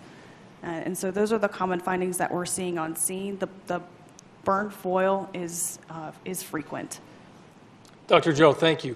I'd like to shift a little bit of our attention to how fentanyl is affecting some of the other institutions in our community. We have with us this morning Dr. Sylvie Stacy, an addiction specialist at the Metro Detention Center. Thanks for being here. Clearly, a whole different set of problems that comes with fentanyl. Can you tell us what the challenges are of fentanyl use inside a correctional setting? Yes, so I would say one of the major challenges is quickly and effectively identifying the individuals who have been using fentanyl when they are arrested and come into the facility. And the reason that's so important is twofold. First, patients who have been using fentanyl for any period of time longer than a couple of weeks will have a physical dependency on fentanyl. And when they're arrested, they're suddenly cut off from that supply of fentanyl that they've been using, and they're at risk of what can be a pretty severe and uncomfortable withdrawal symptom. And it's mostly symptoms that are just very uncomfortable for the patient, but there can be medical complications such as dehydration that need to be treated. And then the second reason is being in jail actually represents a pretty unique opportunity for us to actually link a patient up to treatment for what is most likely an opioid use disorder. So we want to be able to identify the patients right off the bat who may benefit from that and either get them started right there in the facility or provide them resources as to where they can get treatment once they're released from the jail. But as you can imagine, jails themselves are not primarily places to receive medical care. That's not the reason that jails are designed. They're designed for public safety. So the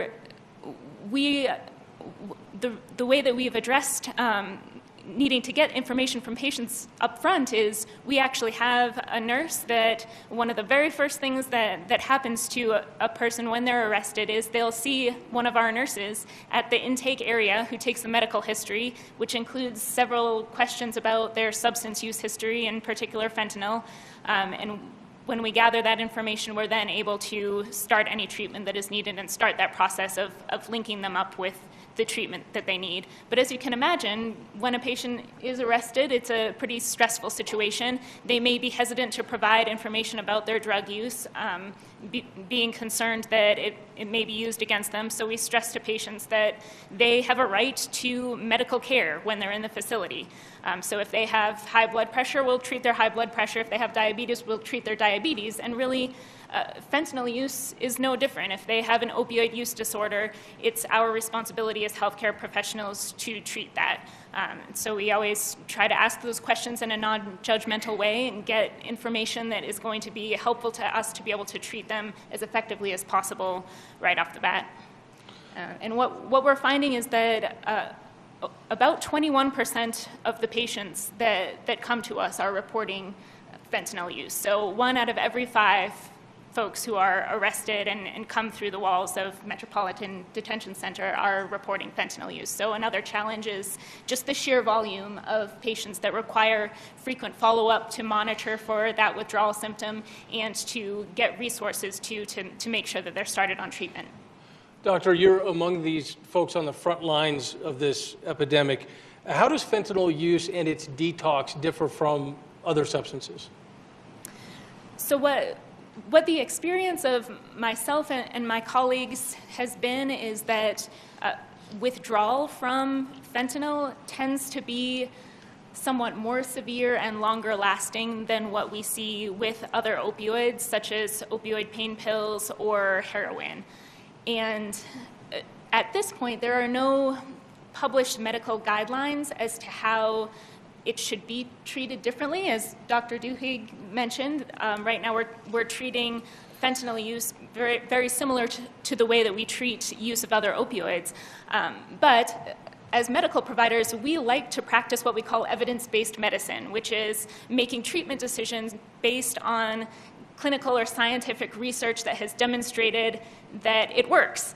And so we're seeing that fentanyl acts somewhat differently than other opioids, but we don't yet have solid scientific evidence to support treating withdrawal or treating the opioid use disorder any differently than we do for other opioids. Doctor, can you share with some of the common experiences that you're hearing from fentanyl users when you talk to them, what their experiences are?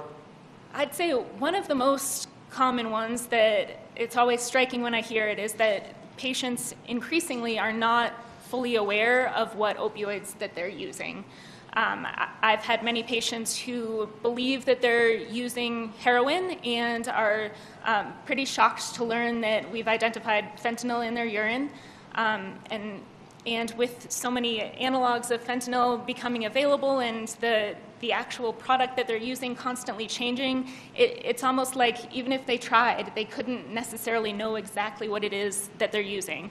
And that, combined with the fact that it is often mixed in with other illicit substances such as methamphetamine or other types of opioids or Xanax, patients are often using multiple substances at the same time.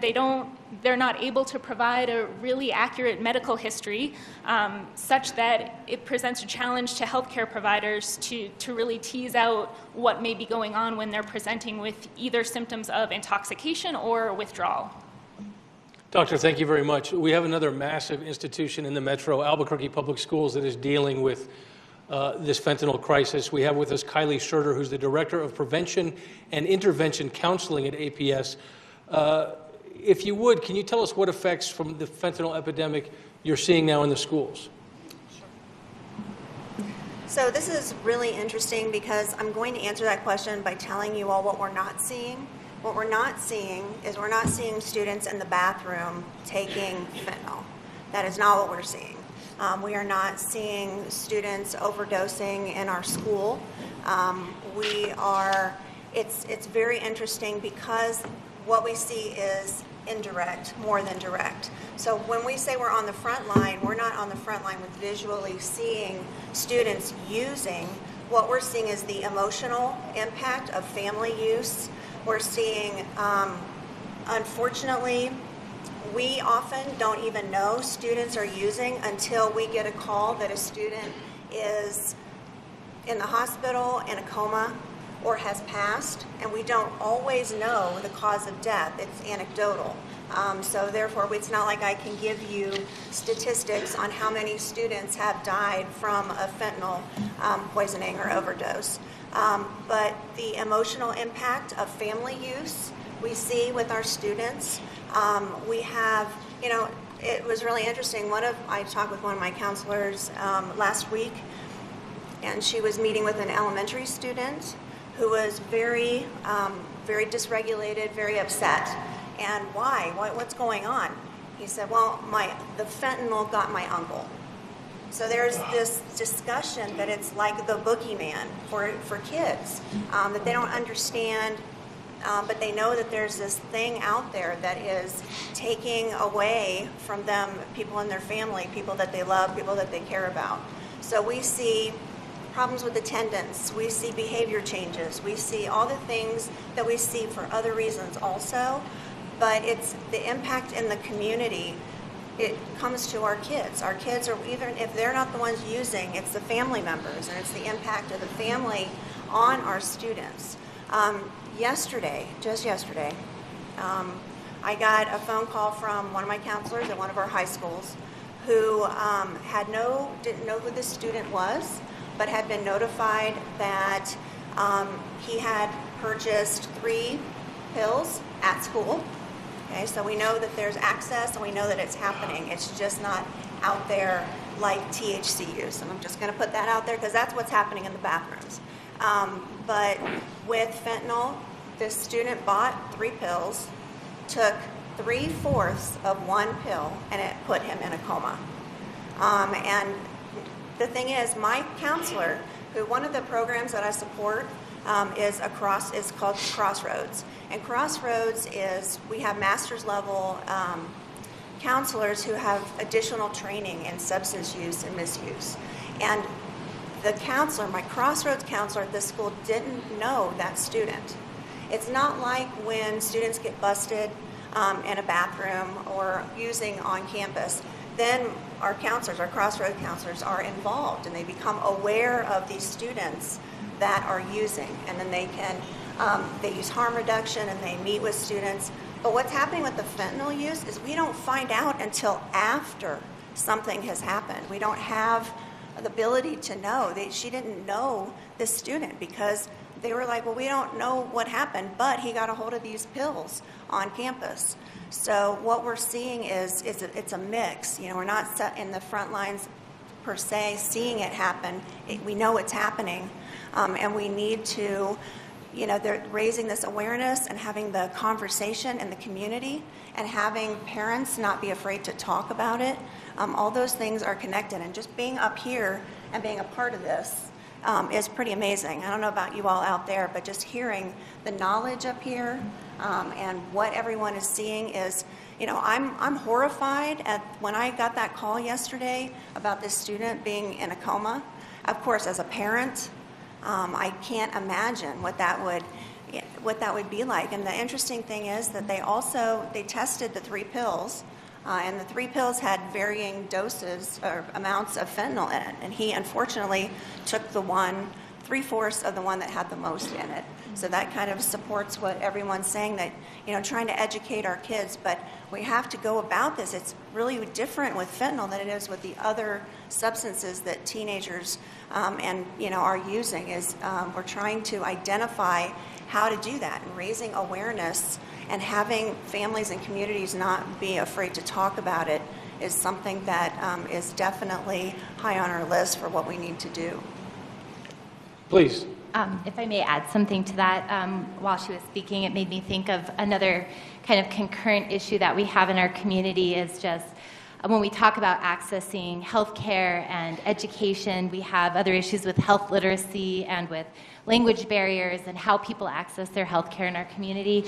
And so when we're talking about educating our community members in Bernalillo County and in our city and in our state, I think it's also important to understand that we have to tailor that message so that it gets out to the entire community, because just like Captain Lujan said, this is something that touches all quadrants of our city, but we also have to make sure that whatever education we're putting out and how we're educating our parents and our children and people is that it doesn't fail to educate you because of the language you speak or your immigration status or any of those types of things that might be a barrier to accessing healthcare or that education. Dr. Wark, you had a thought? Yeah, I just wanted to say thank you for that. It's been, and extending on this, I think one of the things that we see at UNM's Addiction Clinic, we have a STAR program where we treat teens, young adults. One of the things that is really striking to me is that our teens find it to have easier access to methamphetamine, to fentanyl, than they do to alcohol and even to cigarettes. I have more teens drinking hand sanitizer than I do have like drinking bourbon or whiskey or beer as their source of substance use and its availability. And I think with Commander Hartstock, it points out how pervasive and easy the selling is through social media. Also, by the time you get to law enforcement, it's a friend of a friend to distance themselves. But these are oftentimes family members or their actual friends that are providing, and they're selling, they're using together. Also, the price of fentanyl has dropped dramatically during the COVID epidemic. I think there was a day 5 years ago where it was $1 a milligram is the historic price of oxycodone. We went into the epidemic, I want to say about $20 a pill. Now, I haven't heard anybody buying a pill of fentanyl for more than $5 for a long time. I'm hearing reports that people are paying as low as 50 cents for the pills now. And to me, 50 cents, that's enough for a kid, usually a high schooler, but middle schooler with just lunch money is enough to get addicted. But looking at the numbers on how much fentanyl costs to manufacture and to put together, there is still more money in the fentanyl, the counterfeit pills, by a long margin than there ever was in heroin or there is in methamphetamine. The drug dealers have room to go down on their margins by another factor of 10, which is particularly scary to me. And again, I think this is a place to share knowledge with people. I'm not trying to scare people, but these are numbers with my 10-year-old that keep me up at night. And I think it's great that we're working together and coming together with law enforcement, with medicine, with the city, with all of you also to try to impact this. Dr. Warwick, thank you. Commander Hartsock? Yeah, and I appreciate the insight to the schools. And, a question I get asked a lot, and I've been investigating internet crimes against children with child exploitation for nearly a decade. When we talk about the drugs on here, I get asked a lot, what can parents do? What software can I download? What firewalls can I put in place? And I'll tell you, there is no better recipe than just talking with your kids and understanding them, and understanding the cadence of your child or your sibling or your cousin or your loved one, right? When something is off in their life, you should be close enough to them, ideally, that you can kind of detect it and dig into it. It doesn't mean it's fentanyl. It could be something else. But you want to try to understand what that stress is in their life, because I've talked to high schoolers and middle schoolers about when they're going through their apps, there's nothing really out there that can prevent them from seeing something that scares them, or seeing something that really just might interest them. And their brains at that stage of development, it's gonna pique their interest. They might want to learn more. The only question is, are you gonna let the app and their friends teach them, or are you gonna help guide them through it? So communication with your kids is always preferred. Yes, you can unlock their phones and go through their text messages. You can do that. That can come at a cost with your teenagers. It can, right? And you might win that one battle, but you might definitely lose the war of trust. But if you have trust with your kids and you have those conversations, you'll actually get to the deeper roots of why they were interested in it in the first place. So I also can't encourage that enough. But use your school counselors and resources. Use your community members to help build up that trust and that knowledge base. And don't be afraid to learn their apps as well. The best thing I did with the teenagers in my house, I just joined Snapchat and started talking to them on it. It's not that scary. It's actually pretty fun.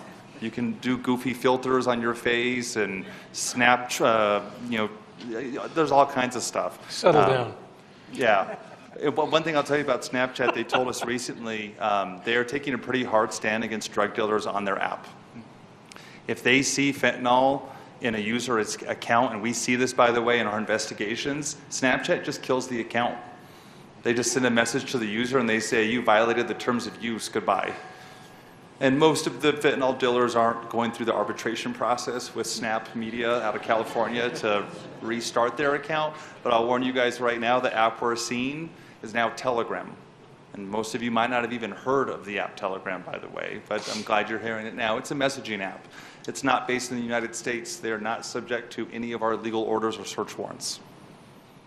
But most of the party groups are now using Telegram to advertise parties, drugs. We've seen them now shift. So we can get mad at Snapchat, we can pile on them, sure, but the second they move them off, they just move to an app that's actually harder for law enforcement to track. So it's kind of one of those, be careful what you wish for, you might get it. We only have time for a couple more questions. I just want to take a moment to thank Ms. Schurter for, as someone who's a product of Albuquerque Public Schools, and I have a 10 and a 12-year-old in APS right now, I want to thank you personally for your efforts in prevention and intervention in those schools. I know it's a tough job, and we appreciate the work. Thank you. You know, I do want to say that APS, yes, I'm going to put a plug in for APS for the school district. It's amazing because we have 13 high schools and we have 13 dedicated Crossroads counselors at each of those schools. There are districts across the country that don't have that, in this state that don't have that. So I'm very proud of the team that we have, of the knowledge. They stay up to date on everything. They keep collections of things that come across to educate other people, other staff members in our schools. And I am just so impressed with them and the fact that we have them as a resource and that they are so connected and that they are there to help. So I just had to put that in. Thank you for that. Thank you. Dr. Warwick, I'd like to go back to you. We have just two more questions here. An important question, what can I do to help my community? Everyone here wants to help. We want to change this. We want to fix this. Tell us what you think we can do. Sure. I think number one is the fact that you guys are here, and I want to applaud you for showing an interest and for allowing us to raise awareness. Second is, I want to also thank and appreciate all the people in law enforcement who are, and a lot, including the retired people who've dedicated a tremendous amount of their career to trying to control the drug problem. I think it's time that medicine has steps up. We are more engaging in treatment, and we have those accesses. Interestingly enough, I think a lot of the people who have a substance abuse problem have a fairly decent idea about treatment. For families, I just want to put a plug in for Al-Anon. It's a nonprofit organization. It's on the Alcoholics Anonymous, Narcotics Anonymous family of things, but to support family members, because I think that's a lot of my questions from the public is, how do I get help? How do I navigate this? And I think that's a good resource that's a low cost. I just want to say at UNM, we're engaging in clinical trials and research. If anybody has a loved one, anybody has a member, a family member, friend who wants to, we've got a clinical trial paid for by the federal government or sponsored by NIH or specifically NIDA, National Institute on Drug Abuse, where we're looking for people to enroll and given a choice of either buprenorphine or naltrexone, and to do that. And I think it's important that federal tax dollars come to New Mexico and that we are part of the answer at a national level on how, because our population of New Mexico is not that of Boston, Massachusetts. It's not the same as New York City. We have a problem here. And so we're very interested in engaging and working with those people as well. Doctor, thank you. We have one last question. I'd like to bring it back to the individual now. For anyone here, I have a friend or I have a family member who's addicted. What's the best thing I can do? If I may, so encourage them to seek out treatment, and encourage them nicely. All right? You may be scared, and that may come out as anger, but they may misinterpret that, right? So I love you. I want you to get better. Encourage them. If they need a ride either to a meeting or to a clinic, please help them out. And I would really urge you, we talked about these three medicines, methadone, Suboxone, and naltrexone. I would really encourage you, don't tell anybody that any of them are bad, right? Even if they didn't work for you, even if you have your own views about them, we want all doors to be open. We know that all three of those save lives, So the best thing we can do is encourage anybody who's willing to get that treatment, any of those treatments, to get them and to stay on them. That's the best thing that we can do. And if I could just fundamentally emphasize, Dr. Duhigg, is approach them with love, caring, help them make that phone call. That is so hard. There's so much stigma to make a call to an addiction center, because I now am an addict. I'm that junkie who's on the street, is what's going through their mind. And be like, no, you're not. We're going to get this so you don't become that person, but help them move along. But we can't enable them to keep coming back, but you really help them with those phone calls, really do a lot of positive reinforcement when they're moving in that direction. Doctor, thank you. And with that, I'd like to thank everyone here. A fantastic turnout. It's great to see so many faces here. A big thank you to our esteemed panel, not just for sharing all of their years of education, also their decades of experience.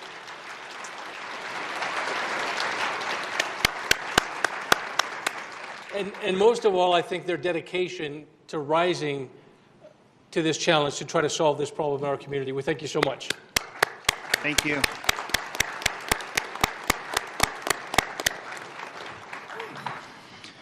Also, before you quit applauding, Dean, thank you so much for doing this. You all know Dean Staley on television. He gives his time to come out here because, like the rest of you, he cares about his community, and I think that's very important. Okay, a couple things before we're going to take a break again, a little health break for everybody, stretch your legs, do all that kind of stuff. Before we do that, remember the resource room in the back. There is a wellness room back there. If you maybe find this a little overwhelming, need to sit down for a little quiet area. There's also peer support, people to talk to, so please take advantage of what's back there. Also, please visit the tables. A lot of information for you, a lot. So if you really want to learn about this, it's available. And after this, a lot of these folks will stick around, I'm sure, for a few minutes. If you have questions for them, please seek them out. Get your questions answered, because that's what this is about, learning all you can about this. Thanks. About a 10-minute break. Thank you.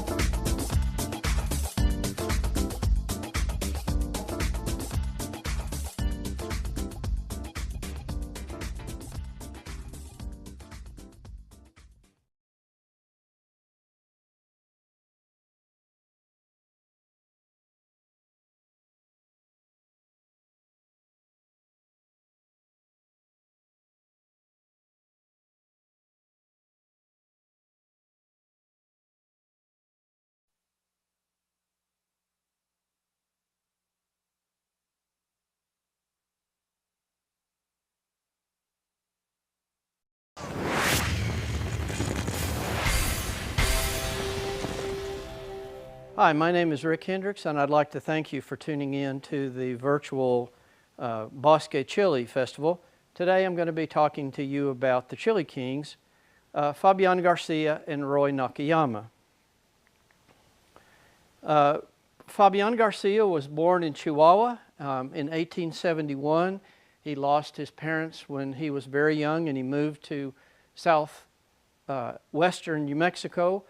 And by the early 1880s, he had relocated to Las Cruces. He was living with his grandmother, and they found employ with the Casad family.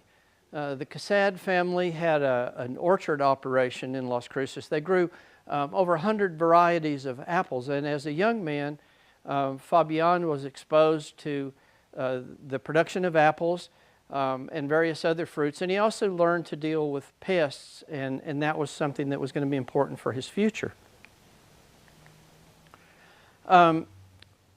Fabian Garcia was a member of the first graduating class of what is now New Mexico State University. In those days, it was New Mexico College of Agriculture and Mechanic Arts. Earlier, before it became the college, it was just called the college there in Las Cruces. And he showed up with an old battered McGuffey reader that he'd been given by the Casad family. He enrolled in the university and was a member of the first graduating class in 1894.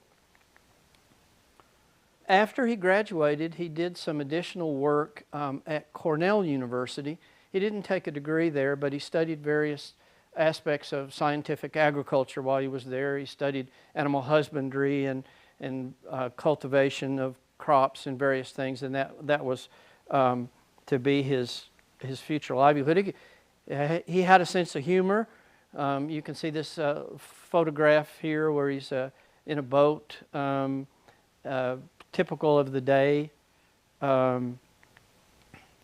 He married in 1907 into the most illustrious family in Las Cruces. He married Julieta Amador.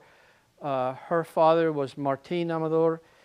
He was a merchant and a landowner in Las Cruces, and clearly a member of the Hispanic elite of Las Cruces. After graduating with a master's degree,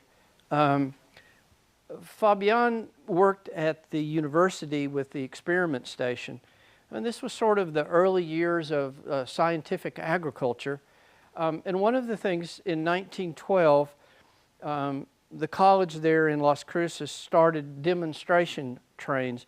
And they were sort of pursuing the idea that today's children are tomorrow's future farmers, and they would take a train that would go through New Mexico. They would stop, and the train would be loaded with experts who would stop and give lectures on scientific agricultural techniques, and they would also demonstrate various kinds of fruits and vegetables and that sort of thing. So he was heavily involved in that activity. Again, that began the year of statehood, 1912. In 1913, he was named the head of the Agricultural Research Station at the college there, and that made him the first Hispanic to ever lead a research college, a research institution in the United States, the field station. He became involved in chili breeding, and that's what he's certainly best known for. And what you see over my shoulder are some examples of from his notebook. And the process was selective breeding. And so the way they would do it, they would breed the crops for field trials, and it would take 1 year for the crop, and then they would study the results of that, and they were looking for particular characteristics.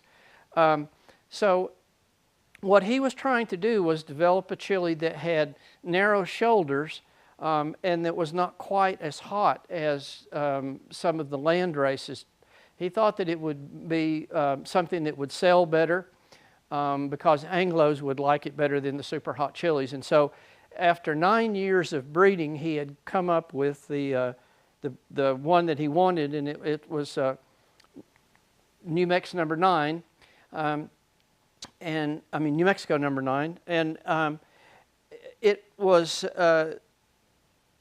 its characteristics made it very easy to peel and also to can. And so one of the early canning operations was by a former French priest, Theodore Rouault, and that was in the Mesilla Valley. And so they began to can green chilies. The market for canned green chilies was so strong that they could all be consumed in New Mexico. This is Fabian in later years. He taught at the university.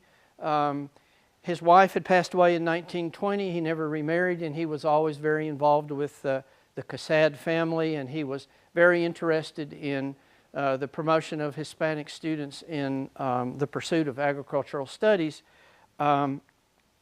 He also was very involved in publishing scientific material.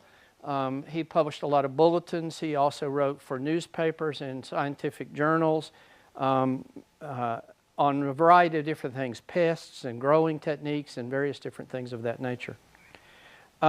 These are just some images of chilies being grown in the Las Cruces area at the time. Couple images. He was also a very highly skilled entomologist, and he is credited with discovering a bee, and the bee is named after him. It's Nomada graceriana, and so that was another pursuit that he had. We don't know exactly when he might have met a young Japanese-American Roy Minoru Nakayama, but we're pretty sure that they must surely have met. Fabian Garcia died in 1945, and Roy had been born in 1923. So probably when Roy was in high school, they might have met. And Roy Nakayama, of course, is the person who was to carry on the legacy of Fabian Garcia. And here you see Roy in the field, and he's with his chili that he developed. Now, his parents were both from Japan. His father had been born on the Sea of Japan, and had come to the United States in 1908. He first went to Seattle. He met a German man there, and they decided that they would move to Nebraska. This is the area that he was from. One of the interesting things is that his father was from. Roy never made an attempt to visit Japan. He never seemed to have an interest in it. His father his father sent for his mother, the woman who was to become his mother, sent to Japan for her. She came and joined him in Mitchell, Nebraska. They farmed in Mitchell, Nebraska. He and a German partner named Peters. And his father suffered an accident and could no longer tolerate the cold weather. So in the early 1920s, he moved to southern New Mexico. Roy was born in 1923 in what was called the Children's House in Salem Colony. Salem Colony was a utopian community north of Las Cruces, and the family was renting the land that the community had farmed prior to its dissolution. Because of the New Mexico had a law, and then there was also a federal law that followed shortly after that prevented, in the case of New Mexico, aliens, and in the case of the federal law, the Oriental Exclusion Act. Basically what that meant for the Nakayama family was that they couldn't own land in the father's name.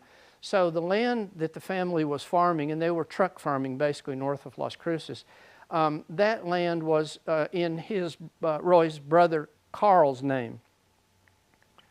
The family eventually had 8 children.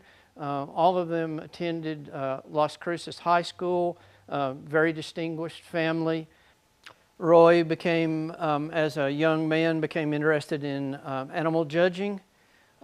He was quite interested in the Rambouillet sheep. He had some of his own to raise. One of the reasons he was interested in it was because the Rambouillets related to the Merino sheep, the famous Spanish sheep, and it has a long history here in New Mexico.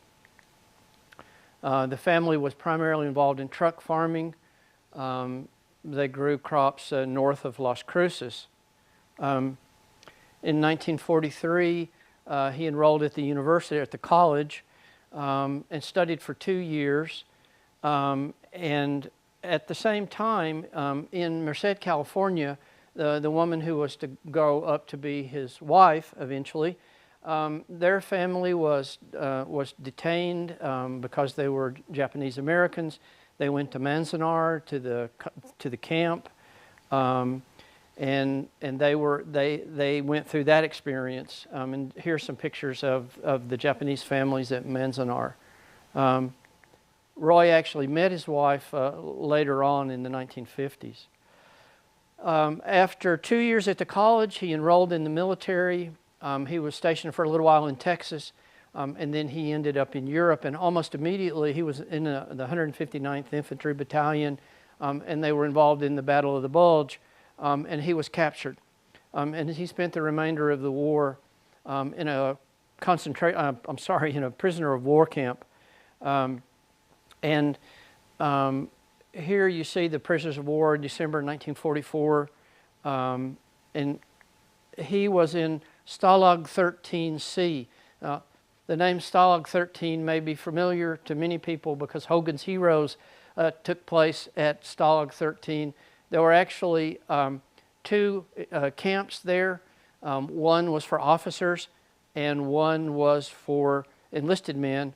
And of course, Hogan's Heroes has to do with the officers primarily, but Roy was at Stalag 13C, which was where the enlisted men were. This is actually a famous event in U.S. military history because General George S. Patton's son-in-law was also in the camp for officers, and so he staged a very unsuccessful unauthorized raid to liberate the camp. As it happened, Roy was marched away because the Germans were concerned that the conditions in the stalags were not up to the standards of the Geneva Convention. And in fact, Roy was down to 87 pounds when he was finally liberated. He came back to Las Cruces and tried to re-enter the university, and he was denied entry because he was Japanese American. The people who had been his professors prior to the war protested and demanded that he be allowed into the university, and he eventually was. And he finished a degree there, and then took a master's degree. He went to Iowa State University where he finished his PhD. During the period that he was at Iowa State, he left and went to work for the California Agriculture Department, and that's where he met his wife. Afterwards, as he was working on the development of chili, he became particularly interested in judging contests, particularly at the International Chili Society events, and he became known as Mr. Chili. And here's an irreverent poster from that. And he's best known probably for developing Numix Big Jim. This is the chili that if you are a fan of chili relleno, or if you're a home gardener, this is probably the chili that you know the best. The reason that it's ideal for the stuffed green chili is because it's the largest green chili variety in the world, and this was the one that he developed. Roy also developed another variety of chili that was called Española, and it was very popular with people who grew them on pots, and there was an article in the New York Times that indicated that people were growing them on their balconies in New York City. Roy was a great sportsman.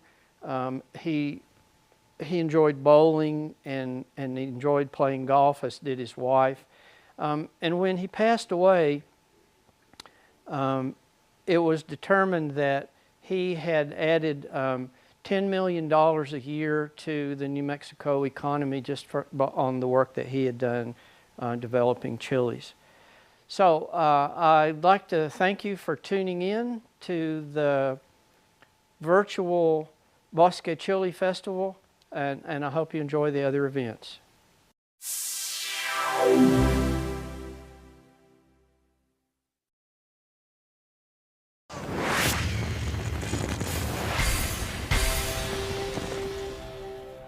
Welcome to the 2020 Bosque Virtual Chili Festival. I'm Thomas Dollahide, and I'm here to represent Europa Coffee, Tea, and Bakery, which is part of this whole interesting concept of food, farm, and festival. And I'm here to talk about a pork tenderloin. Now, this is a little different what we're trying to do here with this pork tenderloin than what you might be used to, because we're doing a fusion of your typical New Mexican chili that you might be thinking about with some Bulgarian tendencies. We have a couple of houses over in Bulgaria. We've been influenced by that. I'm a native New Mexican. My grandfather was a chili farmer, so we have that history. But putting the two together has been something we've enjoyed, both spending time with Bulgarian friends, bringing some New Mexican traditions there, and bringing some New Mexicans up to speed with Bulgaria. So the first thing I want to talk about is the tenderloin itself. So by the magic of television, we already have a tenderloin that's already prepared. Now, what I did with the tenderloin is very simple. I went ahead and I took the tenderloin, and it's obviously rested for some period of time. With that, I've salted it thoroughly, a little bit of sunflower oil, I'll get the right oil, some cumin, and then also some coriander. And once it's rubbed very well, put it in an oven about 400 degrees for something like 25 to 30 minutes until you have that internal temperature up to about 155, 160. That's sufficient these days, they tell us, for pork. So that's what we've done here for the product. Now, with that being said, be sure you're getting a pork tenderloin. A lot of people will purchase a loin and not be sure that it's a pork tenderloin. And when you do so, you're going to find a very tough product. It's going to take longer to prepare. So I'm just going to pull it out of that pan. You see it's rested well. Many of the juices have actually come into the pan proper. And so that's what you're actually going to use to make some of the sauce. So very simple, typical New Mexican spices and the cumin and the coriander, etc. Now this, typically what I would do is I would just put this back into the oven with the ingredients that I'm talking about in there to let it kind of heat up, and then in just a few minutes have it to the point that it's simmering, and then you can put it upon your pork. Now let me talk about some of the ingredients because they're very different from what you would naturally expect. The first thing is, of course, a Bulgarian wine. And so this Bulgarian wine is called Mavrud. Mavrud is a special type of grape that grows in this Thracian valley. You've probably heard of Bulgarian roses and these sorts of things. This is actually a grape that goes back to the Thracian civilization, maybe 3,000 years in the past. Some of the earliest wines that you're going to encounter in the world. It's very dry wine, and that's going to be very important for what we see later. So for a pork tenderloin like this, you're going to want maybe somewhere around a half a cup or so of wine in here. If I can actually get this lid off and pry a little bit on it. About a half of a cup of wine, and because it's dry, it's going to be really nice with the figs. And that's something else to talk about. The figs are a green fig. And when I say green fig, I don't mean in the sense of a fig that's like a Celeste fig or something that you're used to. One of these, I'm almost ready to take my teeth out here and just grab this thing by my teeth. But actually, it's a fig that's under-ripened. So let me show you that real quickly. I'll get to that wine some point in time if I can ever get it out of there. This is what I'm talking about with the product. This is a great company from Bulgaria. It's called Harmonica, and it's actually an organic product, and I love supporting small Bulgarian companies like this. And so what they do is they actually take figs in the fall, when figs are typically not going to ripen fully on the plant, and they candy these figs. It's a totally different taste. Don't think your typical fig, think almost a tea-like flavor. And it's interesting that a lot of times you can actually see inside sort of the fig there. It's a very typically, the fig leaves are used in teas. This has sort of that same flavor, very different, and it goes really, really well whenever you combine it with the wine. So we would go ahead and put close to the same quantity, equal portions of fig. So I'm going to put some of these nice figs. You see full pieces of fig you would actually drop out. So, you know, somewhere around a half a cup, something like that in there. Also, in addition to that, I'm going to try this wine one more time and try to see if I can actually get it out of here. I put it in this morning because I said, well, I'm going to come up here and I don't want it to fall in the car and spill. So I've achieved that. And this is why I should have had some way to get it off of here. This is going to be laughable when you watch this. Okay, well, wine is still not coming out. There we are. Help me, please. There we are, finally. Success, believe it or not. Tenacious people, those Bulgarians. But anyway, this wine, probably same thing, about half a cup. We'll put it in there. And then the only other thing we add, you can see I'm measuring exactly here, would be the chili. I mean, this is a chili festival after all, right? So we need some chili. And so with that, I've taken poblano peppers, prepared them just like you guys probably are used to preparing all the time, chopped them up so you can see the poblano underneath there. And of course, you know what that is on top, lots of garlic. That's what you definitely need. So we probably have about a teaspoon of chopped garlic and then the poblano pepper. Now, I think it depends on what you want temperature-wise, what you're going to add to this. So, I mean, you really could add about equal portions if you wanted to. I'm going to add a little less than equal in there. I'm probably putting just a shy bit less. I'm going to put a little extra garlic in there and call that good. Throw some chili around. That always makes it nice. And then kind of mix this in. So basically, that's what you're going to do for a sauce. Now, typically, when you put it in the oven, it doesn't take terribly long, maybe just a couple of minutes to kind of get it hot, to get all the flavors to mix together. And the pan, of course, you've got these drippings that have come off with some of that cumin hint, a little bit of the coriander hint, of course, just the richness of the pork as well. And so that's going to kind of continue. I don't like to mash up the figs. You've got enough, you know, there's a lot of liquid in here that'll impart the fig flavor, but there's something beautiful about just seeing that full fig. So I'm going to stick my finger in here in just a second and see if I think we got a good blend of taste. That was also on the camera. That's perfect. That tastes really, really good. Really nice blend. And like I said, you want a dry wine, so you may not be able to find the Mavrub wine. I understand 100%. If you do, you probably shouldn't put that cork in because you'll never get it out. But anyway, that is a very nice dry wine. You want that because the figs are so sweet. So if you don't do that, it's going to be too much. Don't get a sweet red wine or even a semi-sweet. So that's done. I'm going to set that off to the side. This would be hot and boiling at that point in time. So we're going to set that over. And the next thing that you're going to do is I really like the idea of pumpkin. You know, it's very New Mexican. It's something that was here even before the settlers came in. So I like the fact that it's also very Balkan. It's very Bulgarian. And so what I've done with the pumpkin is cooked it like you normally would with a pumpkin. You can roast a pumpkin if you like to, if you want to chop it up, and just even boil it for a period of time until it actually just falls apart. And you can see that we actually have it just basically in a mash. I just took a whisk to whisk it because I don't like to mash it for two reasons. One, you get all the kind of strings around your potato masher. And secondly, it overdoes it. I want some chunks. I want some texture in there. So it's pumpkin, a little bit of Demerara sugar. So for this quantity, which looks like maybe something like a little over a cup and a half, just a few little sugar cubes of Demerara sugar, maybe 3 or 4, salt to taste, a good pat of butter. You know, I'm probably using a couple of tablespoons of butter. Yes, I said it. Not exactly light. And then this stuff. So we're back to some weird things. This is an orange blossom water. So the orange blossom water is very unique. It's something you see in a lot of Middle Eastern cooking. This one I think actually is a Lebanese product.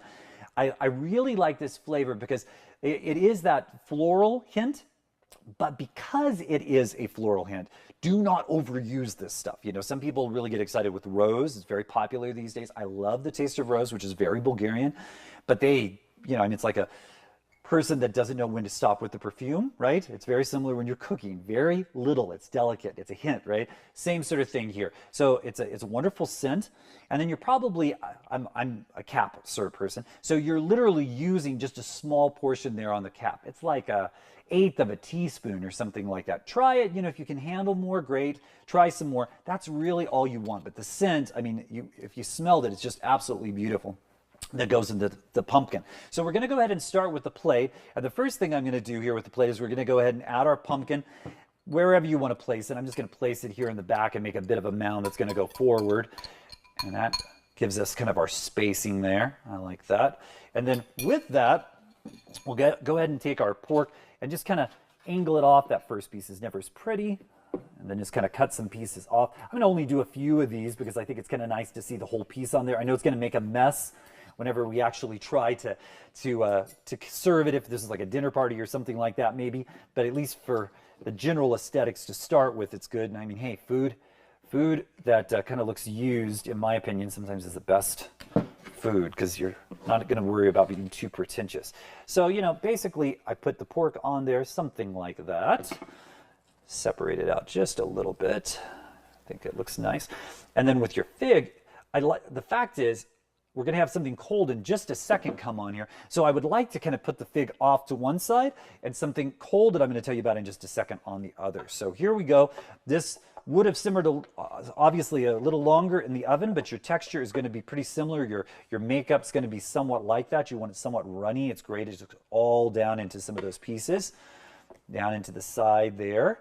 Move that one thick up against it, and then whatever else you need back here towards the back. It's always nice to put some just on the side, because you know how it is. You start slicing it and you want more, right? And so something along those lines. So we'll put a little bit more out there. That makes that look nice. And then we'll move on to our cold side that's going to go along with this. It's pretty complex, the flavors, as you can imagine, that are already going on the plate. So we want something very basic, something very simple. There's some really rich, strong flavors, very fall-like flavors. So it's nice to kind of brighten it up just a bit. So what I did is I went out in the field and picked some corn this morning. And so this is just very young corn that I've just cut straight off the cob. I opened it only slightly better than the wine. But anyway, that's just very simply cut, very fresh, very crisp. I don't do any sort of blanching. You want it to be just raw corn. And with the raw corn, I'm going to put another product with it. Perhaps you've seen labneh before. So there's lots of different labneh.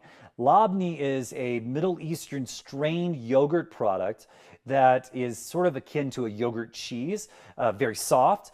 I like this type, Turkish labneh, the best. Israeli labneh, if you could ever find it, is very good as well because it's not as tart. That's what you don't want, is something that's incredibly tart. But there you go. I've been using this one, as you can tell. Had it with my salmon lox, which makes it wonderful. And I'm going to put pretty close to equal portions of the labneh in here. You know, feel free to stir up some of that whey that then strain off there and put that in with your corn. And it's really light. Like I said, what I like about this labneh, I'm probably going to put a little less than half. So I probably put a 60-40 split on that, and then we'll see how that goes. You're just kind of making this, almost like you're making a grandma's potato salad over here, in the sense of the texture that you're wanting at the end, or like maybe even a sort of mayonnaise tuna salad, heavy on the mayonnaise type of concept. But it brings in, because it's not the tart labneh, it brings in this sort of buttery richness, but it's very simple. It's not terribly salty. And then with the bright, crisp texture of the corn, it's just really wonderful in there. So, you know, this, I think, looks really nice for me. As much as you can kind of mound it in a lovely little mound there on the side, I think that's really nice together and makes a nice end. You know, Bulgarians, they love their yogurt, so they're more than happy to have something that's kind of along those lines. And so, although labneh would not be something you necessarily find in Bulgaria, that's pretty typical. Strange combination of flavors, it may seem at first, but it really, really works together. We were first introduced to this green fig when we went down to the coast to a town called Sozopol, and we actually had it in a cake. And it was with lemon and like a raspberry coulis, and we said, what on earth is this crazy thing? And that's what turned us onto the product. And so that really, coupled with this poblano pepper, it makes such an interesting kind of set of tastes. You get one flavor, and then you get another flavor in your final third flavor. So it's just a wonderful combination. So here's the suggestion. Try this sort of Balkan blend of New Mexico's history with things like poblano pepper and pork and pumpkin and corn and all these things we're used to, with a little twist, things that are like things we're used to with this labneh. You can imagine like a sour cream or a crema or something along those lines, and things that aren't New Mexican at all, green figs and citrus flower water, but make it really fun when you do that combination of them. So I hope you really enjoy this recipe. It's very fast. Like I said, from start to finish, you probably could put it out in about 35, 40 minutes, something like that, and have something that's really dazzling, very different. Where are you going to get these things? One quick thing. Look online, you can find them. Find the green fig, find the citrus flower oil. I'm going to do a shout out to Cafe Istanbul here in Albuquerque. They have a lot of these products because they're from that part of the world. And get them, try them, experiment, and enjoy. Thank you so much. So here he is, Kyle Martin. Thank you.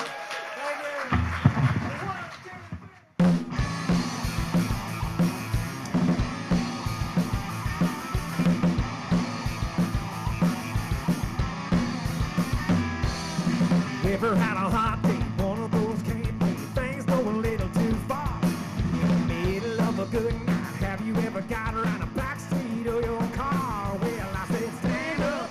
If you ever been there, stand up. Identify, I said stand up. Tell us all about it, stand up. Oh, testify. Testify.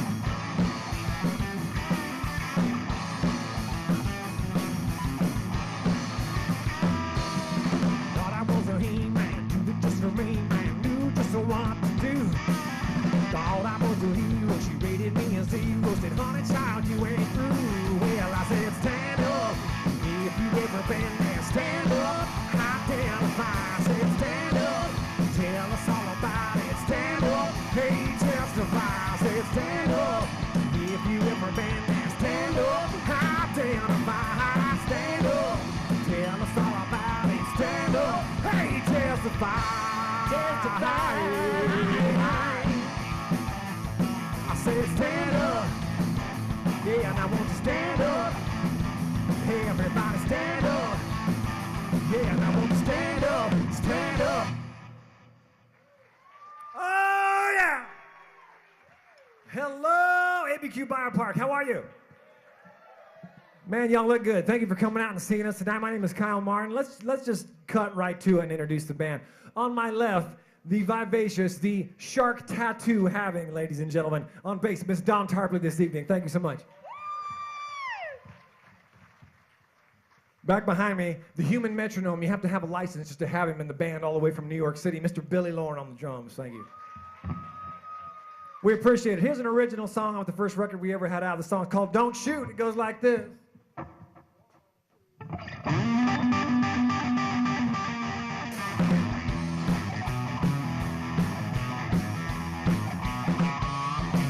was playing at a nightclub in El Paso. The people packed the bar right out the door. With some drunk ass in the corner, hit a bouncer. When I watched the fight commence out on the floor.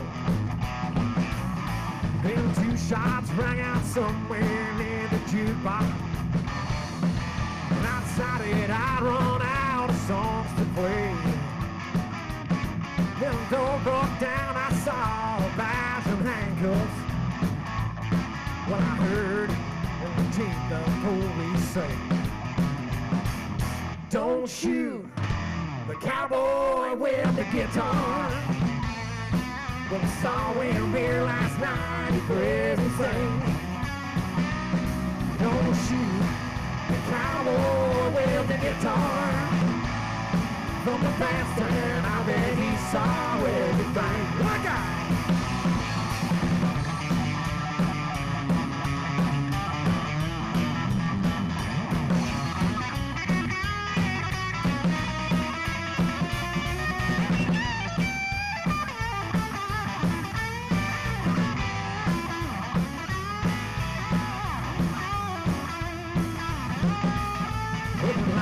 People up and taking statements. When the guy stepped up and he said, I saw it all. Then someone took a cue stick to his forehead. And that soon became a full-fledged bar and brawl. They radioed for backup and the SWAT team. Tear gas and police dogs filled the scene. Now sniper drug its crosshairs across the dance floor. When I heard all the chief of police scream, don't shoot the cowboy with the guitar. Well, I saw him here last night, crazy thing. Don't shoot the cowboy with the guitar. From the bandstand, I bet he saw everything. From the bandstand, I bet he saw everything.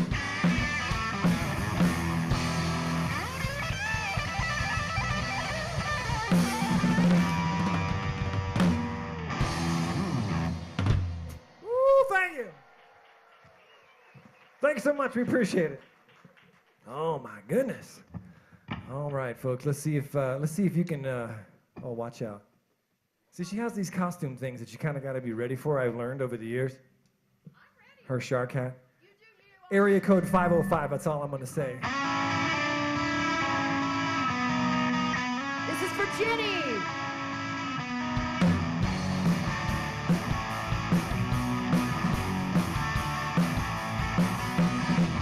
Jenny, Jenny, you can I turn to? Give me something I can hold on to. I know you think I'm like the others before. Got your name and number on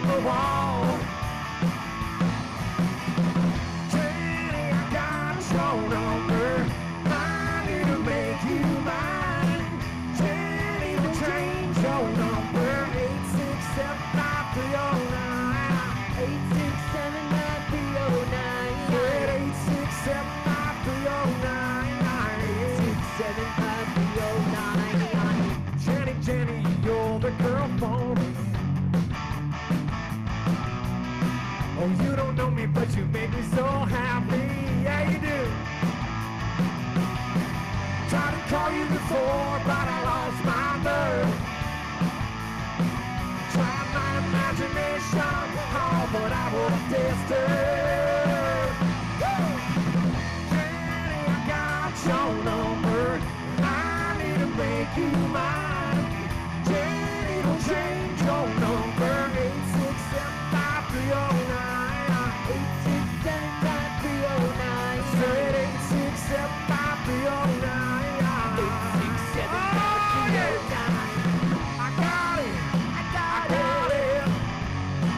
Got your number on the wall. I got it. I got it for a good time. For a good time call.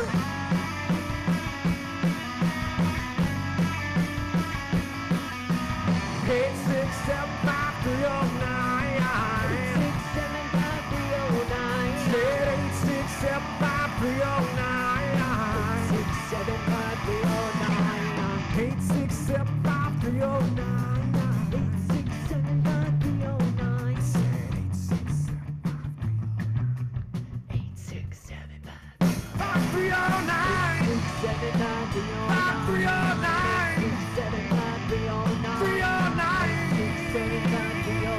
Yeah.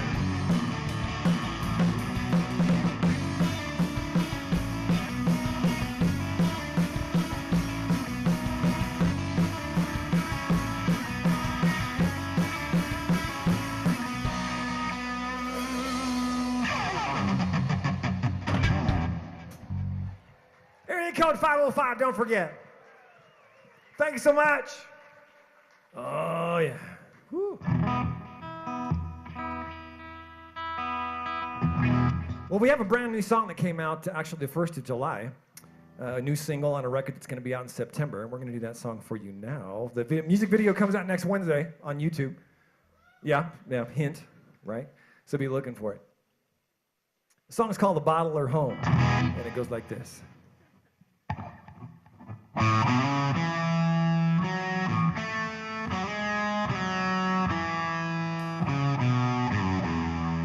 Well, there's a bar down the street with folks on their feet. They're drinking and they're laughing too loud. And on the stage there's a band playing hard as they can to a God-fearing, honky-tonk crowd. But in the back, there's a man with his head in his hands, and they're wondering how we'll ever go on. 'Cause since this world in heaven was the only place left to come is inside the bottle or home. Now he should head for the door, but he orders one more, even though he knows one more won't do. 'Cause ain't a shot or a drink can make him not think about how she said they were through. So in the back, there's a man with his head in his hands, and he's wondering how we'll ever go on. Since his world in heaven was the only place left to come is inside the bottle or home. Yeah!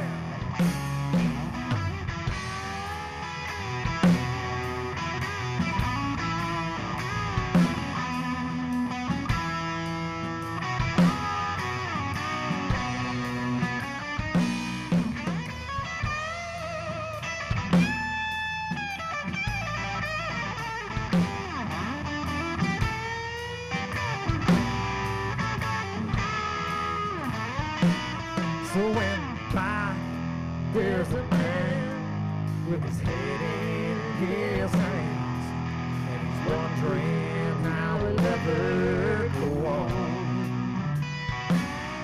Since there's a world in hell go on, the only place left to go is inside the bottle or home.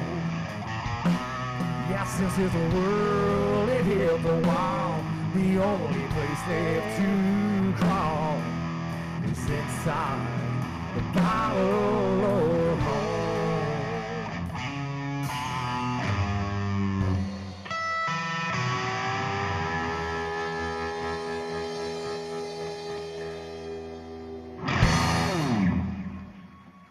Thank you so much. Go buy that so we can buy a bus. Thank you. Yeah, those things are important when you're on the road. We appreciate it. Thank you. Oh, my goodness.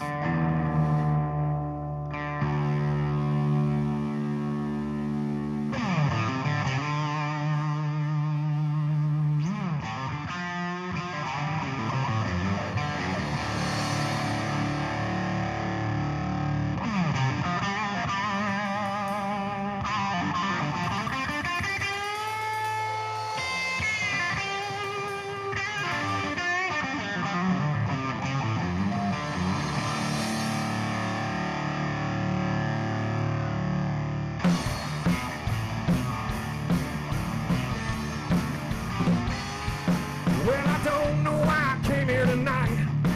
I got the feeling that something ain't right. Well, is it cool to go to sleep on the floor? Cause I don't think I can take anymore. Well, I said clowns to the left, jokers to the right. Here I am, stuck in the middle with you. Yes, I'm stuck in the middle with you. And I'm wondering what it is I should do. Well, it's so hard to keep the smile from my face. Losing control, yes, I'm all over the place.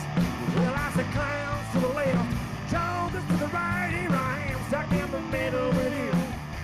Well, you started out with nothing, and you're proud to show us everything.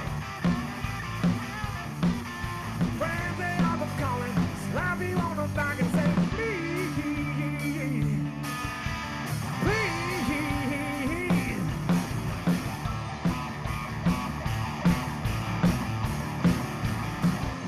Well, now I don't know why I came here tonight. I got the feeling that it's something ain't right. Well, is it cool to go to sleep on the floor? Cause I don't think I can take anymore.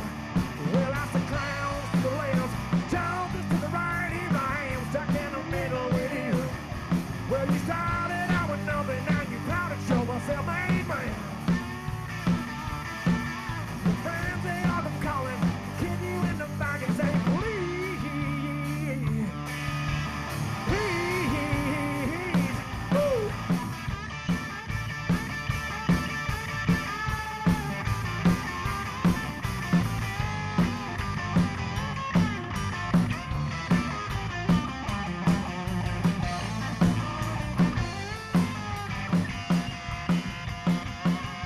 Well, I don't know why I came here tonight. Help me out, John. Come I got on. the feeling that Oh, it's yeah. something ain't right. You know the drill. Well, is it cool to go to sleep on the floor?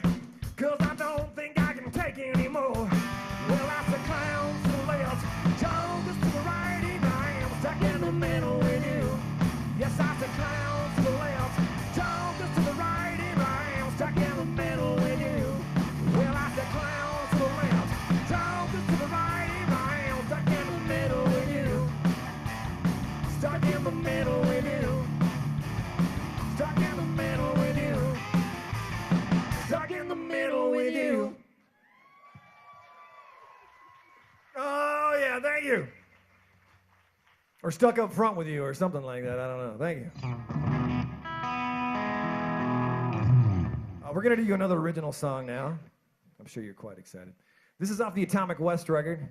The song's called Bad Behavior. It goes like this.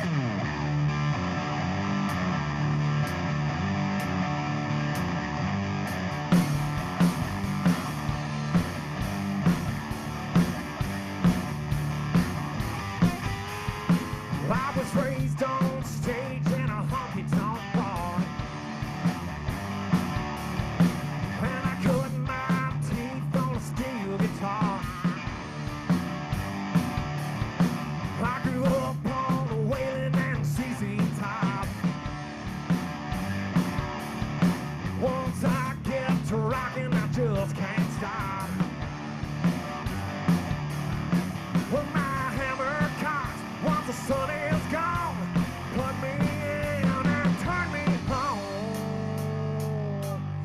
Yeah, 'cause I'm bad behavior, don't you know?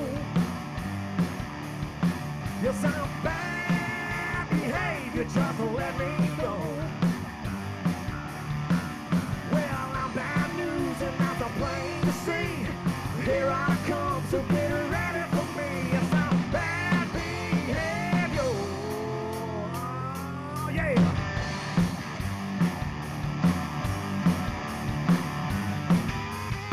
Well, I fly by the light of a neon star, and I drown my tears in a mason jar. Got a jukebox heart and an outlaw soul. Well, there's only one thing that you should know. Well, like a red hot coals, I'm gonna burn you down, leave you begging for more as I ride out of town. 'Cause I'm bad behavior, don't you know? Yes, I'm bad behavior, just let me go. Well, I'm bad news and that's a plain to see. Here I come, so get ready for me. Yes, I'm bad behavior. Oh, yeah.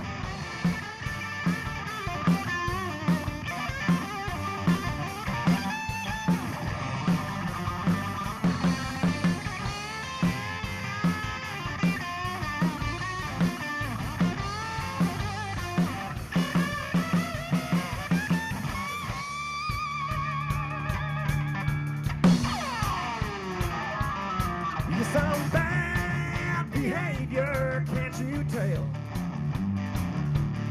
Yes, I'm bad behavior, just a raising hell. Woo! Well, I'm bad news and that's a plain to see. Here I come, so get ready for me. Yes, I'm bad behavior. Oh, yeah.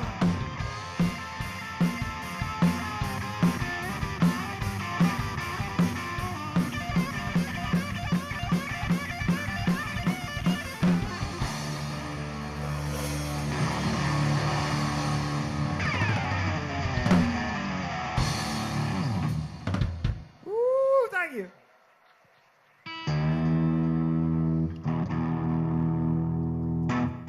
Are you having fun yet? There you go. Yeah, you don't be afraid to have a couple of drinks because it makes us sound better, you know. It actually works both ways.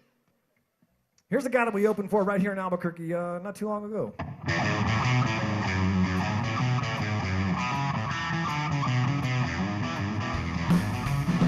Well, I'm a honky-tonk man, and I can't seem to stop. I love to give a cousin the world till the music coming on too far. When the money's all gone, telephone singing, hey, baby, mama, can your daddy come on? Well, now, pretty little girl and a jug of wine, that's all it takes to make a honky-tonk mine. Jukebox moaning and honky-tonk sound. I can't wait to see the lights of town. 'Cause I'm a honky-tonk man, and I can't seem to stop. Love to give a girl the world till the music coming on jukebox. When the money's all gone, you want the telephone singing, hey, baby, mama, can your daddy come on?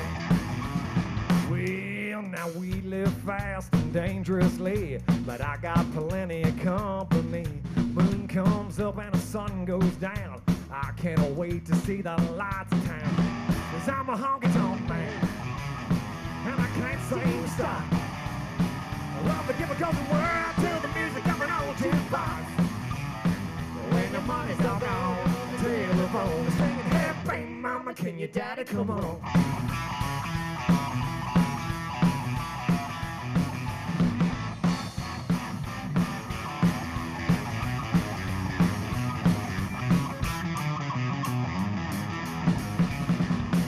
honky-tonk man, and I can't seem to stop. Love to give up the world to the music coming on jukebox. When the money's all gone, telephone singing, hey, baby, mama, can your daddy come on?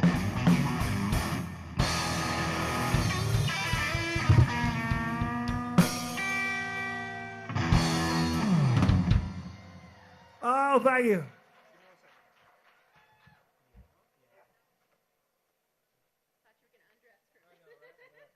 Who wants to hear the bass player sing a song? Raise your hand. That's what I'm talking about. There's not a lot of things that we're good at. We're close, and then drinking isn't probably the other thing, I'd say.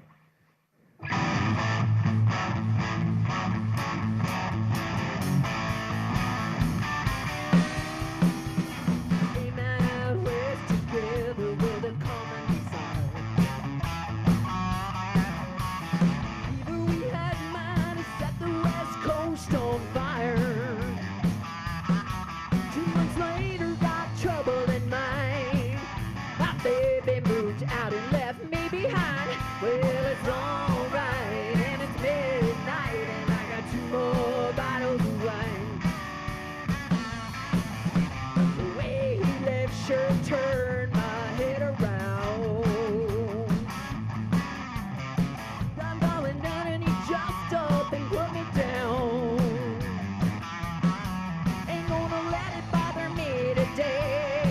I'm working and I'm too tired anyway. Well, it's alright and it's midnight and I got 2 more bottles of wine. 1,600 miles from the people I know. Whoa. Doing all I can and opportunity sure comes slow. I would be in the sun all day, but I'm sweeping out a warehouse in West LA. Well, it's alright, and it's midnight, and I got 2 more bottles of wine. Let's take it for a ride, boys.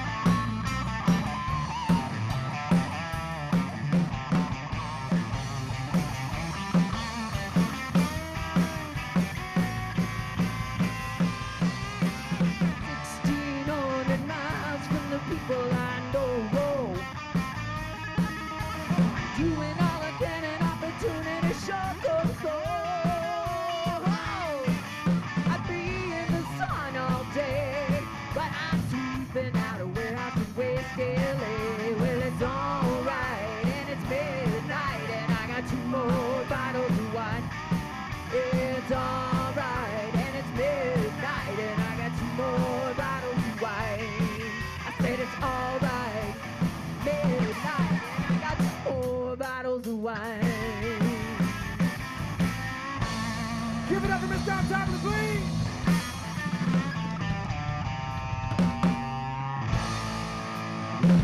Ain't she sweet? I always wanted to say hi, Mom. How y'all doing? We're so excited to be here tonight. I have some costume changes tonight that he's just going to have to put up with. In fact, I think one right now. It just wouldn't be the same if she didn't, folks, I'll tell you.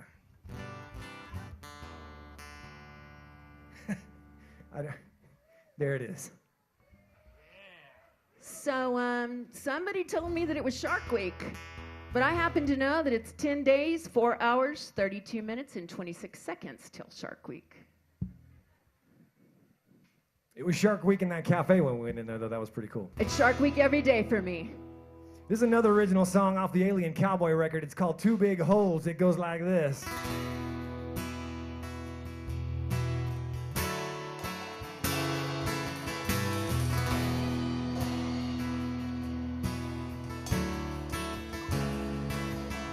Now, baby, I've heard some things about you,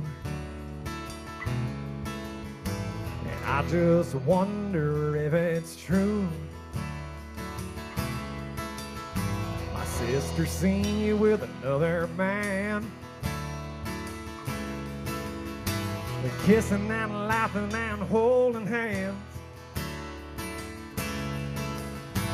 Baby, I'd like to tell you that I don't give a damn.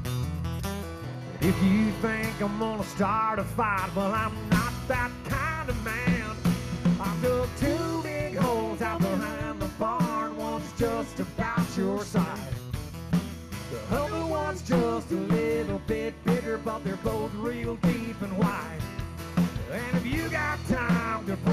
your man, I'd like to show you both of what's inside.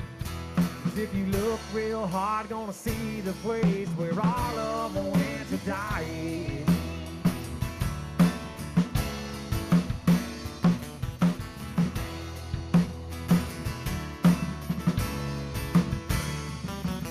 Spent all last night just wondering why.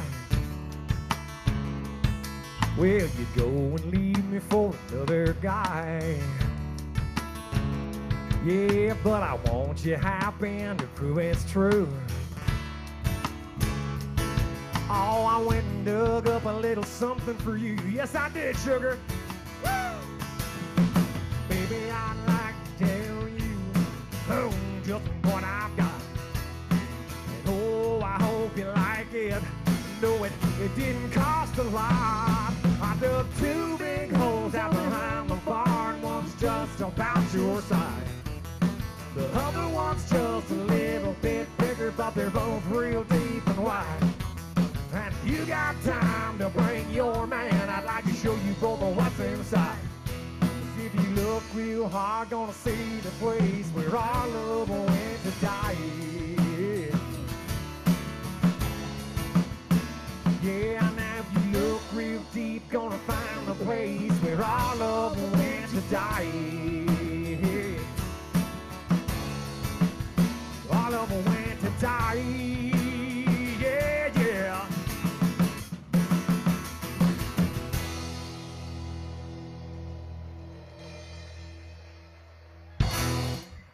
Yeah, thank you. We love it. That's what you call a murder ballad, folks, in case you didn't know there, yeah. I like to dedicate that to all my ex-husbands. If he gives me a break in the mic, that's what happens. Okay, this is for everybody that was at Woodstock. You remember who you are. Or if you were there, you probably don't, actually. But anyway, it goes like this.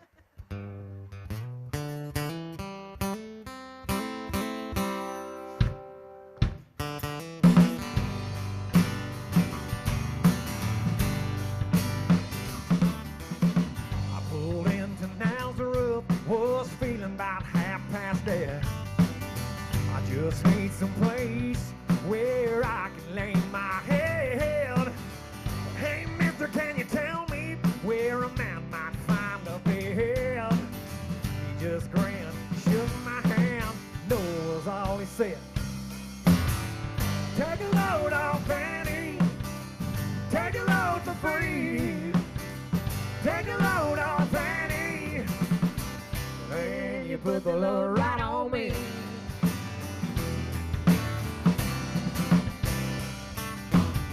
I picked up my bags, I went searching for a place to hide.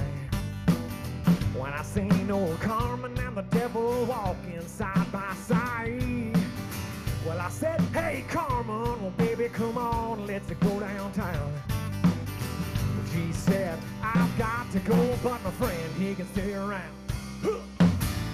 Take a load off Annie, take a load for free. Take a load off Annie, and you put the load right on me.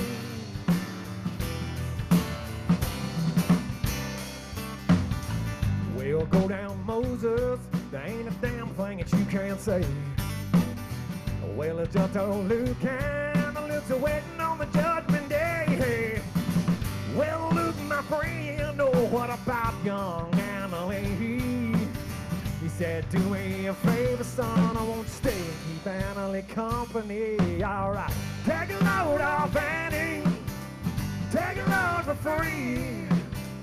Take a load off Annie, and you put the load right on me. Last verse, it sounds like this right here.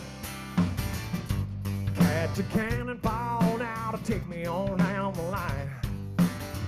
My bags are sinking low, honey, and I do believe it's time to get back to Miss Fanny. Oh, Lord, she's the only one who sent us here with regards for everyone. Woo! Take a load off Annie, take a load for free. Take a load off Annie, and Can you put the load right on me? The load right on me, yeah.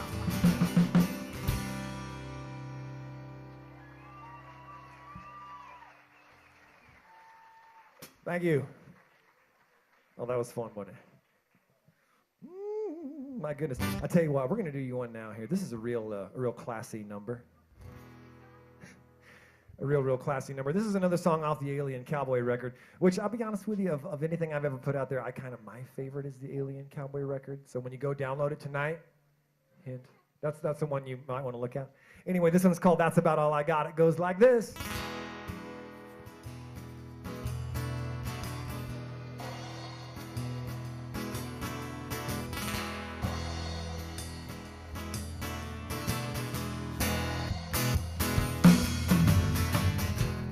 Me a shot glass, fill it up till the line. I'm gonna drink till I can't see, but in the morning I'm gonna be fine. Yes, I'm sorta like Pond Scum. Oh yes, yes, I always float to the top.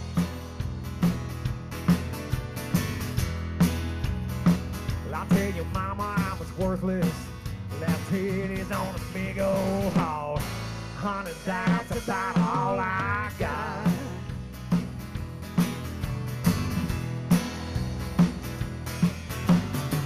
I headed down to the racetrack to watch the ponies run. I lost every damn dollar I had, betting on 100 to 1. Lord, I'm sorta like a bed bug. Oh, yes, yes, I ain't a good for a lot.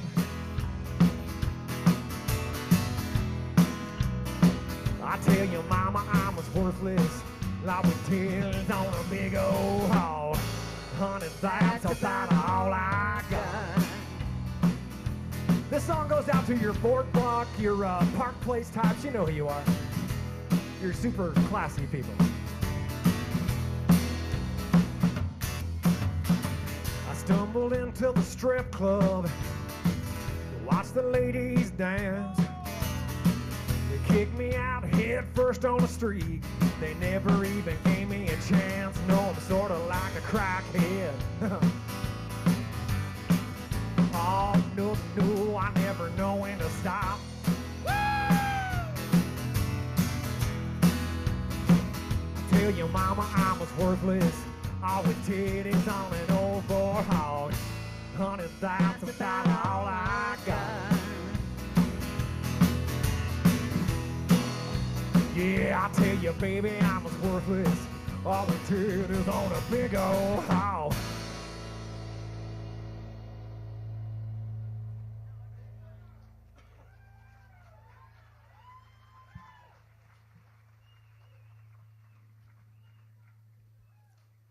Mama, that's about all I got.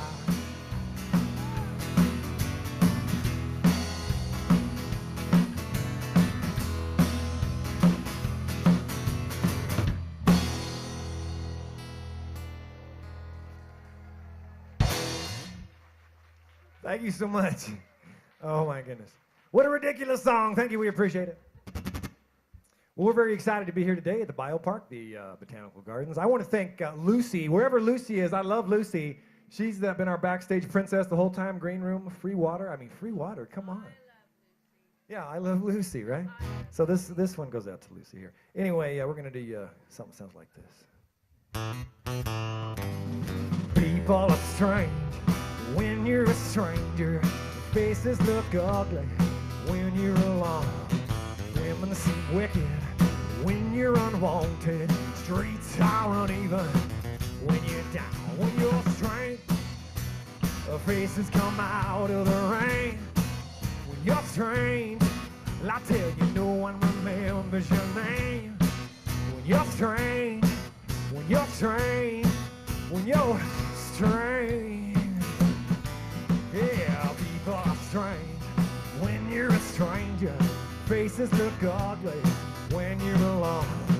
Women seem wicked when you're unwanted. Streets are uneven when you're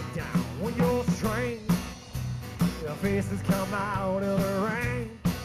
When you're strange, well, I tell you, I can't remember your name.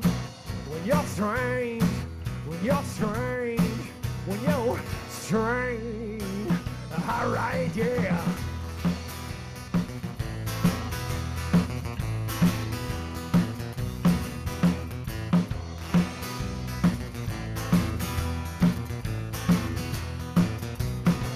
When you're strange, faces come out of the rain. When you're strange, well, I tell you, Billy can't remember your name.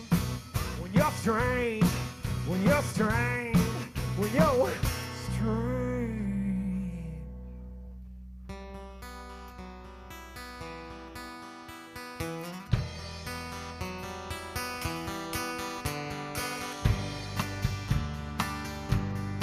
This goes out to everybody here tonight.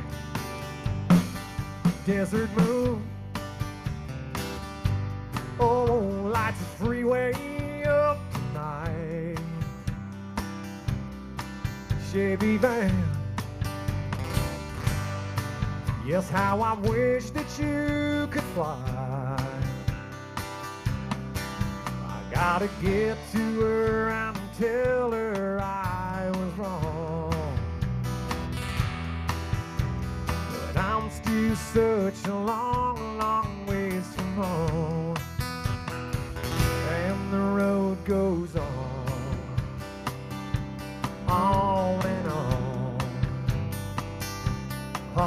and on.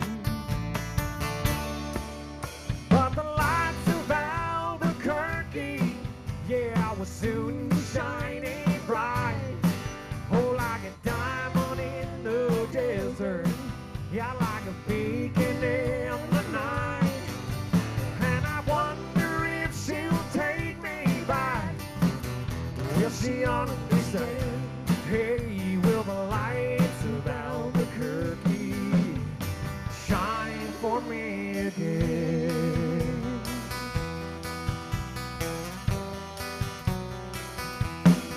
Thinking back,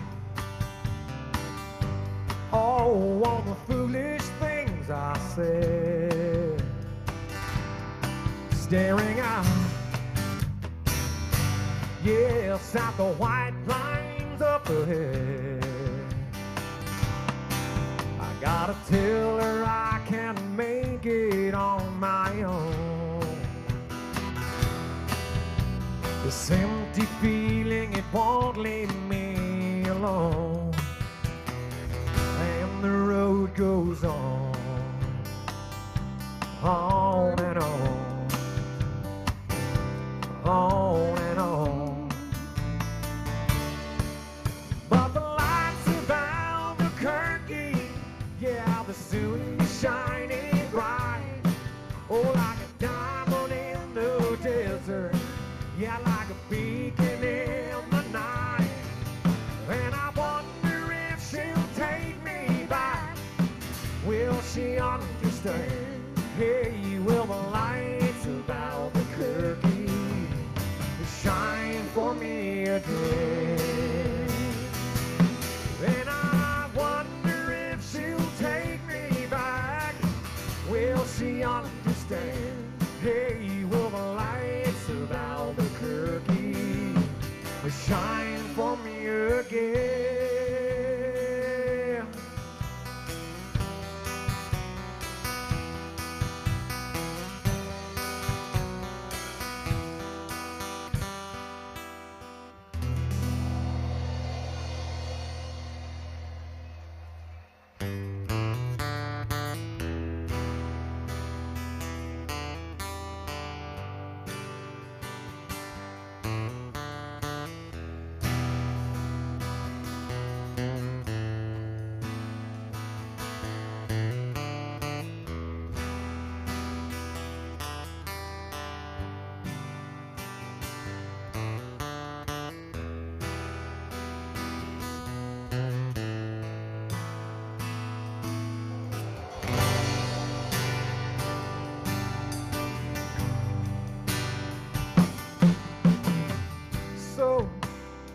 So you think you could tell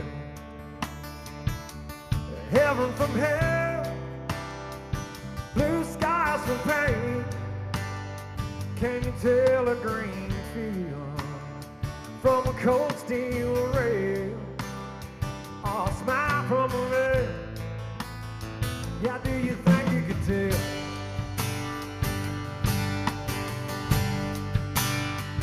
If you get to the trade, your heroes for gold, hot ashes for tree, warm air for a cool, freeze cold comfort for change. Did you exchange a walk-on part in the war for a leader role in a cage?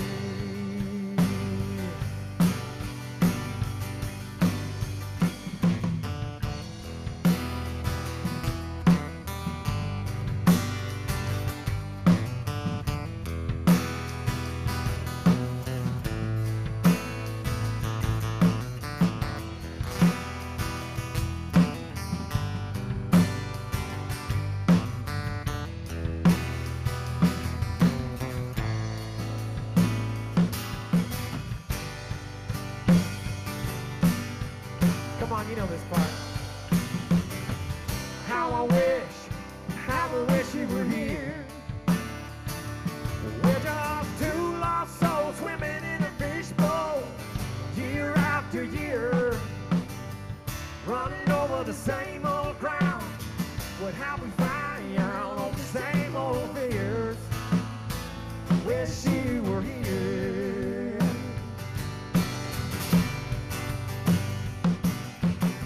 Lord, how I wish you were here. We're just two lost souls swimming in a fishbowl, year after year, running over the same old ground. What have we found on the same old field? Wish you were here.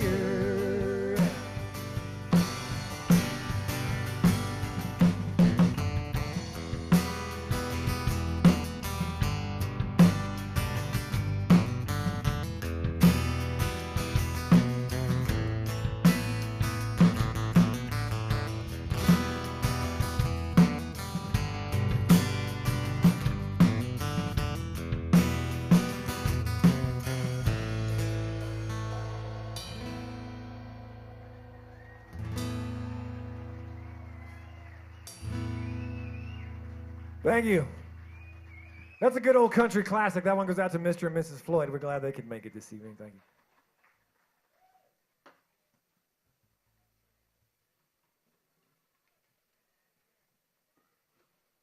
Folks, KyleMartinMusic.com. Please go on there and find us. If we're not friends on Facebook, you have to wonder what your life is really about at this point. I mean, what's the real meaning? KyleMartinMusic.com. Facebook, Instagram, Twitter. We like all that online interaction.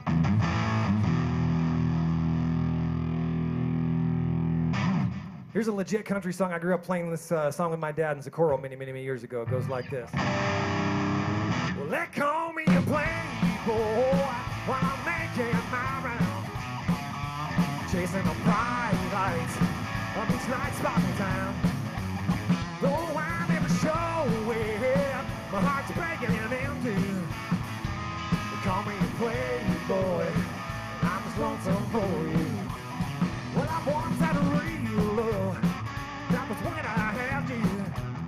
Well, darling, I never feel love with somebody new.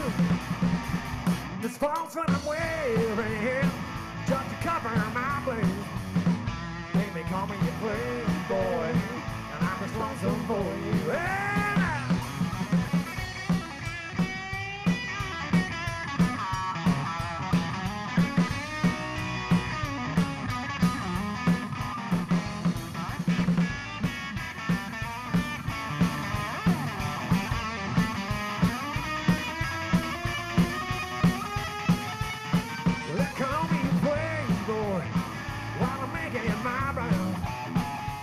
chasing the bright lights of each night.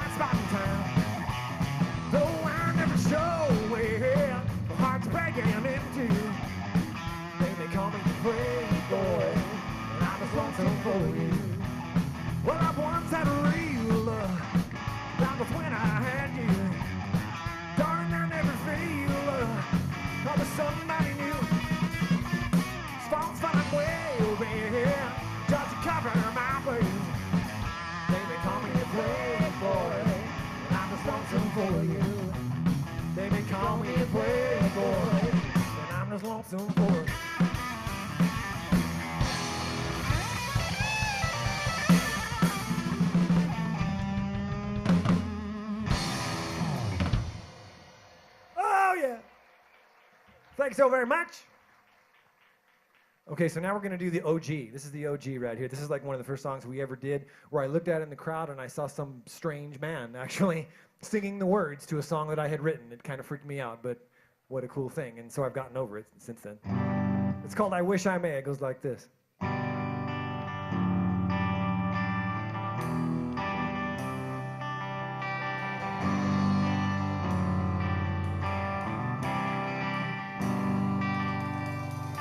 Sits on his front steps, staring in the distance.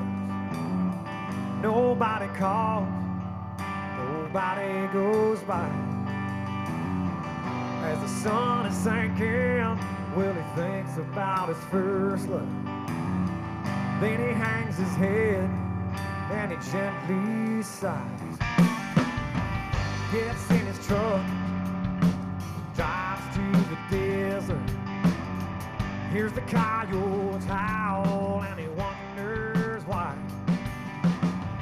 As the moon comes up, well, he feels a little smaller.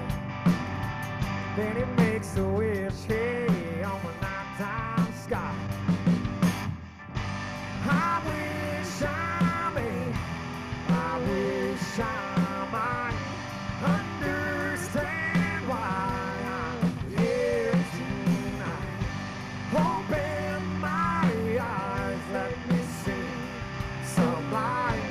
I wish I may, I wish I might.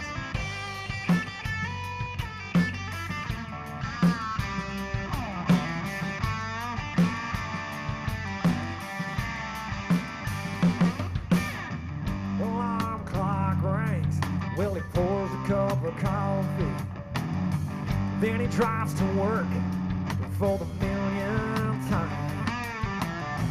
Sits out at his desk, just staring out the window. Looks out at his watch, hey, as his life ticks by. It's 5 o'clock, well, he punches out his time card. Then he sits in traffic until 9:30. Pulls in his driveway, well, the stars are out and shining. Looks towards the sky, hey, and asks one more time. I wish I may, I wish I might understand why I'm here tonight. Open my eyes, let me see some light. I wish I may, I wish I might. Life's full of questions, and they never go away. Sometimes it's hard, we just take it day by day. I wish I may, I wish I might understand why I'm here tonight. Open my eyes, let me see the light. I wish I may, I wish I might. I wish I may, I wish I might understand why I'm here tonight. God am my precious in your sight. I wish I may, I wish I might.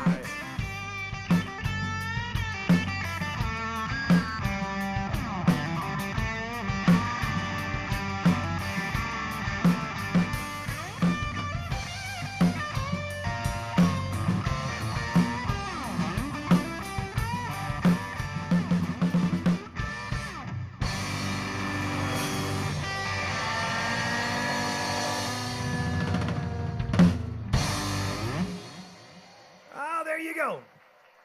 Thank you so much. Ooh, we appreciate you. My goodness. Today's like the hottest day of the year, right? Like for me so far. Or maybe it's because we're under these lights and you all are so cool. Maybe that's why. I don't know. Yeah, right. It's dang near 100. It had to be close. Anyway. This is for all the incredibly sexy people that come out today. Who's that again? That's what I thought.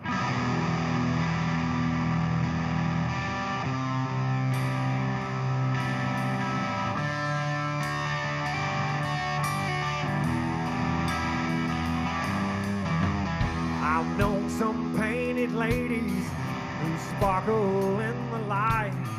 Country girls that love a lover's man. Some I never really knew, though I always wanted to. Some I only met once or twice. Some said they liked my style, others of them stayed a while. Yeah, but some left me on the run. This is the only way I have to say. Yeah, well, I loved them, everyone. Big, little, or short or tall, I wish I could have kept them all. Yeah, well, I loved them, everyone. Like to think I'm for the charms, holding me in their arms. Yes, and I hope y'all have some fun.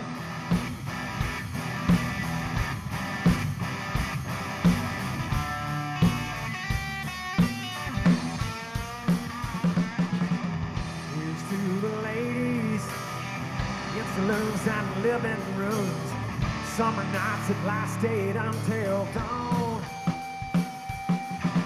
Used to the memories, everyone's a part of me. Yeah, well, I loved them, everyone. Big, little, or short or tall, I wish I could have kept them all. Yeah, well, I loved them, everyone. Like to thank them for the charms, holding me in their arms. Yes, and I hope they have some fun.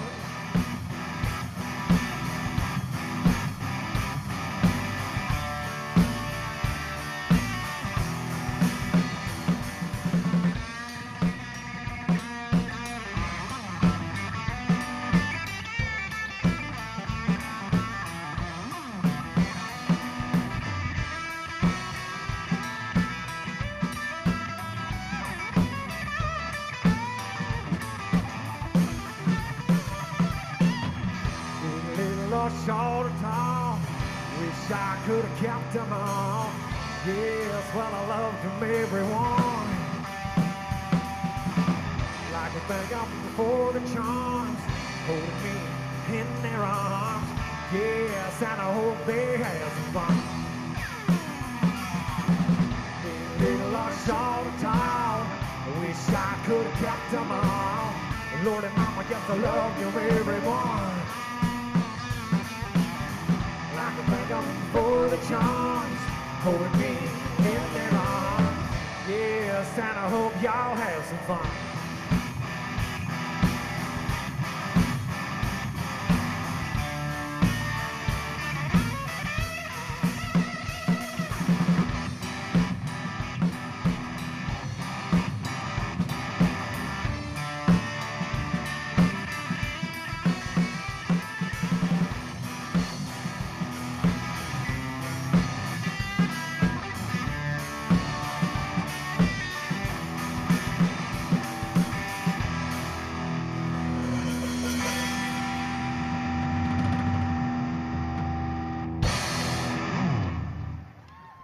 Yeah! That's what you call buckle rubbing music right there. Or spit swapping music, or one of those. That's what my dad used to call it. I guess this is what you call two for the price of one, eh, Don? Yeah. Yeah. I don't know. I'm not a scientist. Well, I'm or a bargain shopper, folks, so I think you're going to like this one.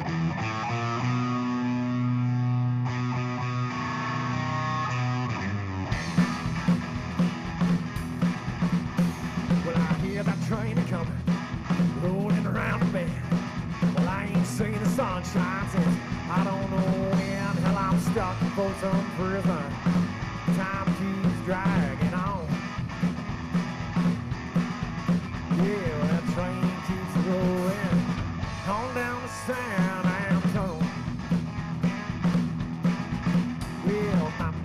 it to tell me. Mama told me, son, never be a good boy. Don't you ever play with guns. Well, hell, I shot a man in Reno just to watch him die. Yeah, when that train keeps a rolling, well, I hang my head and cry. Yeah, look out!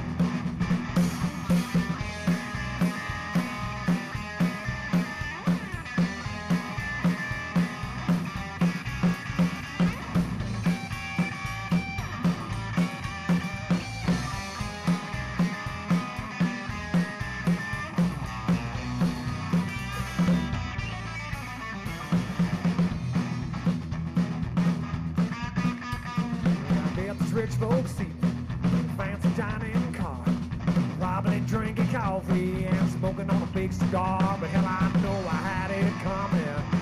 I know I can't be free. Yeah, well, those people keep moving, and that's what tortures me. Oh, let's do it again.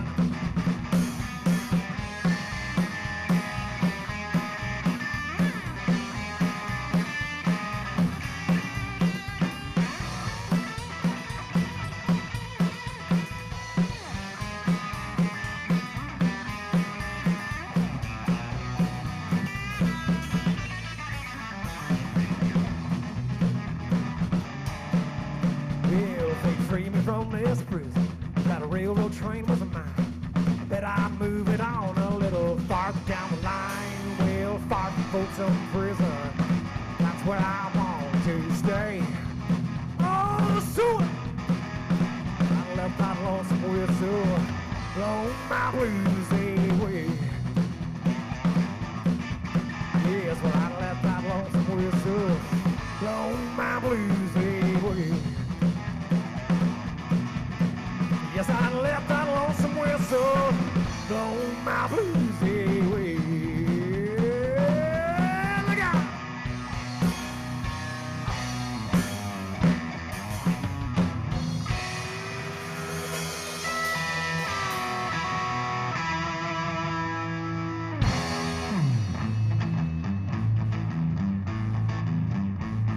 Howdy.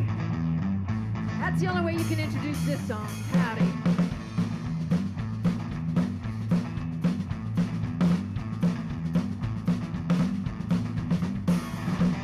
Cowboy went riding out one dark and windy day. On a bridge he rested as he went along his way. All at once a mighty herd of red-eyed cows he saw plowing through the ragged skies and up the cloudy draw. Earth was still on fire and their hooves were made of steel. Brands were still on fire and their hot they could feel. Saw the riders smoke on by and riders in the sky trying to ride the devil's herd as they ride on hear their cry. Here we go, if you know it, sing it. FBI,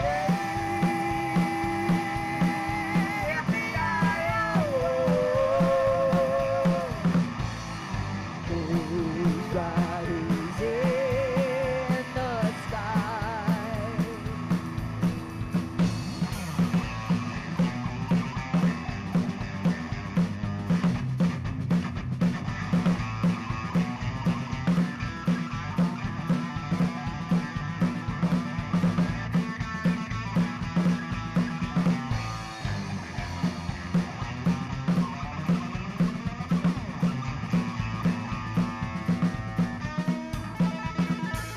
Their eyes were red, their faces gaunt, their shirts all soaked with sweat, just the way I like 'em.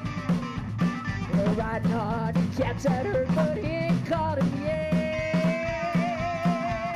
They got to ride forever on that range up in the sky, on horses snorting fire as they ride on near their cry. Here we go, ready? FBI,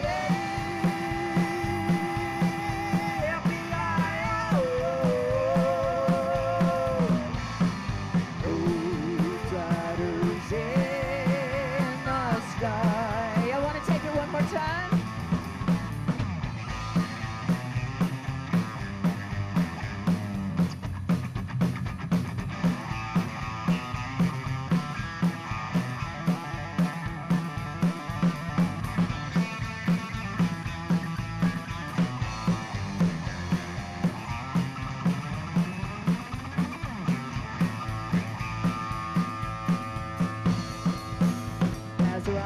envelope done by him. I heard him call his name. He said, hey, Kyle, if you want to save your soul from hell or riding on the range, well, cowboy, change your ways today, or with us you will ride, trying to catch devil's turn across these endless skies.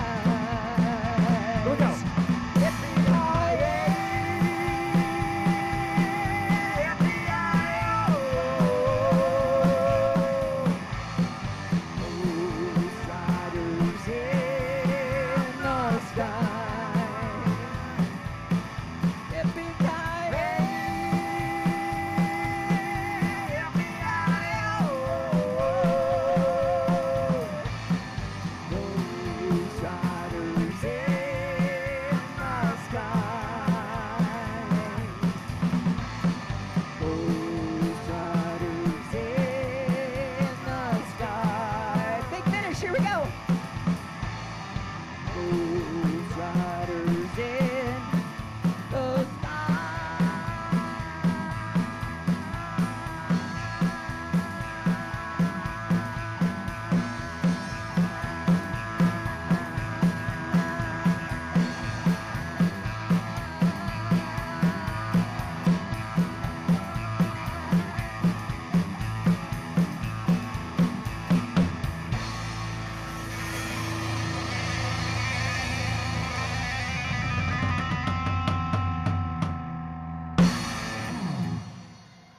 Mr. Johnny Cash, Mr. Don Tarpley, thank you.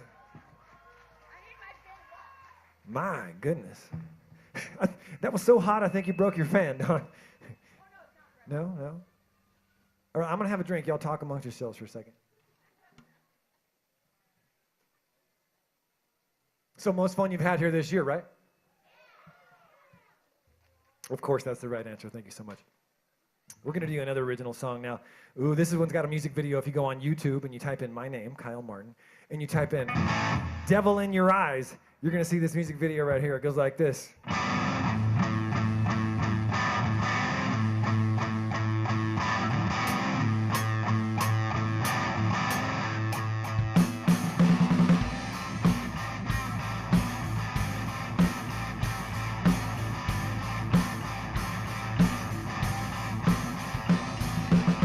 Baby, I've been looking for a girl like you. You hit me like a freight train.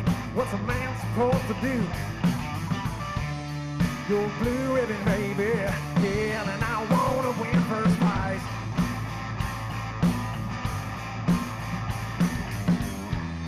Got a face like an angel. Got the devil in your eyes.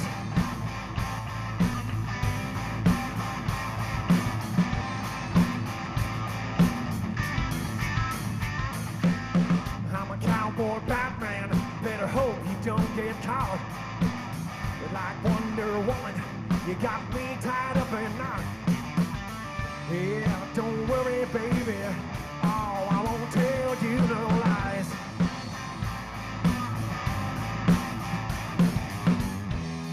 Got a face like an angel, got the devil in your eyes.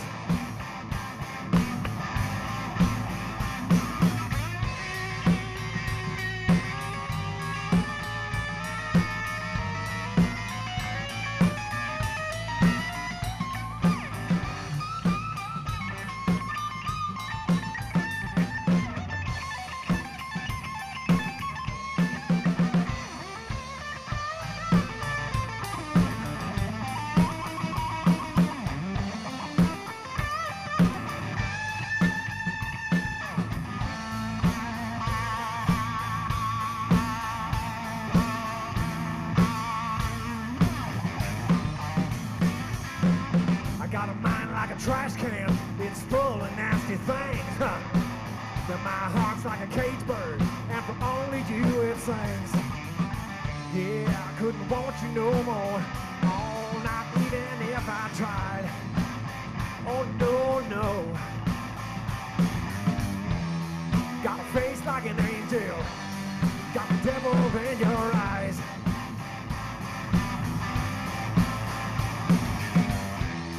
Got a face like an angel, got the devil in your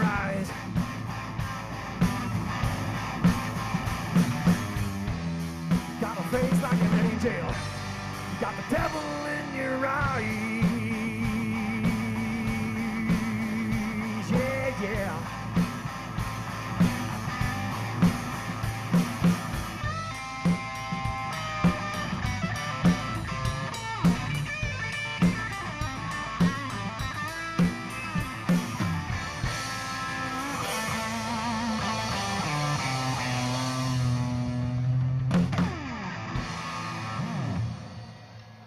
Yeah!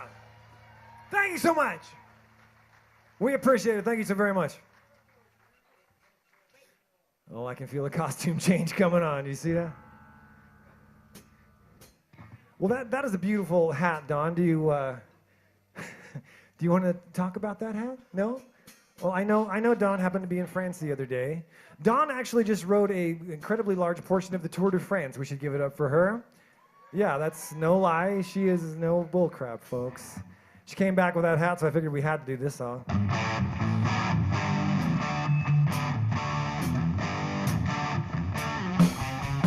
I was working part-time out of 5 and dime. My boss was Mr. Money. Told me several times that he didn't like my kind, 'cause I was a bit too leisurely. Seems that I was busy doing something close to nothing, but different than the day before. That's when I saw her. Woo! I saw her. She come in through the outdoor. She wore her raspberry beret, the kind you find in a second-hand store. Raspberry beret. Yeah, and if it was warm, she wouldn't wear much more. Raspberry beret. Yeah, yeah, I better love her.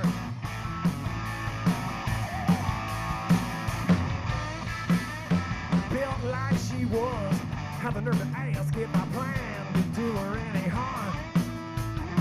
Put my bike, we went riding on my old man Johnson's farm. Overcast days never turned me on. I was something about the clouds in her mix. I could tell that she wasn't too bright, but I could tell by the way she kissed. She knew how to get her kicks. She wore a raspberry beret. Yeah, the kind you find in a second-hand store. Raspberry beret. And if it was warm, she wouldn't wear much more. Raspberry beret. Yeah, yeah, I think I love her. Yeah, rain sounds so cool. It's a ballroom. What's this one who you are? Well, the thunder chimes out with the lightning seed, and you feel like a movie star. Hey! The first time ain't the greatest, but if I had a chance to do it all again, well, now I wouldn't change the stroke. 'Cause baby, I'm the most, but a girl as fine as she was then. Oh, she wore a raspberry beret. Come on, lift him up high in the sky. Fine in a second-hand store. Raspberry beret. If it was warm, she wouldn't wear much more. Raspberry beret. The kind you find in a second-hand store. Raspberry beret. If it was warm, she wouldn't wear much more. Raspberry beret. Yeah, yeah, I think I love her. Yeah.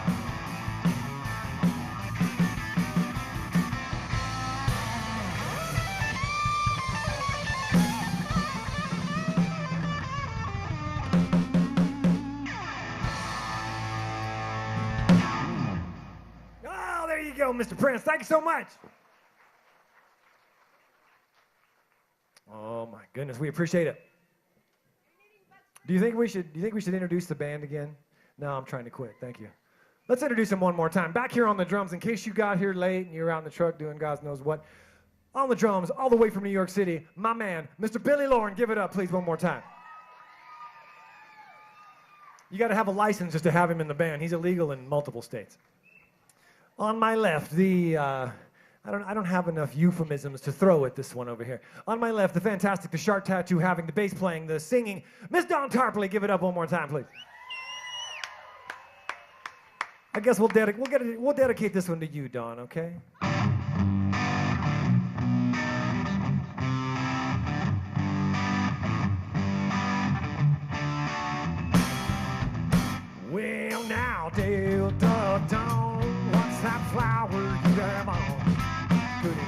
a faded rose from days gone by. Did I hear you say, gonna meet you here today? Take you to his mansion in the sky. Well, now she's 41 and her daddy still calls her baby. All the folks round Brownsville say she's crazy. Yeah, because she walked downtown with a suitcase in her hand. From there, the mysterious dark-haired man. In younger days, they'd call her Dale the Don. Prettiest woman you ever laid eyes on. When a man of wealth and prestige stood by her side, promised her he gonna take her for his bride. Well, Delta Dawn, what's that flower you have on? Could it be a faded rose from days gone by? Did I hear you say, gonna meet you here today? Take you to his mansion in the sky.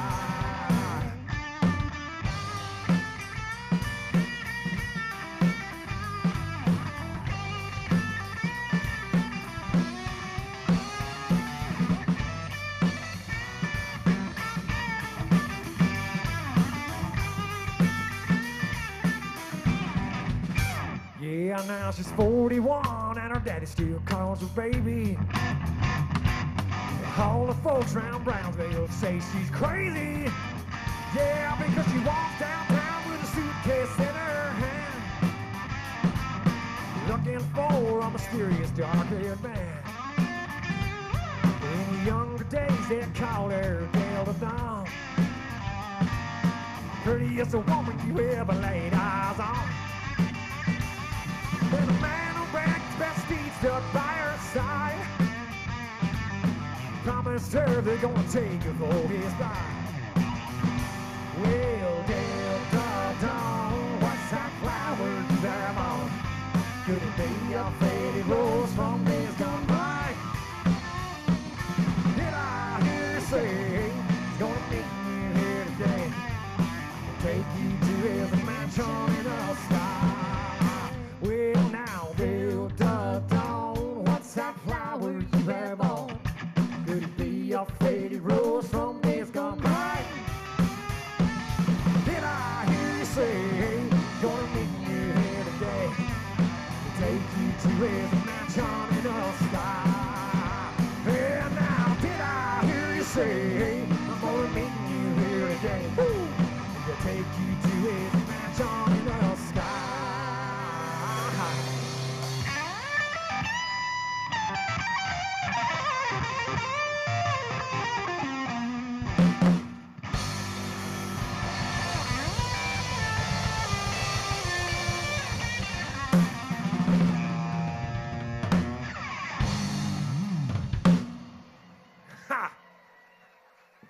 Thank you.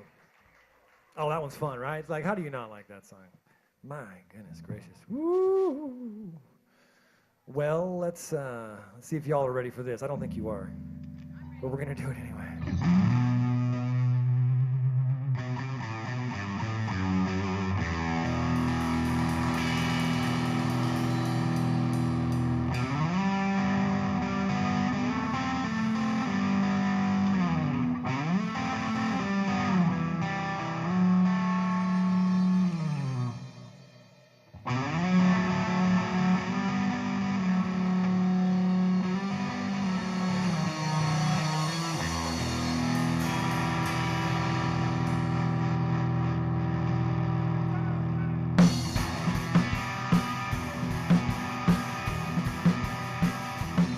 Soy un hombre muy honrado que me gusta lo mejor. Las mujeres no me faltan, ni el dinero ni el amor. Jineteando a mi caballo por la sierra yo me voy. Las estrellas y la luna ya me dicen dónde voy. Ay, ay, ay, ay, ay, mi amor. Ay, mi morena de mi corazón.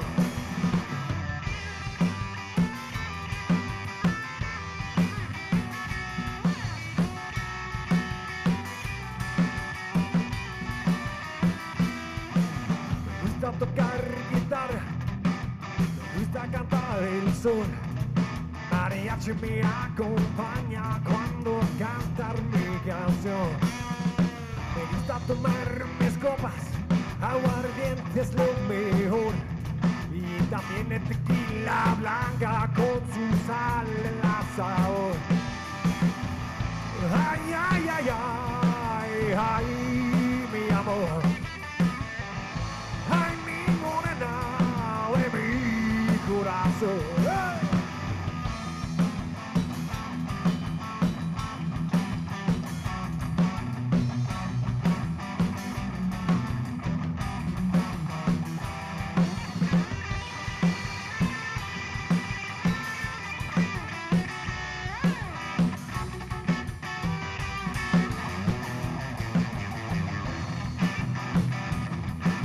Me gusta tocar guitarra, me gusta cantar el son. Mariachi me acompaña cuando cantar mi canción. Me gusta tomar mis copas, aguardiente es lo mejor. Y también el tequila blanca con su sal de la sabor. Échale, cabrón. Ay, ay, ay, ay, ay, mi amor. Ay, mi morena de mi corazón. Ay, ay, ay, ay, ay, mi amor. Ay, mi morena de mi corazón.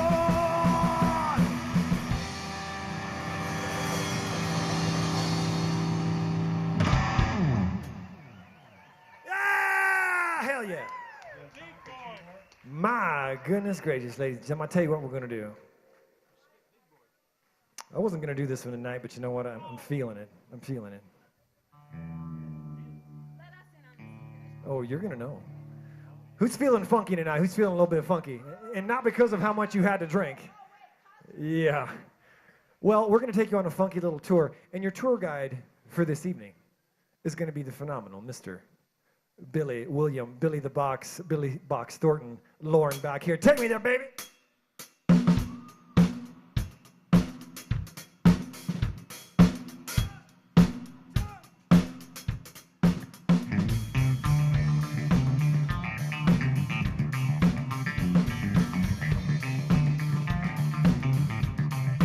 Very superstitious, writing on the wall. Very superstitious,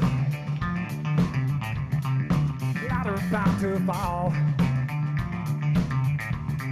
13-month-old baby, broke the looking glass.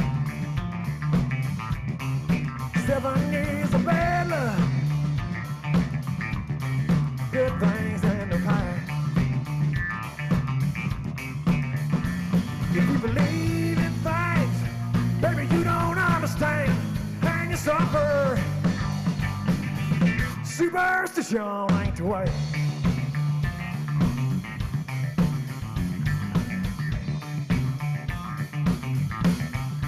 Every superstition,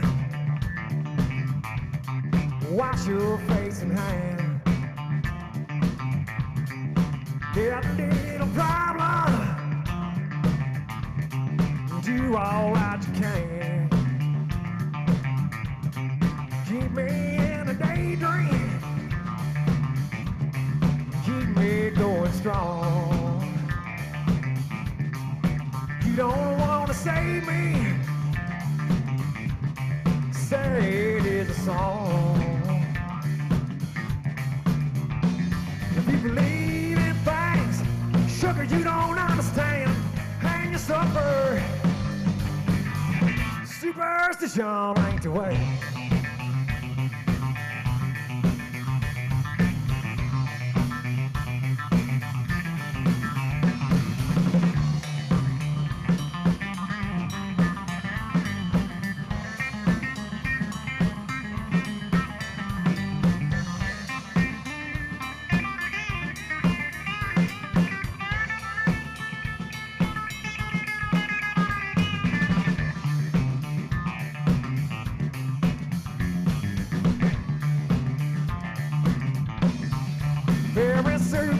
dishes.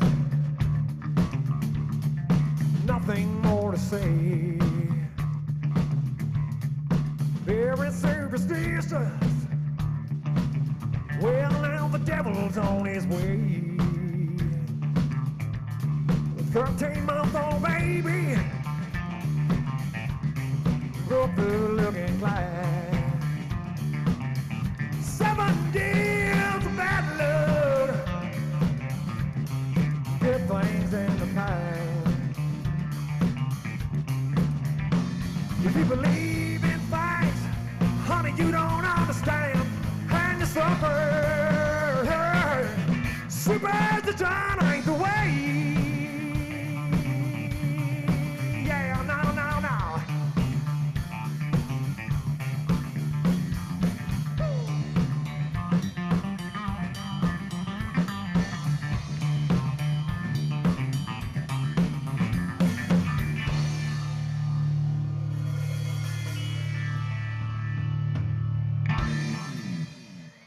Oh my goodness, thank you. Oh, folks, I want to thank you guys actually for coming and hanging out with us. Y'all were great. You make us have fun. It's not always that way, but tonight it was that way. So one more time on my left, the shark hat wearing, bass playing, Miss Dawn Tarpley, one more time, please. Yep. Back behind me, the amazing Mr. Billy Lorne, one more time. Yes, thank you so much. Please follow us at KyleMartinMusic.com. Are you going to go see another Kyle Martin gig if you can? Hell yes, you are. We thank you so much.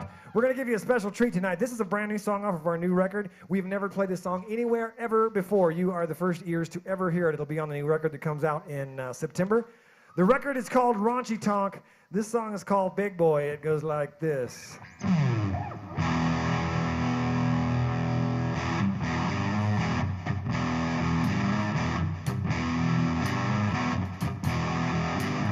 Now when it come to women, you know I ain't fussy. The girl next door, dirty little hussy. You know I'll take them both, drive them plumb insane. And as I'm running off, they'll be calling my name. Big boy, when are you coming back? Big boy, it's getting cold in the side. I wouldn't trade your loving for a pearl white Cadillac. Oh, now, honey, let me tell you, if you want to make it, girl, you gotta learn to take it out and shake it. Keep the fire burning, that's the only task. Just in case you wonder, hell, it don't hurt to ask. Big boy, when are you coming back? Big boy, it's getting cold in the side. I wouldn't trade your loving for a blood red Cadillac. No!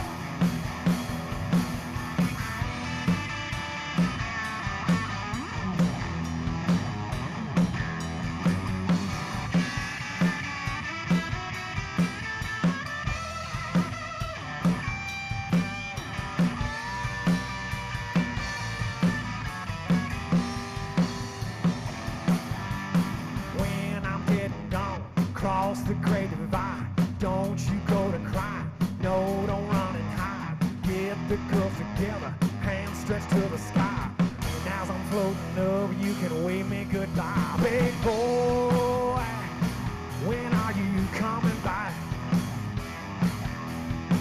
Big boy, it's getting cold in the side.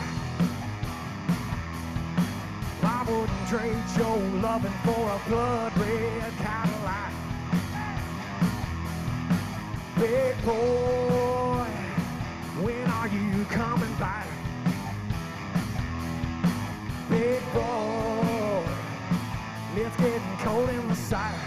Woo! I wouldn't trade your loving for a pearl white Cadillac. Yes, I wouldn't trade your loving for a jet black Cadillac. Thank you all so much. My name is Kyle Martin. We'll see you out there somewhere. Kyle Martin Music out of town. Be safe. Good night. Thank you.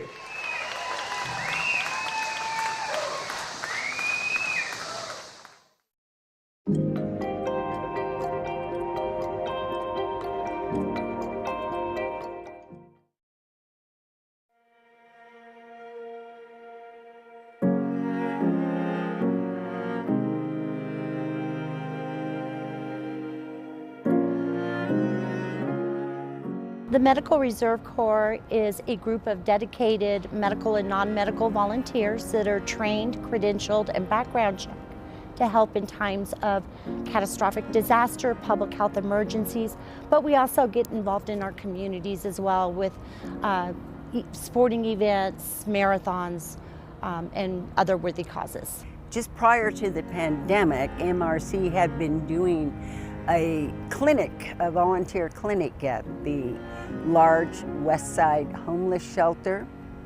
But when COVID hit and we had to shut down that clinic, that group kind of evolved into the COVID response team.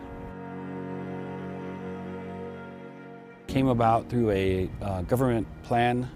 It was a grant for 14 MRCs throughout the nation, and New Mexico was one of them. And we started with non-medical volunteers. It evolved from not just having retired, but having also current, because the need was such. We started at the Westside Shelter, having a clinic to get our volunteers motivated in helping an organization with the Albuquerque Homeless Westside Shelter. Then it evolved to, since the pandemic hit, we needed to figure out how to mitigate homeless and help them, because that's the population that could be severely get COVID, because where are they going to go? So that's what initiated our response to that. And then we started working with the hotels here in Albuquerque to see how we can start respite care with COVID positives who can handle themselves, take care of themselves, feed themselves, that we can take from the Westside Shelter, from Navajo Nations, from anybody, any hospital that needed to discharge a patient that was in a congregate setting. We saw that there was a huge need for the COVID shelters, for the vaccination clinics, as well as contact tracing and warehouse help. And so our volunteers worked in all aspects of COVID, including the vaccinations, where we helped with 3.6 million vaccinations across the state. They worked in blizzards for big drive-through vaccine clinics. They worked in the hot sun for massive clinics. They went into homes as home vaccinators for those who are shut in. They help protect everybody in assisted living facilities in our state. And with the help of the Albuquerque Public School System, we have had vaccine clinics in every public school. I think when you're with MRC, you're with family. We're all family. When we get together, it's a family reunion. We save lives, and we make a big difference in those people's lives.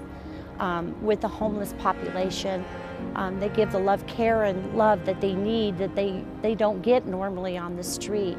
I can't say enough about them. They're just very caring individuals that want to make a difference in our communities.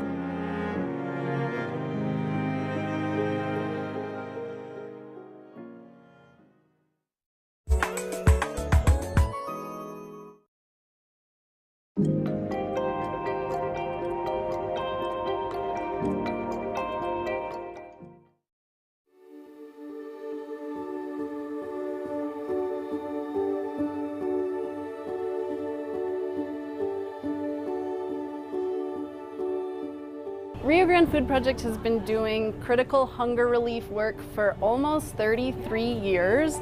And for the first 17 years, we were run 100% by volunteers. So volunteers are the heart of the food project. They continue to be. We have about 40 volunteers who help every single week. We have 5 on-site staff members. So really volunteers are the ones that make all of this possible. The Food Project is it's a food pantry, community hub, and urban garden. So we have a dual mission where we are here to alleviate hunger through food distributions. We also work really hard to connect people with resources that target the root causes of food insecurity. So not only do we provide a lot of food to families who are facing really tough situations, we also get to know families over time and work on those things that may be leading to not having enough food. And our volunteers are involved on every level. So as you can see behind me, they've packed nutritious food into boxes, they've offloaded trucks, they help us distribute about 50,000 to 100,000 pounds of food every single month. We have volunteers that warmly welcome our guests and register them to be able to pick up food twice a week, every week.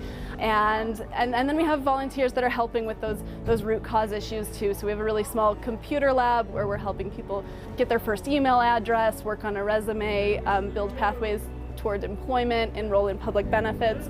So we're really kind of a community hub, an array of all things related to food security, including growing nutritious food and educating around growing food.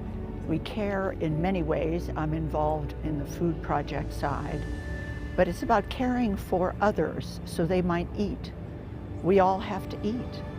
And that's what the Rio Grande Food Project is about. I really feel like Rio Grande Food Project, our volunteers are working on a daily basis with moms, single moms who come here who are working 2 jobs, who are trying to make ends meet, veterans, people with disabilities, people who are unemployed or underemployed and looking desperately for work, kids who try cherry tomatoes for the very first time in our urban garden.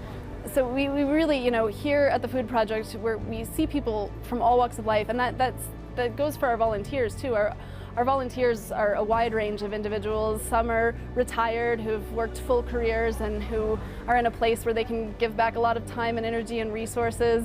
Other volunteers are still working full-time jobs and somehow find a little bit of time on a Friday morning once a month to come out and help us.